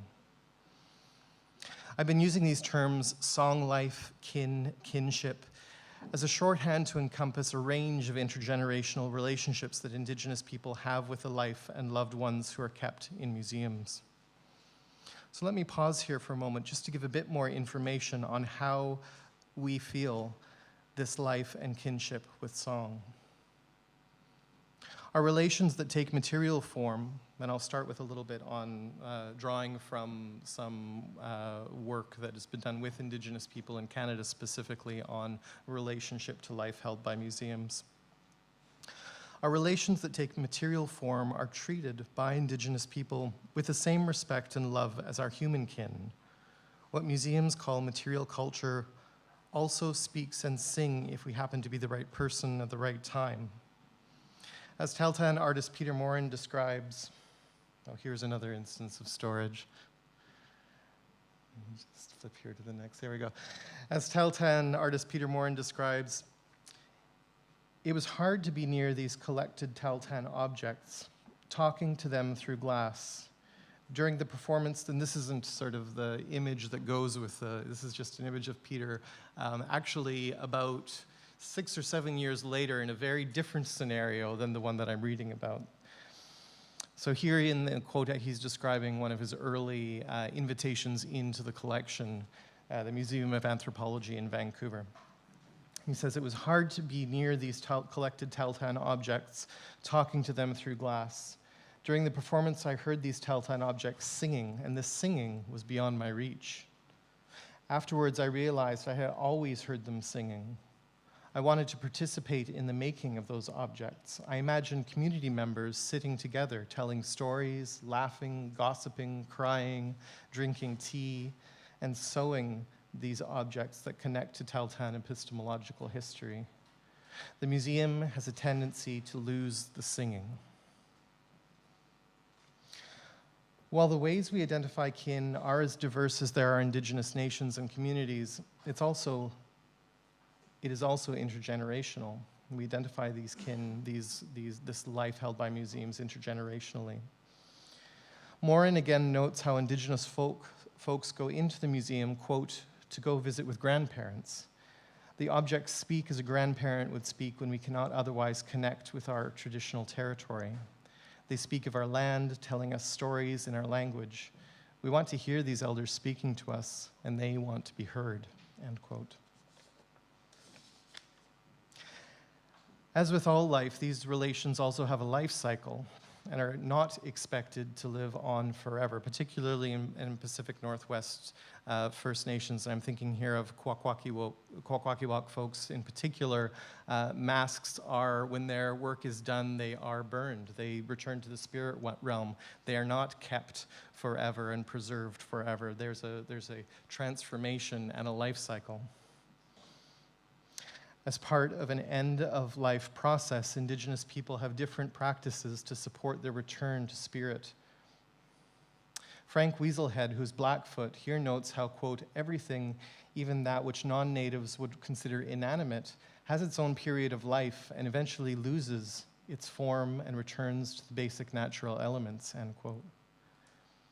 Trevor Reed, a Hopi legal scholar, has noted in his reparation work with the Hopi community that in some cases the erosion of connection to songs is so severe that leaders in the community have advocated for songs to be put to rest. And of course, we've had some discussion of this already under the terms of the right to be forgotten. To focus on these terms of kinship, children, grandparents, family, would be to acknowledge relationships to the life that potentially puts into question the ethics of the museum's relationship to storage practices for objects. How is it appropriate to place any life in storage? What long-term health consequences result from the daily choices made by museum staff in caring for Indigenous life? The Git Hayek's dance group leaders, Mike D'Angeli and Michael D'Angeli. Mike D'Angeli is Niska, and I'll talk about him a bit later, and Michael D'Angeli is Tsimshian. They have noted how museum storage structures act in their terms as a kind of life support, extending the life of these loved ones beyond their natural lifespan. Outside the museum, the daily work that Indigenous drums and masks do is respected by putting them to sleep after their work is done.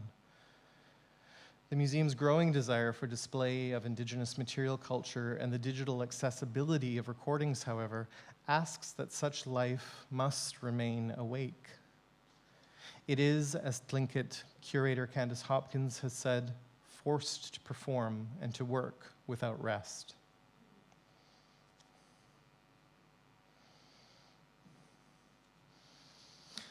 Despite growing instances of digital song repatriation, thousands of Indigenous songs collected by ethnographers on wax cylinder recordings and reel-to-reel tapes still remain confined in museum collections. In some cases, these songs collected by ethnographers were also transcribed into Western music notation. For example, in 1933, Marius Barbeau writes of his work with composer Ernest Macmillan to transcribe a Niska song. And what you see here in the images is an early ethnographic film called Nass River Indians. And I'll just read the quote that isn't part of the documentary, but it is about that ethnographic work. So Barbeau says, "For impressiveness, nothing approached the song of Skateen. The lament of the mourners rose plaintively and fell in descending curves like the wind in the storm. I heard Dr. Macmillan say when he was trying to transcribe it from the phonograph, those things can't be written down on our stave. They simply can't. But they could. Our stave being a rack upon which to pin down sounds and rhythms, whatever they are." Barbeau's language here affirms the life of song, the wind in the storm.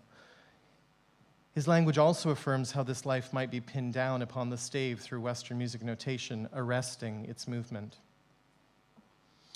Repatriation is often conceived of as the return of something to its rightful owner. One might here argue that ethnographers did not, in fact, capture song life itself, but only a representation of such life in recordings and transcriptions. This line of argument would distinguish the intangible ideal of the song from its instance of recording, and see the latter as merely a copy.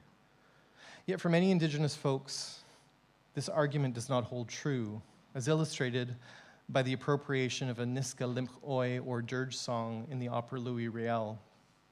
And I'll discuss that briefly now. In Barbeau and Macmillan's Nass River expedition in 1927, one of the songs recorded and transcribed into Western notation was a Limch Oy that they called the Song of Skateen, because it came from the house of Skateen. It was this same Limch Oy that Somers chose to transform into a lullaby in his opera, Louis Riel. And Louis Riel is a Métis leader, has nothing to do with Niska people. But he wanted something that, quote unquote, sounded Indian, so he included it in the opera.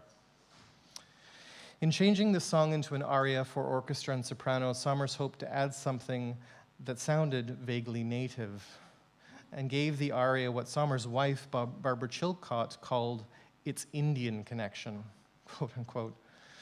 In contrast, in the 2017 remount of the opera Louis Riel, members of the Niska Nation who were present at the opera's performance were not, as they listening, feeling the Indian connection. One might assume, as I did before discussing with Niska friends and colleagues about their listening experience, that this transformation of their song, the Limch Oi, into an aria for an operatically trained soprano, supported by orchestra, might result in a distanced feeling through the song's differences in its presentation.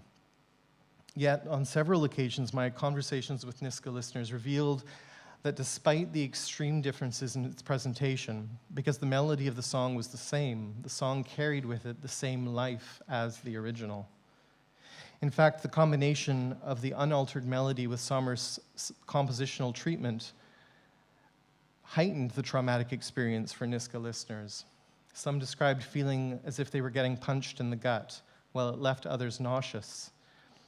Niska, who heard this Limch Oi embedded in the aria, did not hear Sommer's aesthetic manipulation of a melody. They instead heard it as a violent dismemberment of life. And that violence was referred to on a number of occasions, like explicitly as violence that was felt. This example demonstrates how a reproduction, here a compositional transposition, but also a remediation of song, does not end the life that it holds, but instead continues to carry the life of the original, even when significant changes occur to its presentation. In its misuse, violence enacted upon the original song life. Sorry, in this instance, there's a violence enacted upon the original song life. In this sense, full repatriation with the intention to redress epistemic violence against song life does not merely entail removing the song from the opera, which has actually been done, or returning the recording of the Limch Oi to the community. Reparation would need to contend with returning all copies of the song. So here you see a little bit of the opera and the transcription, which I've actually redacted, because there's the understanding as well that to hear this, even to audiate it, to imagine, as you can do sometimes, for those of you that are trained in music, to read Western notation, you can imagine the sound of it, that actually carries a violence on any listener, not just Niska people. So I've redacted it here. So full reparation with an intention to redress the epistemic violence of song life does not merely entail removing the song from the opera. It would need also to contend with returning all copies, all recordings, all publications, including song transcriptions, all scores based upon those transcriptions, and all wax cylinders in order that this violence against life might not occur again. And indeed, this is exactly what Niskalism's Elders Council has called for, the complete removal of all unauthorized forms of this Limch Oi that exist in the world. To do so would mean removing the song from all of these places. I sometimes feel this is a physical impossibility, and yet I also share this with everyone again and again in order to say, if you have any access through your libraries, this might be strange to say here, considering this is a very Canadian-specific example, but if you happen to have any examples of this, then there is a responsibility as well to consider how we might participate in not just advocating for its removal, but by removing it. So in contrast with this version of absolute repatriation, many museums that hold Indigenous song collections have instead chosen to understand repatriation as access by offering digital copies of songs to families and communities. And of course, this access is important as well. There are many Indigenous communities that have no idea that their songs even exist in museums, but there's a lot more to think about beyond what I'd call mere access. As Tsimshian and Mikisew Cree scholar Robin Gray makes clear, however, an institution or a gatekeeper of Indigenous, this is a quote, an institution or gatekeeper of Indigenous cultural heritage should not assume that access is enough for every community. Institutions that hold Indigenous material must not only be open to potential repatriation cases, they must also be prepared to give up control of Indigenous cultural heritage, that is, if that is where what the source community wishes, end quote.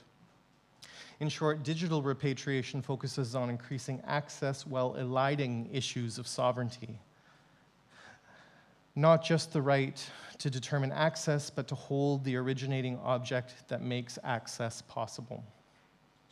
While forms of digital repatriation can provide Indigenous communities increased access to our songs, museums must grapple with the more substantial action of relinquishing that which makes the museum able to function as such.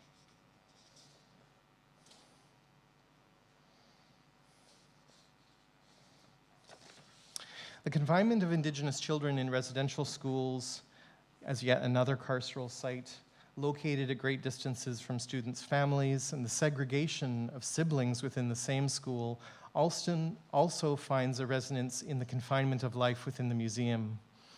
Museum categorization systems can often place Indigenous life together based on object type, masks or baskets, or nation or region. This system may, however, also be understood as segregating kinship relations between ancestors from the same family.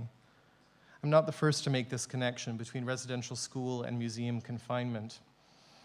Gerald T. Conati notes the similarities between forms of removal and confinement, yet also that, quote, just as residential schools failed to assimilate all of the students, museums have not succeeded in transforming bundles from living beings into objects and commodities. While residing in museums, they may be dormant, but they do not lose their energy or become inert. And that, of course, is very important while thinking about spaces of containment and confinement or incarceration. It's also important to think about how life is lived, and that the museum doesn't hold all the power, and there are ways in which we move into the museum and still connect and still are able to do the work that we've always done, despite the systems working against us.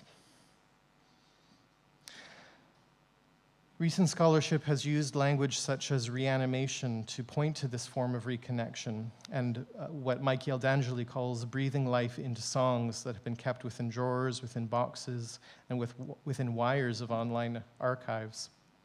As D'Angeli notes, quote, the expression bring to life is used by Northwest Coast First Peoples to refer to the first time songs, dances, or ceremonial beings, such as masks, robes, rattles, and drums, are brought out publicly at a ceremony such as a potlatch or feast.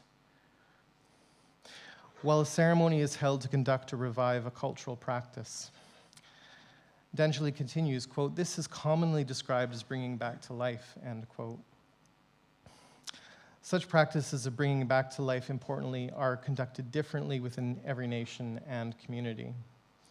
Given the disconnection, and this disconnection is sometimes 100 years, in some cases, of families from their songs, Indigenous people may find reestablishing kinship even more important than offering to return songs or granting digital access. It is here that the work of artists allow us to envision new forms of reconnection and reconnecting kinship. Tahltan artist Peter Morin's work in and with museums in particular rejects models of redress primarily oriented towards a transactional return, and instead centers models of health that prioritize Indigenous life and kinship reconnection. Specifically, Morin's work has always used song as an intimate form to reconnect with ancestors incarcerated in museums and who have been disconnected by great distances from their families across oceans and continents. I'm going to conclude my presentation today with a response to Morin's work, Indian Love Songs, a piece that demonstrates reconnection without the physical presence of the ancestor. This is a media artwork created for the exhibition that I co-curated, Soundings, that consists of 7 what he calls video portraits. These video portraits are of working drums, made and used by individuals from Northwest Coast First Nations. And these are held in the Royal BC Museum. Through this work, Morin activates a form of repair in an intimate experience, an experience of intimacy, connecting ancestors with viewers through the intertwining of the sonic, haptic, and proprioceptive. My response, nope, there's no sound. Sorry, I should explain a little bit as well. So there's 7 video portraits. I won't show all of the video portraits. They are set up individually along a wall in the gallery. They're each moving. I don't want to give too much away because you'll see one of the portraits, but they're each moving in their own time. And he understands these video portraits as scores. These are scores to be performed by string musicians, which is his choice to ask a string musician to perform what is seen, how the movement takes place. And he understands this as a way of bringing sound back. That does not mean actually resounding those drums, some of which are quite fragile, but still allowing them to sound, allowing a reconnection to be made between both the origin communities and other artists that he invites in, many of whom he's worked with before, to perform this video portrait score. So you'll see one of these at a certain point as I read.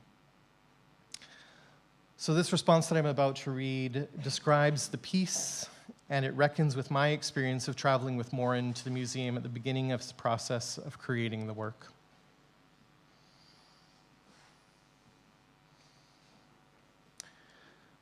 We meet outside the museum and offer tobacco. We're here to visit working drums, to visit with them. We're here to have museum staff locate drums by number. We're here to have someone open olive green filing cabinets made in the 60s or 70s, filled with drums. We're here to have someone remove drums from filing cabinets. Here at the Royal British Columbia Museum, we listen to cabinet drawers roll open and shut. We listen to the filing away of drums. We listen to the mechanisms of storage, the museum's many mouths, jaws opening wide, closing shut. The soft, slight click of teeth latch and key. Peter and I, we're not here to use the drums. We're not here to listen to the drums. I'm here to survey the system, to observe the gaze of carceral display, to document the demand to keep ancestors awake, to listen to their silent exertion, their labor and heartbeat, to their violation of rights. Peter is here to plot their escape, a systems break to demolish the cabinet without trace. This is how he does it.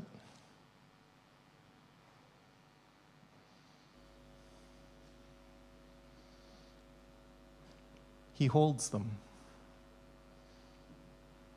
his hands guiding, turning, gliding, his fingers skin touching skin, touching skin. He gives us this recording, this scene, this drum portrait of blemishes, scars, and wrinkles, this life. He gives these scores and 6 others. He gives these to musicians to carve surrogate sound from sight. He asks musicians to sound these portraits of work, this life. Peter doesn't ask for drums to be sounded. Instead, he asks others to see this, their arms and bodies connecting life into sound with wood against sinew and hair. He asks for this sound for those of us who are kept from kin. This escape plan in motion for as long as the portraits turn, for as long as your hands gently hold, for as long as they move again across our lands, collapsing distance between us.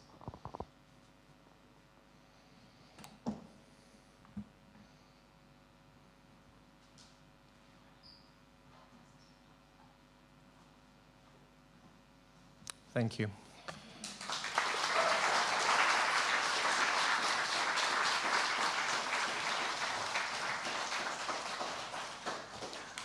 I was trying really hard. Peter had said yes to come to join me here and then wasn't able to.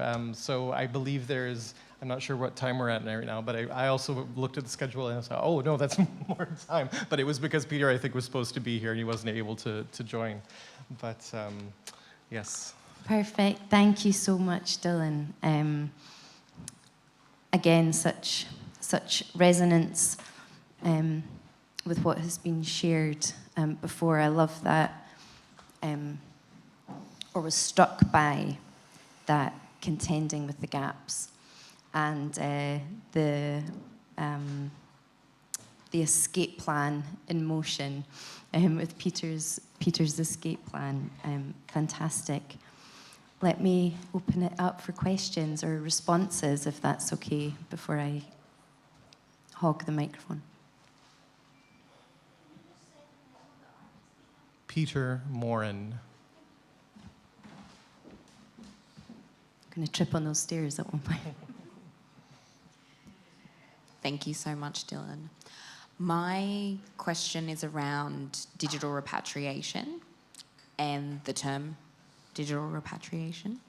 I really appreciate that you spoke about what is access and repatriation. This is very topical in Australia at the moment, and what it actually means to facilitate digital repatriation. And I was wondering if you had any examples of something that you would consider to be not digital access, but true repatriation. What does that look like for you? So my experience is mostly around Pacific Northwest, Indigenous nation. I mean, there are so many songs that were recorded, largely by Barbeau and Macmillan, but by others as well, that were deposited, as the term goes, into the collection of the Canadian Museum. What is now called the Canadian Museum of History. From my experience, on a couple of different occasions, the conversations are often from the museum side that they have done their work by providing access for repatriation to happen. And, you know, while in some instances, I think while that does, as I said before, that does provide a certain amount of access, they are still the holders and the owners. Ownership with those recordings then lies with the museum. Control still rests with the museum to be the gatekeepers and determine when access should happen and should not happen. There have been instances of that particular museum determining actually through our protocol, not Stalo, but the nation, who I'm not going to refer to specifically here because I don't want to incriminate too much, but they determine that this is something that shouldn't happen. Not actually involving the nation, but because they believe they know the protocol that will determine who the family is that should have access. So in a weird way, it's even the uptake of protocol by some institutions now is being used against us as Indigenous people, with institutions saying, oh, no, we've learned, we know what should happen, and so we're not going to proceed, right? It's sort of like an overstepping of any kind of consultation, and sometimes that's because they don't want to get into, quote-unquote, messy politics with communities, but it's exactly that they have a responsibility to be part of. Yeah, so unfortunately, I don't have a good example of songs being returned. I mean, I believe that the option should be for full, if a community wants the wax cylinder recordings or to retain control over that, maybe the stewardship just lies with the museum. There are lots of different models we can think of. But I believe that the kind of full sovereign determination of what should happen with the physical objects also lies with our communities. No, thank you for that. There's two things I want to point out. One, it's in Australia at the moment, it's being called the new protectionism. It's actually quite a good paper that's just recently come out around that, where ICIP protocols are basically meaning that community can't access things that have been digitized and made accessible. And I suppose the other point to make, and I don't know if this is relevant here, is in Australia, the geographical isolation and networking. Like, there's no point in digitizing something and taking it out to community when they don't have a computer or an internet. And so it's so much more than just access. And so, yeah, I definitely challenge everyone to not even think, let's not talk about digital repatriation until it's real and true, and long-term and engaged and active. For those who are not aware, I would also point toward Robin Gray's work, which is actually a very good example, actually. I'm just thinking of this belatedly now.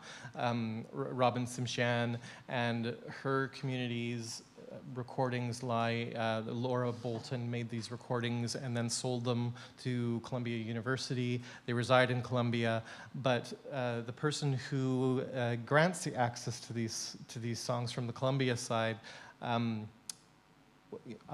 don't know the best word to use. I was going to say allowed, but you know, what a weird word to use. Those songs, they said, could be brought back, even though it wasn't determined who was the owners, who the families who owned the songs. And Robin rightly said, well, you will never know unless we can bring them back to our families and be able to listen to them and do this in our community. And that's exactly what Robin's been doing, holding listening parties for her in her community to say, oh, let's talk about these songs, not so the information can go back to the archive, but you know, to be to the benefit of her community. So that's a really good, important example. Yeah. I love that, listening parties. We need to do more of that. Time beats us again. Thank you so much, Dylan.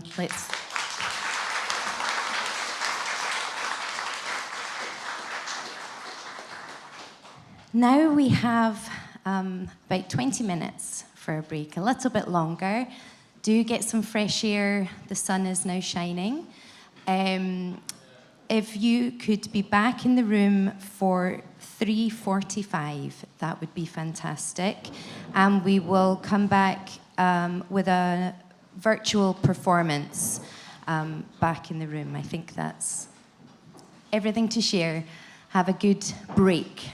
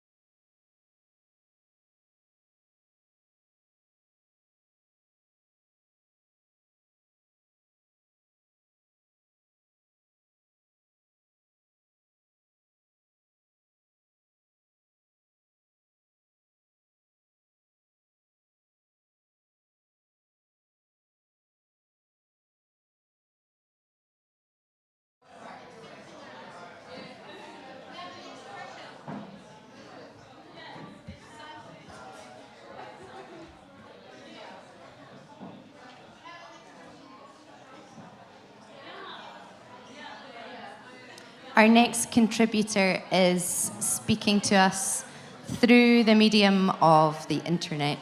We have our virtual speaker next, so if everyone grabs their seat, and we'll start.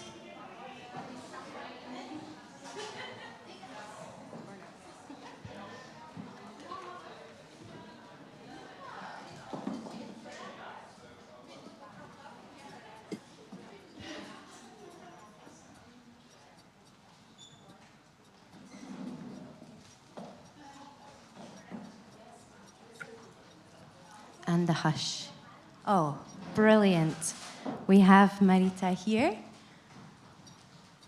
Thank you for joining us. I'm just going to introduce our next contributor, and then they will bring us a performance, and then we'll have a time for a little bit of questions and discussions. Hopefully, Marita after that. Marita Isabel Solberg is a visual artist, chanter, and musician who works with numerous artistic directions that includes performance art, sculpture, ceramics, sound art, and installation art. She holds a master's degree from Oslo National Academy of the Arts. Marita grew up in Mandalen, Olmvagari, Olmvanka, in the northern Troms region, but her closest ancestral roots are in the northern Norwegian, Sami, Swedish, and Finnish. Since childhood, she's explored different artistic and musical genres and enjoys a career as musician and vocalist. She's currently working from a studio at Keinsten Troms Folkekulturelle Center in Tromsø in Norway, and actively lives a nomadic life on the Norwegian and international music and art scene. And you can learn more about her practice in the Arctic cultural scene in the program. There's more there. Over to you.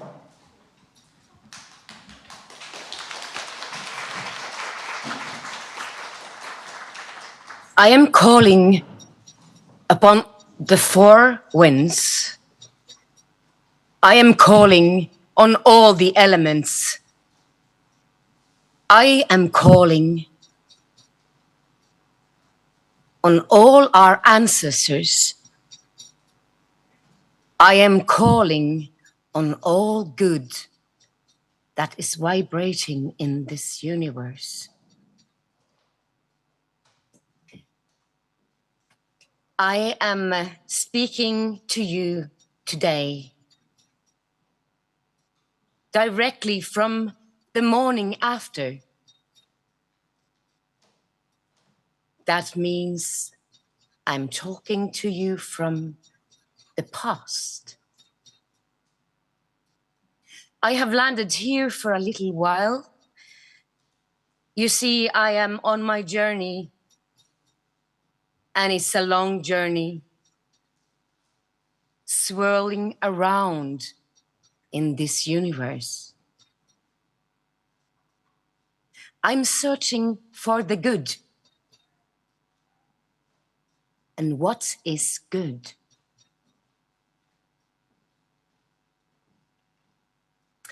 My last travel I'm on is today 17,184 days.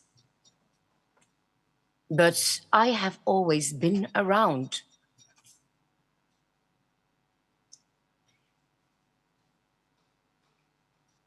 I am trying to find a language to connect with everything and everybody, to what was, to what is, and what is coming. And I'm bringing with me all of me. And that means my whole story, even before I was born as a human. All that lives inside me, and all that continues to interweave in my body, in my inner bones, in my heart.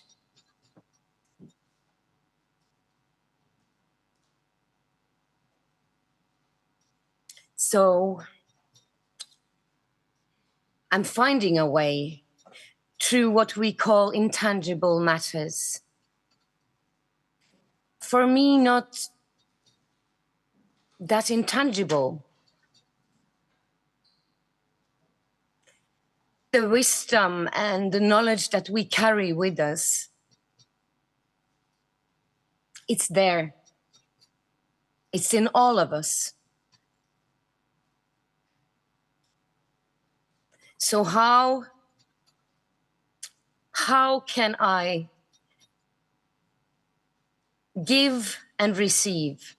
I am finding a way to move the energies. I am finding a way to connect with elemental forces and forms and the ways of using your body, your hands to create.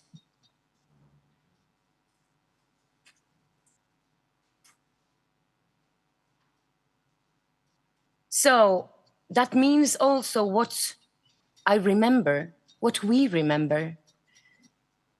Remember is remembering, and it's always changing, and it's different from each of us. Like, we all remember things in a different way. Memory is, as far as I know, it's light that is frozen, that keeps the picture or the information.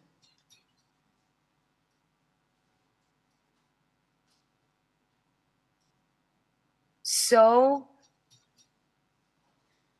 today it's important also to think of that as humans, we are human soulful intelligence.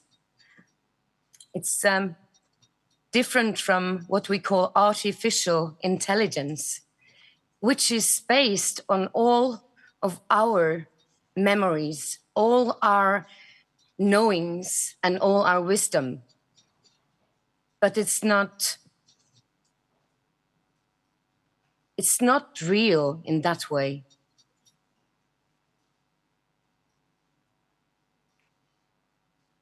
So each element, each material, each human carries with it many stories.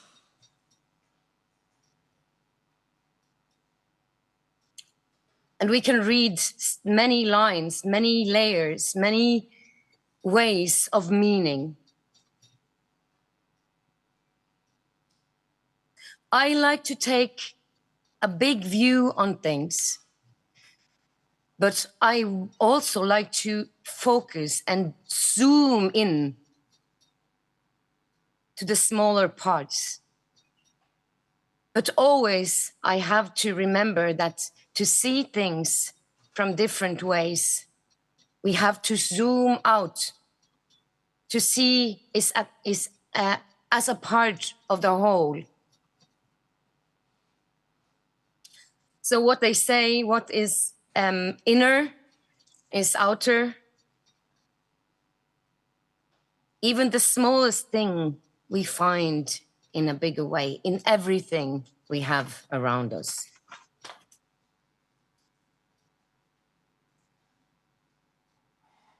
So, take a deep look. So what we carry with us is the core of our beings. And that is important. When we try to communicate with each other,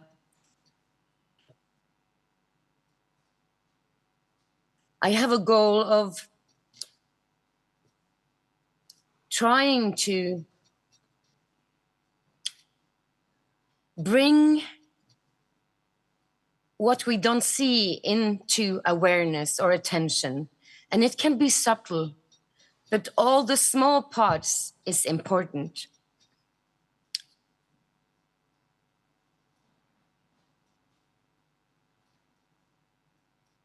So our experiences and what we feel, what we learn, and that mixed with everything that we know that we carry inside, how to use that to make new things begin, how to heal past trauma, things that is stuck. What I know and I think is we have to know the whole way back to the start. And we have to understand that it's not all up to us. And we have to excuse ourselves, but we also have to excuse the other. It's like finding the balance in everything, in past things, in everything we want to heal, we have to find a balance.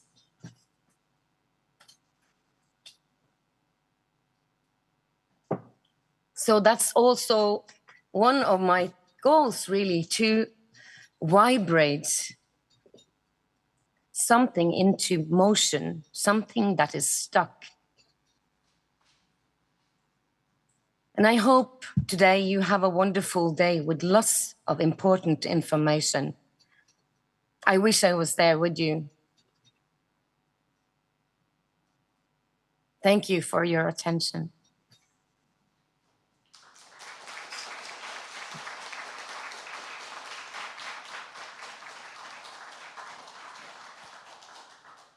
Thank you, Marita. Do you have a moment for some questions, responses? Absolutely. Thank you. Would anyone like to speak, to share? Also, a reminder to our, those that are joining online, please do remember to use the chat function to be part of the room as well.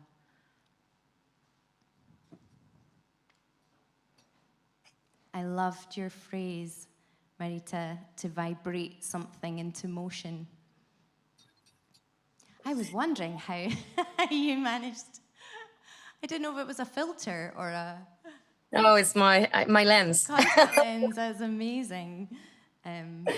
Yes, to vibrate something into motion. Yeah. I think that's so important in what I do. Is like, it's back to everything. Like I want to start something that is stuck somehow. So also when I'm present, I'm not always present with my art, but when I am, it's like, that is what I want to happen somehow first. But of course, there are many other things that kind of continuing this vibrating thing that I try to give to you. Yeah. Do you have questions? I'm very happy to talk more. Yes, here we are, Asti. Thank you so much. It's not necessarily a question, but a comment that your use of the term vibration, and then this morning I mentioned that I felt a vibration, or the hands were sticking up on my arm, and then Juanita was talking about stomping and the thunder, and like literally like the gods opened up and just like crazy thunder, and then Solomon telling stories, and just the universe was speaking. And then I was speaking to a lovely person just before about, they were also saying that you're feeling kind of a kinetic energy. And so I sort of wanted to just acknowledge that for some of us, and not necessarily saying all of us, we feel it in the space, and how generous your time was, and that I felt what you were sharing and giving. And so thank you. Thank you.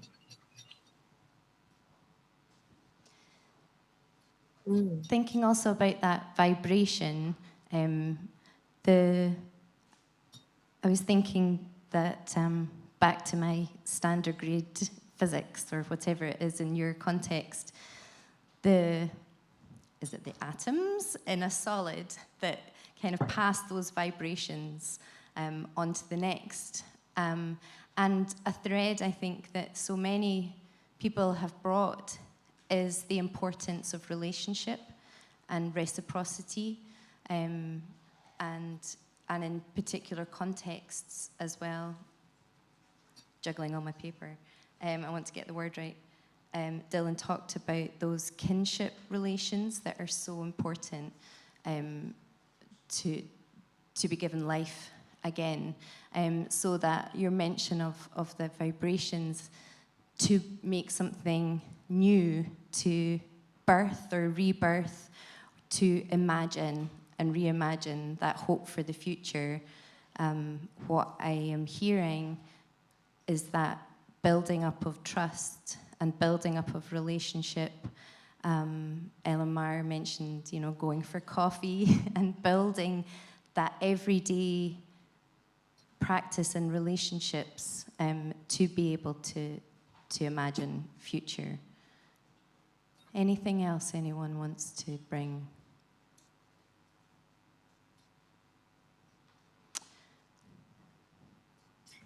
Thank you. I think we'll thank Merita again for your performance and what you did. Thank you. See you. And do stay on. We have extra Just time. stay on. Yeah. Thank you, Merita. We do have a little bit of extra time now, so if anyone wants to share some stories, share response to what we've been hearing, listening to, engaging with each other and over breaks, if anyone wants to share that, please do. I might, when we have an extended break, I think after this, you may be pleased to know, I think it's very, very hot in here, so we need some more fresh air. I might linger with the microphone if anyone has something that just comes to them that you want to share with the wider group. Also do add to the online pad for sharing collectively and documentation and a remembering of what's being shared.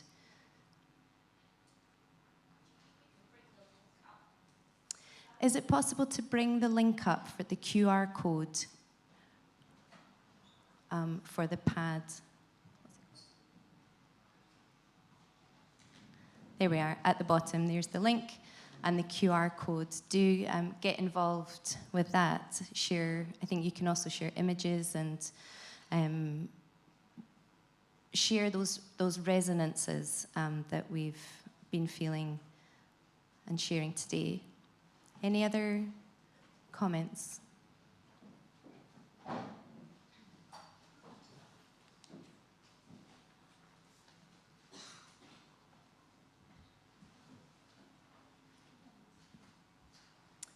Great. Okay. I think we will take this time then to digest, to break, to rest, to do what we need to do, to be able to then come back together at 5 o'clock, where we will be joined virtually by Joanne Archibald Comcom-Huem. So please feel free to now have this time out in nature to walk, to decompress, and to ponder on. Thank you.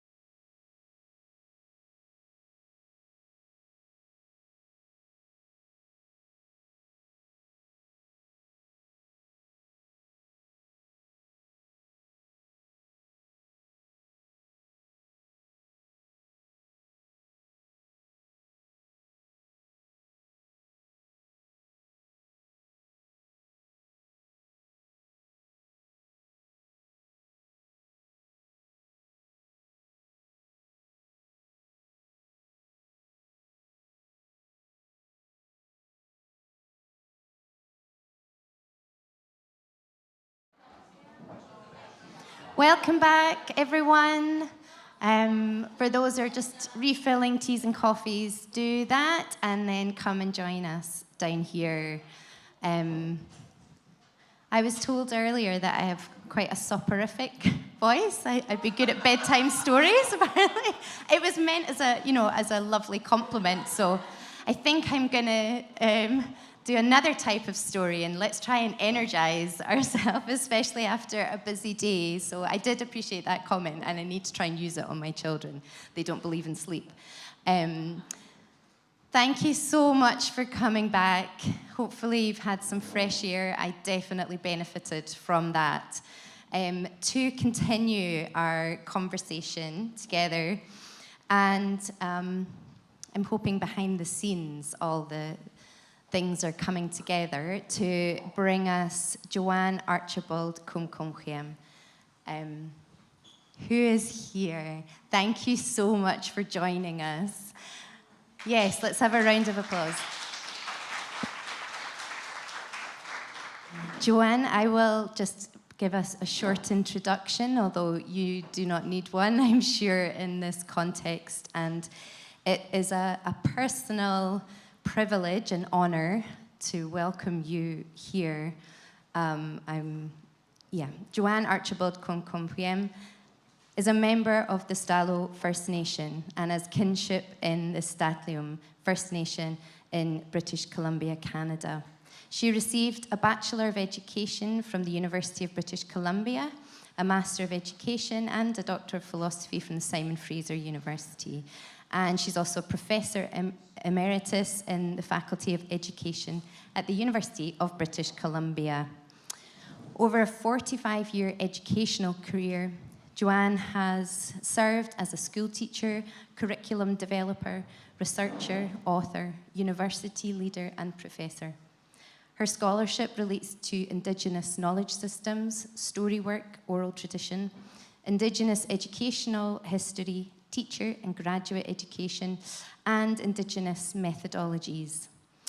In 2018, Joanne was appointed an Officer of the Order of Canada for her lifelong contributions to advancing Indigenous education in kindergarten to age 12 and post-secondary education through policy, programs, curricula, and research. So over to you, Joanne. Thank you.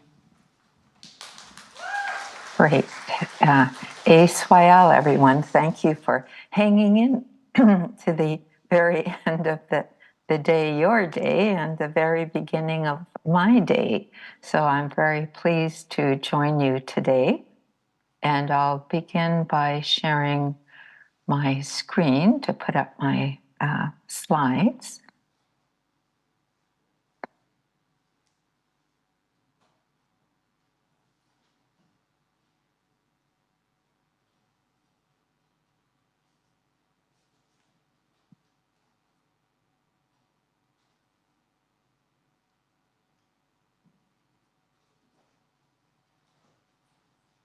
There we go.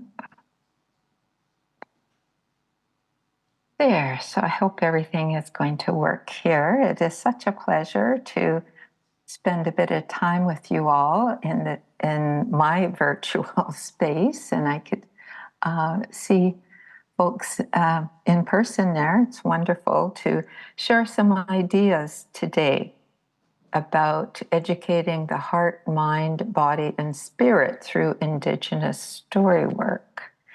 I want to first acknowledge that I am situated on the traditional and unceded lands of 3 Indigenous nations, the Musqueam, Squamish, and Tsleil-Waututh peoples in the Vancouver area. I am grateful for the stewardship and the wonderful care that these Indigenous nations have carried out since time immemorial, so that those of us who live here in Vancouver can enjoy the beauty and the power of the land and the sea. And I'm so grateful I could, see every day the sea and the land meet and greet. In my presentation today, I'm going to share some traditional and life experience stories about how Indigenous story work came into being. In a sense, it was always there. I'm using that term genealogy to kind of trace the importance of our stories. And in a sense, sometimes they can be thought of, the teachings of those stories, as perhaps intangible. When we work with the stories, they become more tangible, they become more real to us. And at times they are like an ancestor, and they're also like our family and friends today. And with that, I'll talk about some Indigenous story workers and talk a little bit about the particular story work principles, and maybe share a bit of adventures in Indigenous story work. I start by acknowledging this wonderful group, these dear elders that who were part of the Kokalitsa Elders Group. And this is in my home territory of Stalo Nation. Stalo means river, so we are people of the river and very much interdependent on the resources of the river and also the relationships to the forest and the river. Salmon is very important to us. So the river, in a sense, has shaped and hopefully will continue to shape Stalo identities. But these dear elders started a cultural revitalization movement in the late 1960s. And they started gathering in each other's homes, and they met once a week. They probably were a smaller group when that started, but in the times they would meet, someone would cook lunch, and they would start to record then the Halkamil in their Indigenous language. Up until that point, it was predominantly an oral language, and they felt that it was probably a good time to start developing a writing system, and they chose a phonetic type of writing system. But it was also an opportunity to start to remember their history, to remember cultural aspects, Stalo ways of knowing, being, and doing. And to come together as kind of like a family. Some were related, of course, some were not, but it was important that they felt they needed to work together in this endeavor. And one of the projects that they eventually undertook was the development of a curriculum called the Stalo Sito. And Sito means a treasure basket. So the elders had decided that they wanted to have some of their Stalo traditional stories brought into the school system, starting with the elementary grades. At that time, it was really grade 1 to 7. And they felt that it was important, in fact, for the Stalo children, the majority at that time, were attending public schools. We had 2 First Nations schools in 2 First Nations communities. And they also felt, though, that all children would benefit from learning about these stories. And I, at the time, had become a teacher, an elementary school teacher, and I had returned to the Stalo area, Chilliwack in particular, and began teaching in that school district. And it was then, this was in the mid-1970s, I had the honor and opportunity to work with the elders through a Kokalitsa Cultural Center. And the elders then transition from meeting in their homes to meeting at the Kokalitsa Cultural Center facility, which actually was a great big heritage house. And on the Kokalitsa grounds, the little bit of history is that particular land area had served as a boarding home, Indian residential school. Then it was a tuberculosis hospital mainly, but a hospital for Indigenous people to attend. And then I think the army had taken it over afterwards. But the Stalo people were able to regain the use of that property. In fact, it was the property, and name Kokalitsa it meant that people gathered together to wash their blankets and others. There was a creek running through the grounds. So it was always kind of a gathering place for people. So the elders then formed a Kokalitsa elders group. They continued to meet on a weekly basis. Some member of the group would still cook the lunch, and they would share the lunch, and then after the lunch there'd be a meeting.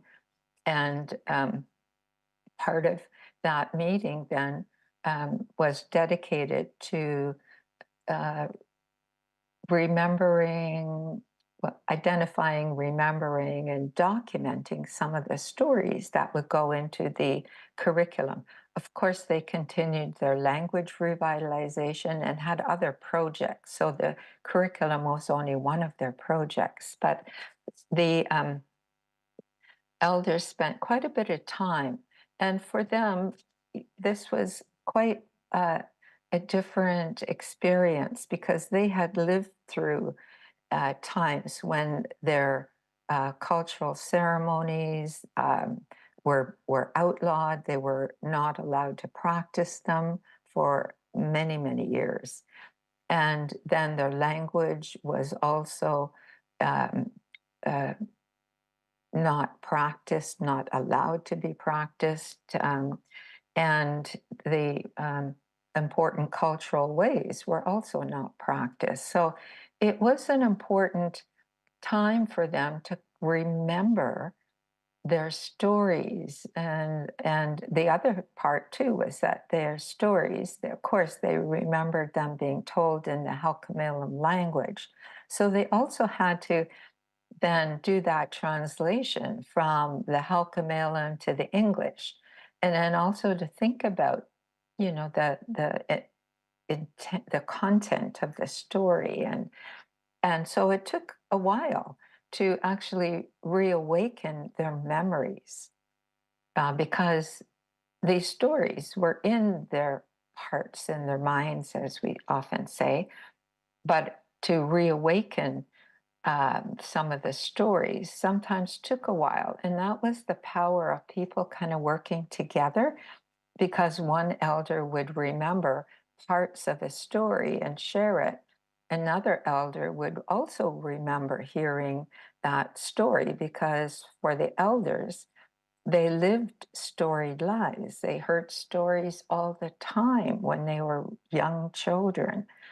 So it was a good way to kind of have that synergy happen. When somebody would tell a piece of a story, somebody else would remember it, and together they would create the whole story. Of course, sometimes somebody knew the whole story, and then they also had a Stalo artist working with them. So this was an elder-directed project where the stories were in a sense published as storybooks as told by the elders. And they at the time wanted storybooks because they felt children in schools then would have easier access to the stories if they were in storybooks. So as a teacher, I had that opportunity to learn from the elders, and part of my role was to attend their weekly meeting and ask questions sometimes about the stories, because then we thought about how the question of how can we teach these stories. So we wanted to get a sense of how that might work. And so that was an important experience for me. I had grown up on a reserve, so I had, in a sense, lived part of Stalo life, but there were many things I did not know, some of the cultural teachings or traditional practices. And so it was an opportunity for me to learn more about traditional Stalo ways of knowing, being, and doing. Then I moved away from the Chilliwack area after that curriculum. Most of it had been completed and was in the school. So there's a whole long story, which I won't go into today, about getting that curriculum into the schools. But it was a way, if you take the idea of some parts of a story, those teachings being intangible, and then trying to make them more concrete and drawing on oral memory, and then trying to put those teachings into a form that others could learn from was quite a big process. And when I moved away from the Stalo area to attend or actually work for the University of British Columbia with an Indigenous teacher ed program, and eventually enrolled in a PhD program. So it was during my PhD research that I then wanted to return to this idea of Indigenous stories while working on that curriculum, and this was in the 1980s. Then, you know, I felt I knew more about the stories, but I didn't quite know enough. As a teacher, classroom teacher, I felt that Indigenous stories were not valued for the beauty and the power they have for people to learn about themselves, to learn about the world, to learn about how to be with others. And I also felt maybe the pedagogy, the way of teaching with and through these stories needed more. And I didn't quite have enough, I felt. So I took this on as part of my PhD work. And then I had the wonderful privilege of going back to those Stalo elders to learn more from them about how they learned stories as children and how they thought about the stories and how the stories connected more deeply to Stalo culture. And also, of course, at the time, learning more about colonial history and how that really impeded the vibrancy of Stalo culture. And the other elders that I have on this slide some are part of Coast Salish cultures and others neighbors to Coast Salish cultures. And I called the Kokolitsa elders and these elders story workers, because I learned from these dear elders about that notion of working with stories. I remember growing up as a youth and a young adult attending cultural ceremonies, and in the longhouse or in the facility wherever we were, we would be chatting with each other, all the guests who were there, but then we heard words similar to, "My dear ones, the work is about to begin." And when we heard those words, we stopped our visiting and we knew it was time to give serious attention to the work that was about to take place.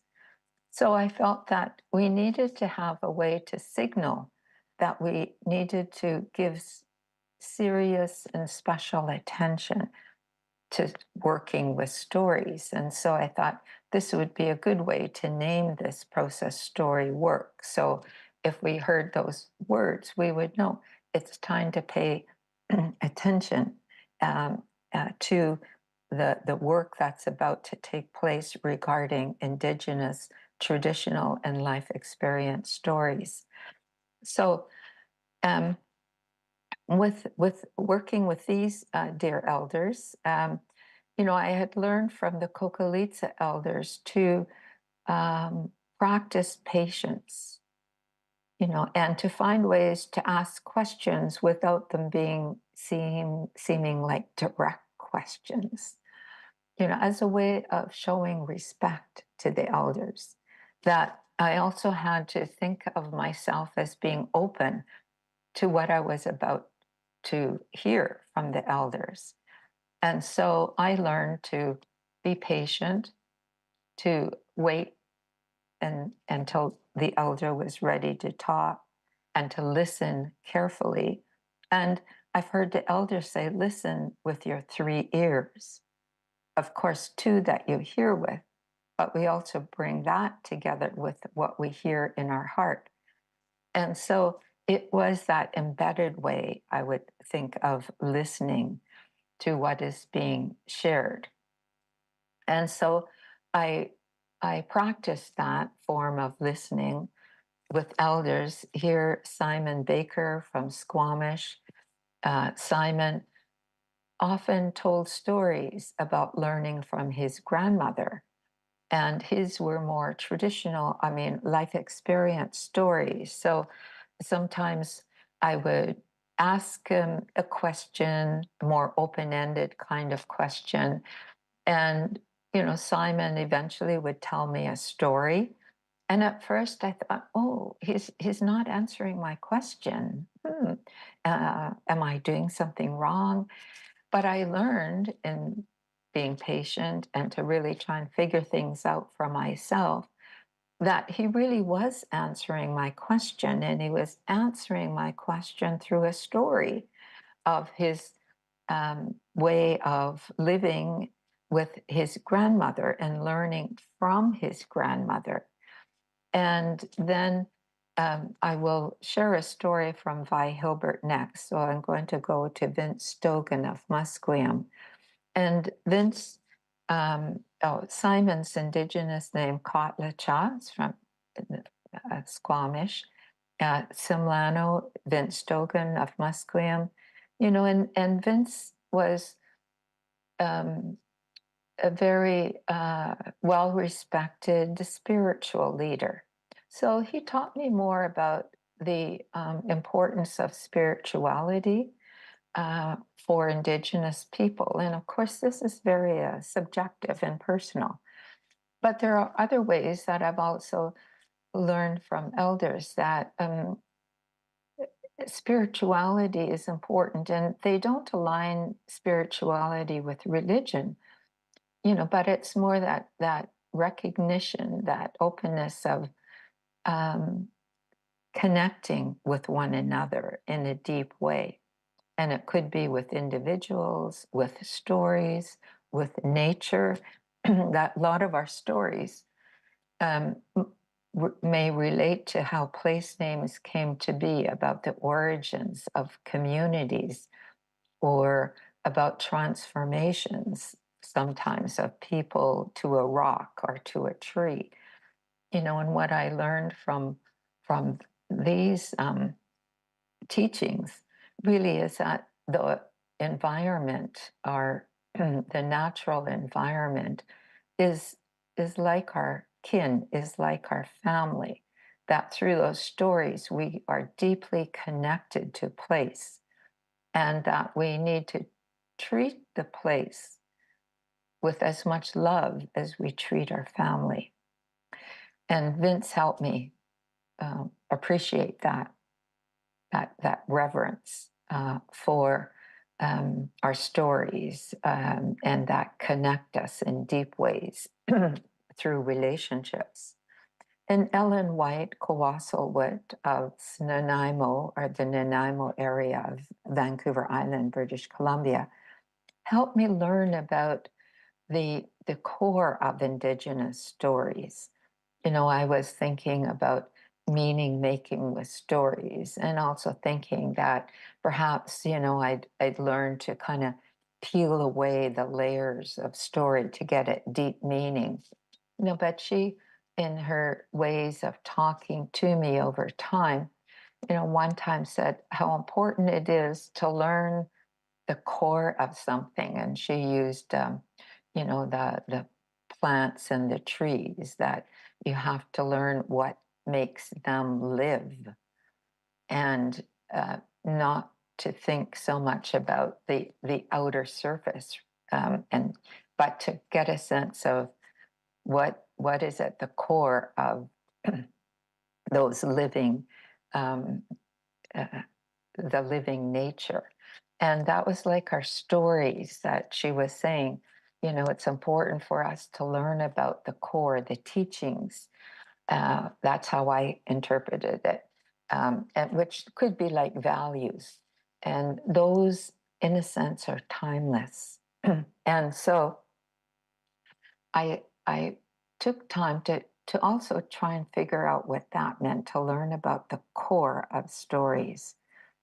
And, you know, that meant I had to take responsibility for my learning, to try and learn how a story might be in relationship with a cultural, historical, geographical context, and to get to understand how a story, when it might be told, in which situation, who tells the story, who takes care of the story, and then eventually to think about how we make meaning with and through stories. So Ellen White helped me with that. And so with my learning from these various elders, that I developed this framework with 7 principles. And the first 4, excuse me, I'm not used to talking so much early in the morning here. So with the 4 R's, I felt these could be thought of as getting story work ready, getting ourselves, those of us who are going to work with the story, whether we're in a teaching role or we're in some other role and wanting to engage with Indigenous stories, that we have to get ourselves ready. So in that, I've talked a little bit about that notion of respect, being open to listening. Also, sometimes it means that we're listening to a story, and if a story doesn't have a structure that we're used to having, for example, a beginning, a middle, and end, we might feel a bit disconcerted about that. But we have to be open and patient to listening to perhaps a story structure that may be different from what we are accustomed to hearing. And that reverence of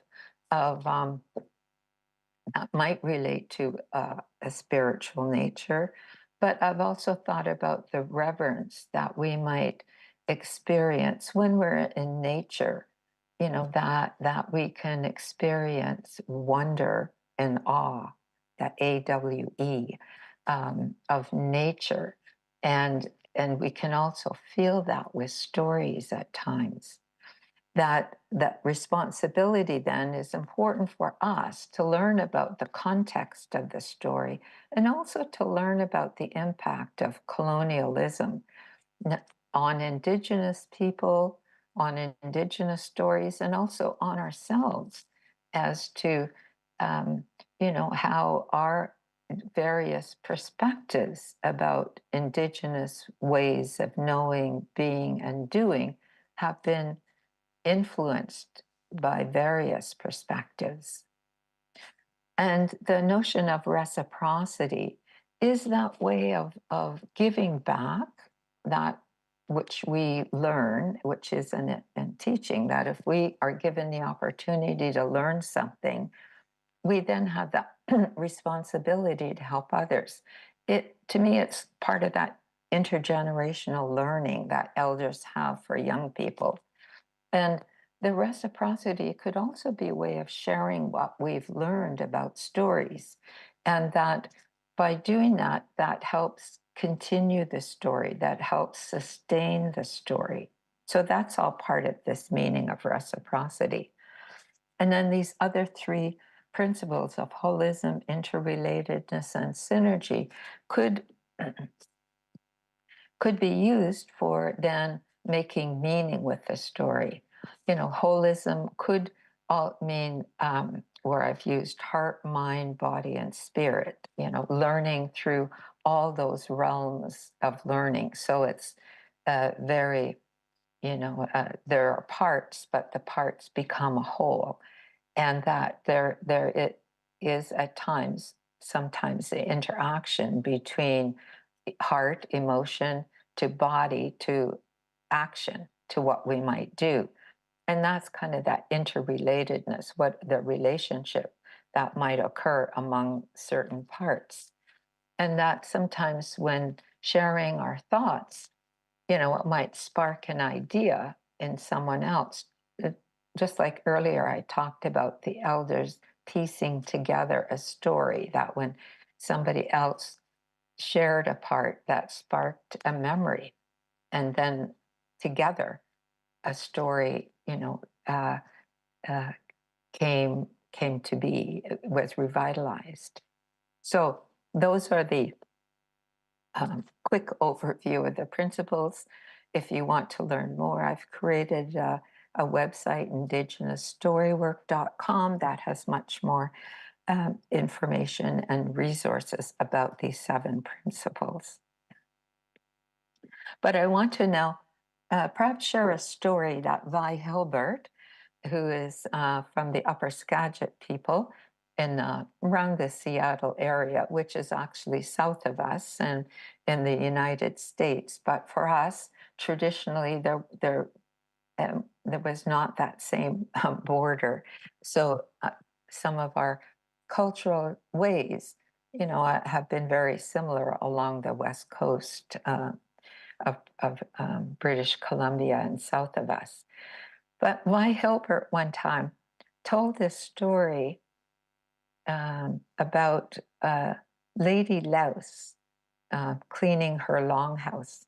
Now, in our stories, sometimes the most smallest little insignificant creatures can become a teacher. So I'll share this story, and I just want you to kind of relax and maybe let your imagination, you know, let it come out in this short story. So, you know, little Lady Louse one day walked into her great big longhouse.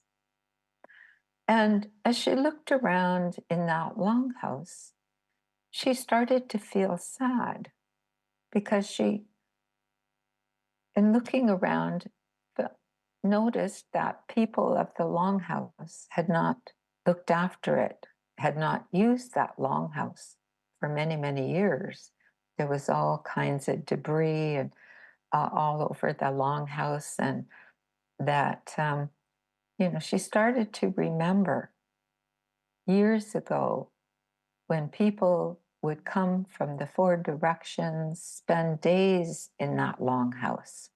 They would tell stories, they would share song and dance, they would tell about their cultural laws, they would feast together, they would share gifts with each other. And she thought, maybe it's time to bring back those cultural gatherings. And then she wondered, but how could she do it? What would she need to do? And the first idea that came to her mind was that she had to clean up the longhouse. And there was so much dust all over. So she thought maybe she'll start to sweep the longhouse. So she went and got her little cedar broom and went to one end of the longhouse, and she started sweeping and thinking about all the work that had to be done. So she swept faster and faster. And as she was sweeping, there was a lot of dust. So the dust started to rise, and little Lady Louse was sweeping so quick because she had lots to do that the dust kept rising. And when she got to the middle of the longhouse, there was so much dust, little Lady Louse got lost. So that was Vi Hilbert's story. And, you know, when I first heard that story, I thought, oh, the story just stopped suddenly. And I thought, is that the end of the story? But I learned when a story might stop like that, and it may not seem really like an ending, that's a signal for those who are listening to become engaged in the story.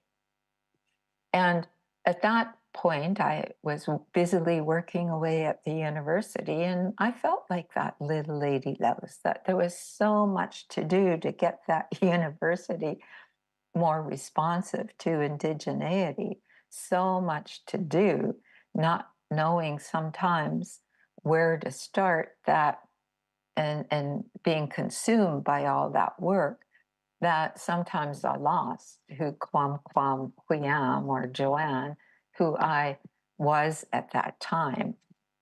And so when I first heard this story, that's kind of how I related to the story. But then that story was told another time, and I heard someone say, you know, that dust is kind of like that colonial dust, you know, that has covered everybody. And, you know, that often our elders said when culture was suppressed through colonial law, policy, and practices, that a lot of that knowledge, the teachings, kind of were put to sleep. And so, you know, that person who shared that kind of felt like that was a reminder about, you know, the imposition of colonization on Indigenous peoples. And then, you know, some of us thought, well, you know, eventually dust will settle. And when it does, we have another opportunity to be, to do, to see in this world. And it makes us wonder then, what will we do next? So with, of course, with that story, there are many more meanings besides the few that I shared. But sometimes to really help us engage with the story, we have to become Storywork ready. And then that means perhaps in here with respect, the 4 R's, to be open to listening to a different story structure, to listen with our 3 ears, to take time, to be patient, maybe then, of course, develop relationships with the elders, the storytellers. Another action is then through enacting responsibility to take time ourselves to understand colonial impact, to understand, you know, the laws that were imposed on Indigenous people through education, the Indian residential schools, how detrimental that was to family and community, and to even education itself. You know, to think about all the years, we have the 60s scoop where Indigenous children continued to be taken away from families. You know, today, missing, murdered Indigenous women and girls and Two-Spirit people. So, you know, there's still colonial impact that we are experiencing today. And then it is important for us to understand the, you know, the personal lived stories that people are telling about that colonial impact, and to find ways that we can appreciate and understand and then do something about ensuring, that we can, when the dust settles, work in the spirit of truth and reconciliation. That reverence, being open to experiencing wonder and awe. And more recently, I've been working with kindergarten to grade 12 teachers, going back to those Stalo stories that the dear elders of Kokalitsa developed many years ago. And now we're working with many teachers to have them become ready to engage with the stories. The stories are timeless. And the pedagogies, in a sense, kind of are, but people may not know so much about them. Experiential learning, intergenerational learning, place-based learning. So, those are just some examples of perhaps what we might call Indigenous pedagogy, but getting the teachers, predominantly non-Indigenous teachers, kind of ready to engage in a good way, in a cultural way with these stories. And by doing that, the teachers talk about the wonder and awe they experience when they see the excitement, the engagement of the children with these stories. Quite wonderful. And that notion of reciprocity, kind of living the Indigenous Storywork principles and sharing them with others. So the living with is actually then experiencing these stories. So I'm going to, end with sharing this short video of two teachers who I've worked with. And they decided to do a short video about some of the Indigenous Storywork principles. And they developed this one about reverence. So I want to show that to you just as a way of sharing, how some non-Indigenous teachers have thought about this principle, developed a learning resource, and then have used this with children.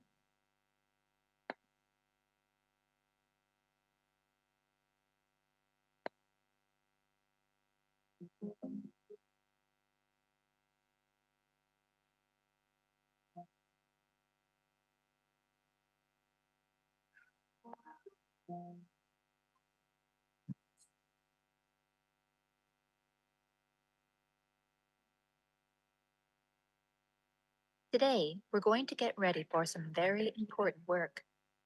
You're going to be an observer of one of the most ancient, important, and magical substances on this beautiful earth of ours. In fact, without it, there would be no life on earth at all.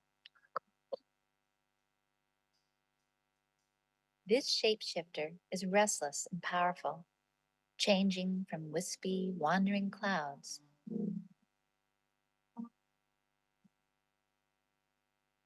to raging rivers,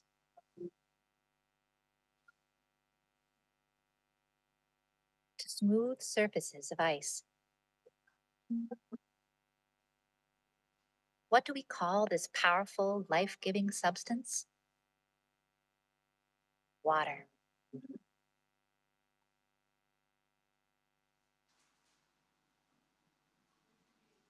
Water has many stories to tell. This ancient Joanne, traveler I has wonder seen if you things, could seen pause for things, just a second. and experienced things. I know that there is meant to be a video, I think, attached to Oh, this rather it's than not just showing? the audio. No. Oh, I don't know if there's okay. a different screen you're using. Yeah. Oh, No. it's on. Okay. It's a video. Okay, I guess I'll just stop sharing for now. Sorry. Or can you What? share the window of the video through Zoom? Is it on a different window? Not sure. I think it's fine. Sorry about that. I thought something was wrong when the share screen would expand. So we have the link there, though, don't we? So, and it is a beautiful video. So, can the link is here. Can you see the link? Can urge others to look Yes. at that maybe at another time. Sure. Okay. Sorry to but you interrupt. can. No. Oh, thank you for interrupting. So you do see this slide that has the link. Can you share your screen again? Oh, okay. Just a minute.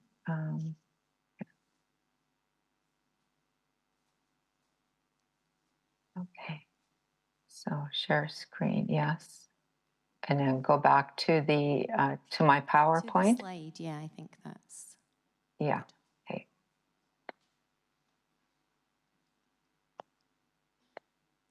Great. There. Thank you. Okay. Sorry. Yes. Okay. So here is the link. So you can go to this one, beginning with reverence. So it has scenes of nature of water, and it's relating to, how water may make us feel, and perhaps we would get a reverential feeling there. So, so I will just now, I think I won't go here. There is just one other resource I wanted to mention. It's this book, Decolonizing Research, Indigenous Storywork as Methodology. And I worked with two other editors, Jenny Lee Morgan from New Zealand, Maori scholar, and Jason de Santalo of Australia, Indigenous scholar. And we then had some authors from our respective countries who had drawn on Indigenous story work in various disciplines besides education, through film, through literary studies, through law, through community development, where they talked about some principles of Indigenous story work and how that, in a sense, created synergy for them to look at their own stories and traditional and life experience stories, and then to draw on those in relation to their particular discipline. And I have here this, my website for further information. So I will stop sharing now. And that concludes my presentation about educating the heart, mind, body, and spirit through Indigenous story work. And I apologize that the video didn't show for you, but you can still access the video. So thank you for listening and for allowing me to share what I've learned about Indigenous story work.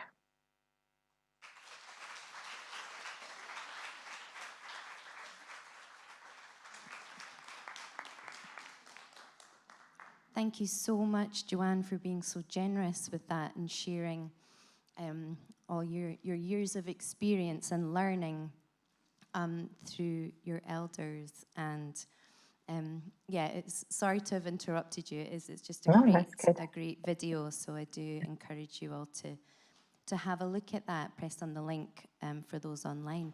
Do you have a minute for some questions or comments? Oh, sure. Joanne? Oh, sure. Yeah. Yes, I do. Does anyone have any thoughts in the room or online?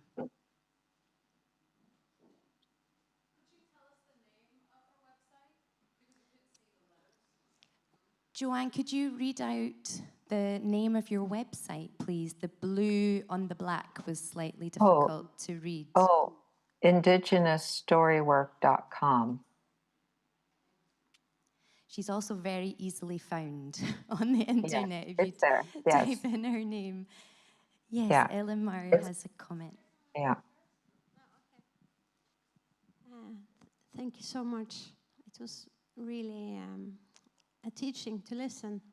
My name is Elimar, I'm Norwegian, and I was curious about the work you did and ongoing with the children and the response of the children and how you managed to work with the schools and if you can get your own, decide your own curriculum and if it's moving forward in those kind of senses. So I got a bit curious about what you're doing with it now, this very important work. Yeah, thanks for that question. It's one of my, I have my passion projects in my retirement.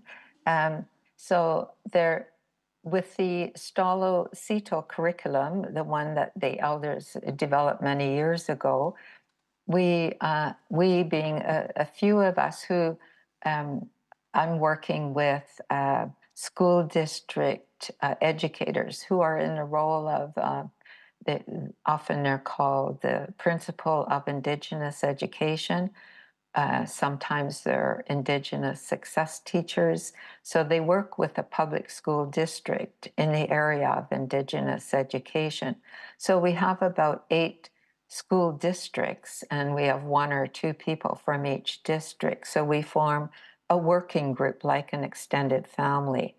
And then we share our teaching approaches for the stories. And then those individuals of the districts work then with teachers. And we have, and often this is on Zoom, where we share highlights of the teaching approaches. And that's one way, I think, that we keep the stories vibrant for use in the schools. And it helps teachers, and these mostly are non-Indigenous teachers, feel comfortable because these are stories by Indigenous people from the elders, and they're developed for use in schools. And what we do is help teachers then connect to some of the Stalo community members. Sometimes the kids go out in the community, the land-based learning, where they can go by the lake where a story took place, or by a park, and learn more about the story and connection to that particular place.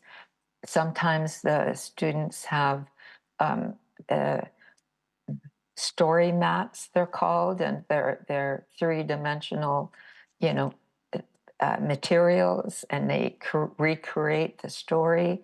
They tell the story, and they share the meanings of the story. They draw, they role play. So that's with that. Another group I work with, we are engaged in culturally responsive math education. So it's a way to bring together Indigenous community, culture, and math learning. And we often then draw upon Indigenous stories that Indigenous authors have published, or it could be a video. And then we ask the question, where does math live in this story? So it is a bit more open-ended, but we find the students get engaged in the story. They're really excited, and they're learning math. And they think sometimes, they say, are we really learning math? Because they're learning it in a different, many things to learn in math, but we can also get at some of those bigger concepts of math through introducing the stories, even the trickster. How can that trickster, solve the problem? And that. So those are some ways that we are engaging with we're bringing together the students and the stories, and the teacher, is that one who kind of facilitates the pedagogy. Thank you. That reminds me, Joanne, I don't know if you heard, well, it would have been too early, Solomon sharing his story, and when you're saying, where is the maths in that story, it reminded me of Solomon saying, my education was interrupted by my schooling, and I think that's still, obviously in a very different context, that can be the case for schooling very much now, and maybe in my context, you know. And we think we're being new in thinking of different pedagogies and different ways of teaching and learning, but this goes right back to the beginning, doesn't it, as you say. There's more hands up here. I'll just make my way.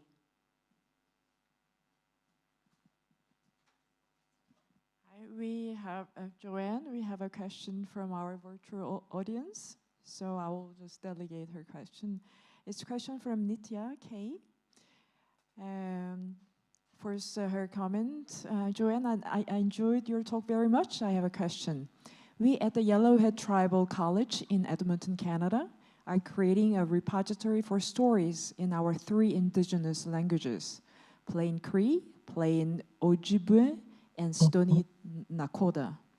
Do you have any suggestion for how we can better involve students in these conversations and story gathering with our elders and knowledge keepers?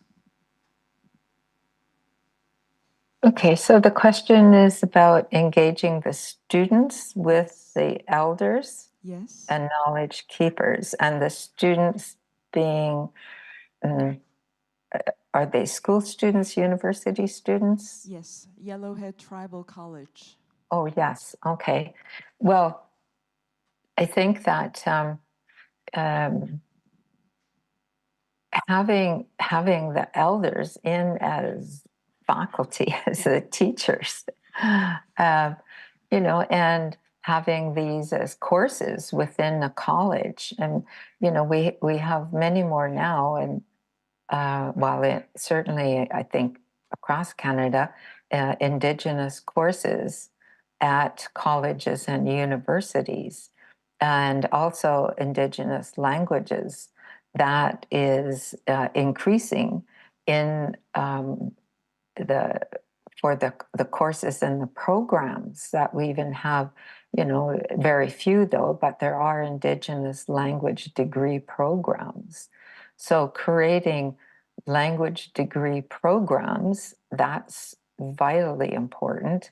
And it would seem that's a good opportunity to engage in stories told in the Indigenous language, and having then the students learn from the elders. The elders should be the ones who are the faculty members. They have the knowledge and the expertise to be able to teach that. And then sometimes the courses could also be land-based. They don't always have to be in the college. They can be out in the community where they are learning, you know, about the land and the stories in the language, you know. And then, of course, is immersion, which should be an important approach that could be used, the kind of intergenerational learning, the master-apprentice approach that I think has been used a lot for language learning. So I think there's wonderful opportunities that could be created through coursework,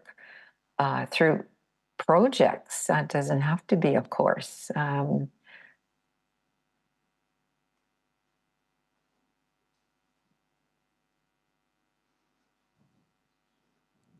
Any other hands? Oh, good, I could get to ask a question then. Thank you.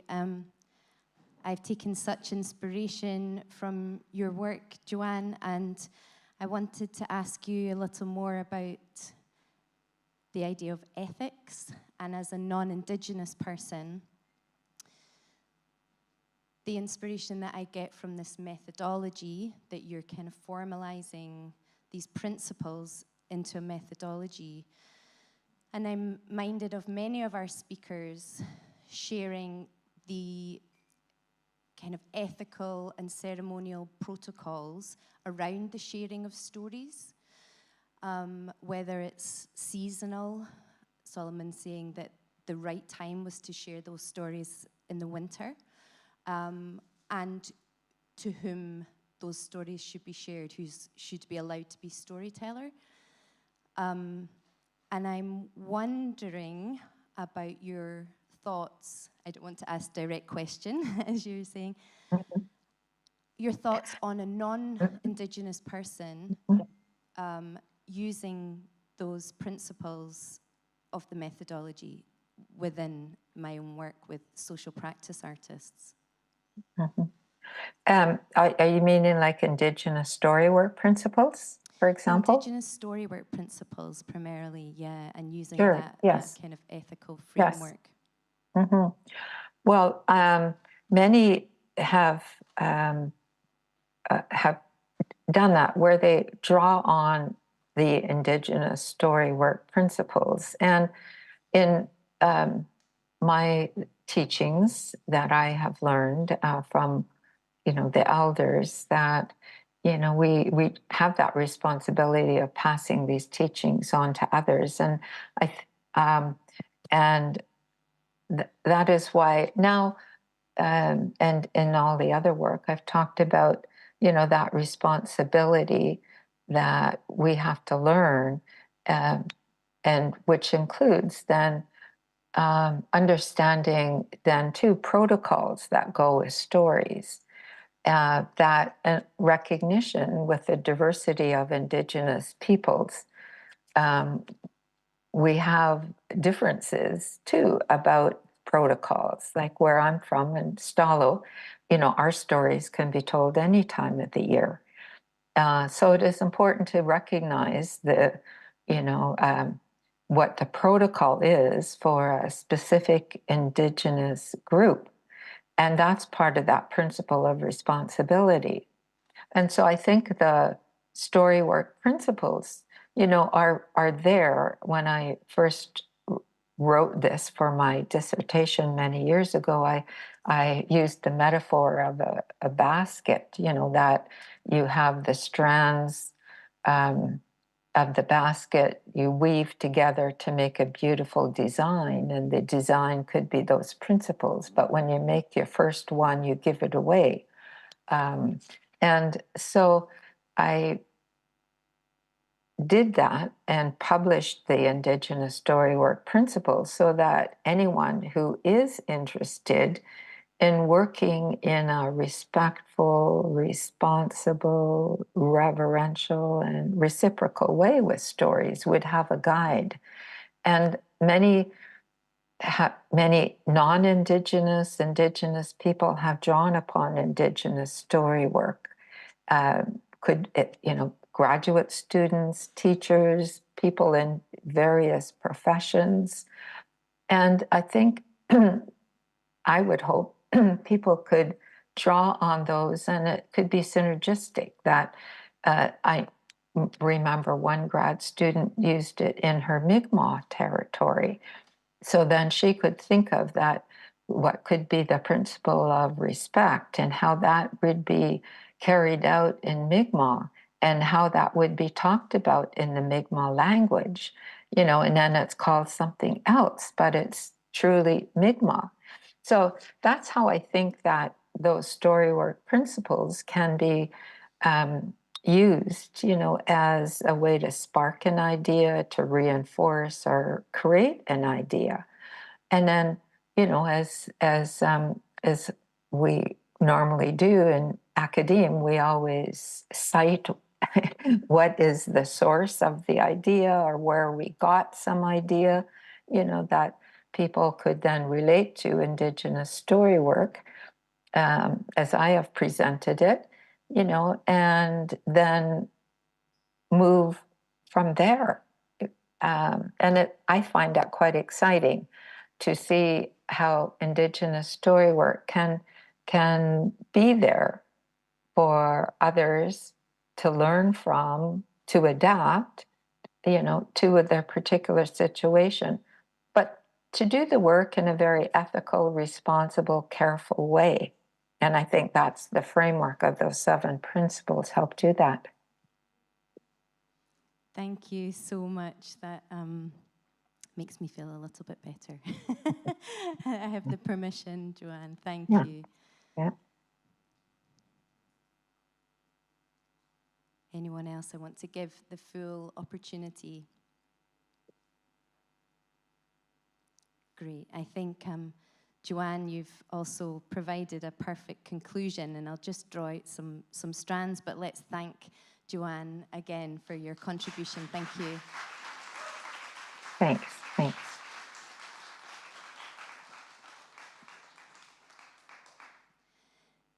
Yeah, in 1 minute, I'm just going to try and bring some of these threads, resonances, synergies together. And wow, there's so much.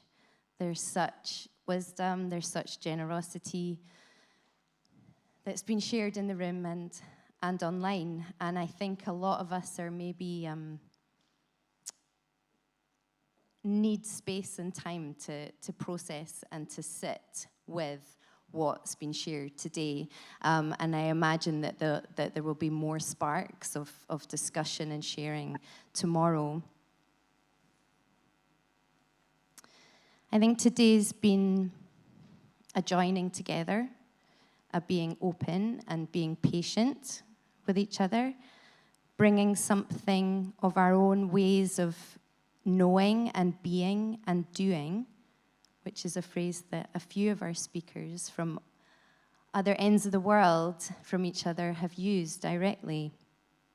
Ways of connecting and recognizing our difference and imagining together what might be. And that can only come genuinely through relationship and trust, as Erin Marr alluded to. That there must be hope in practice, as Anime started the day by saying. And that can feel overwhelming, like the story of Lady Louse that Joanne shared with us, that there's so much to do, but also how will that dust settle? What will that look like? So this is a beginning. We've set the vibration in motion, and what will we do next? We'll finish there. Thank you.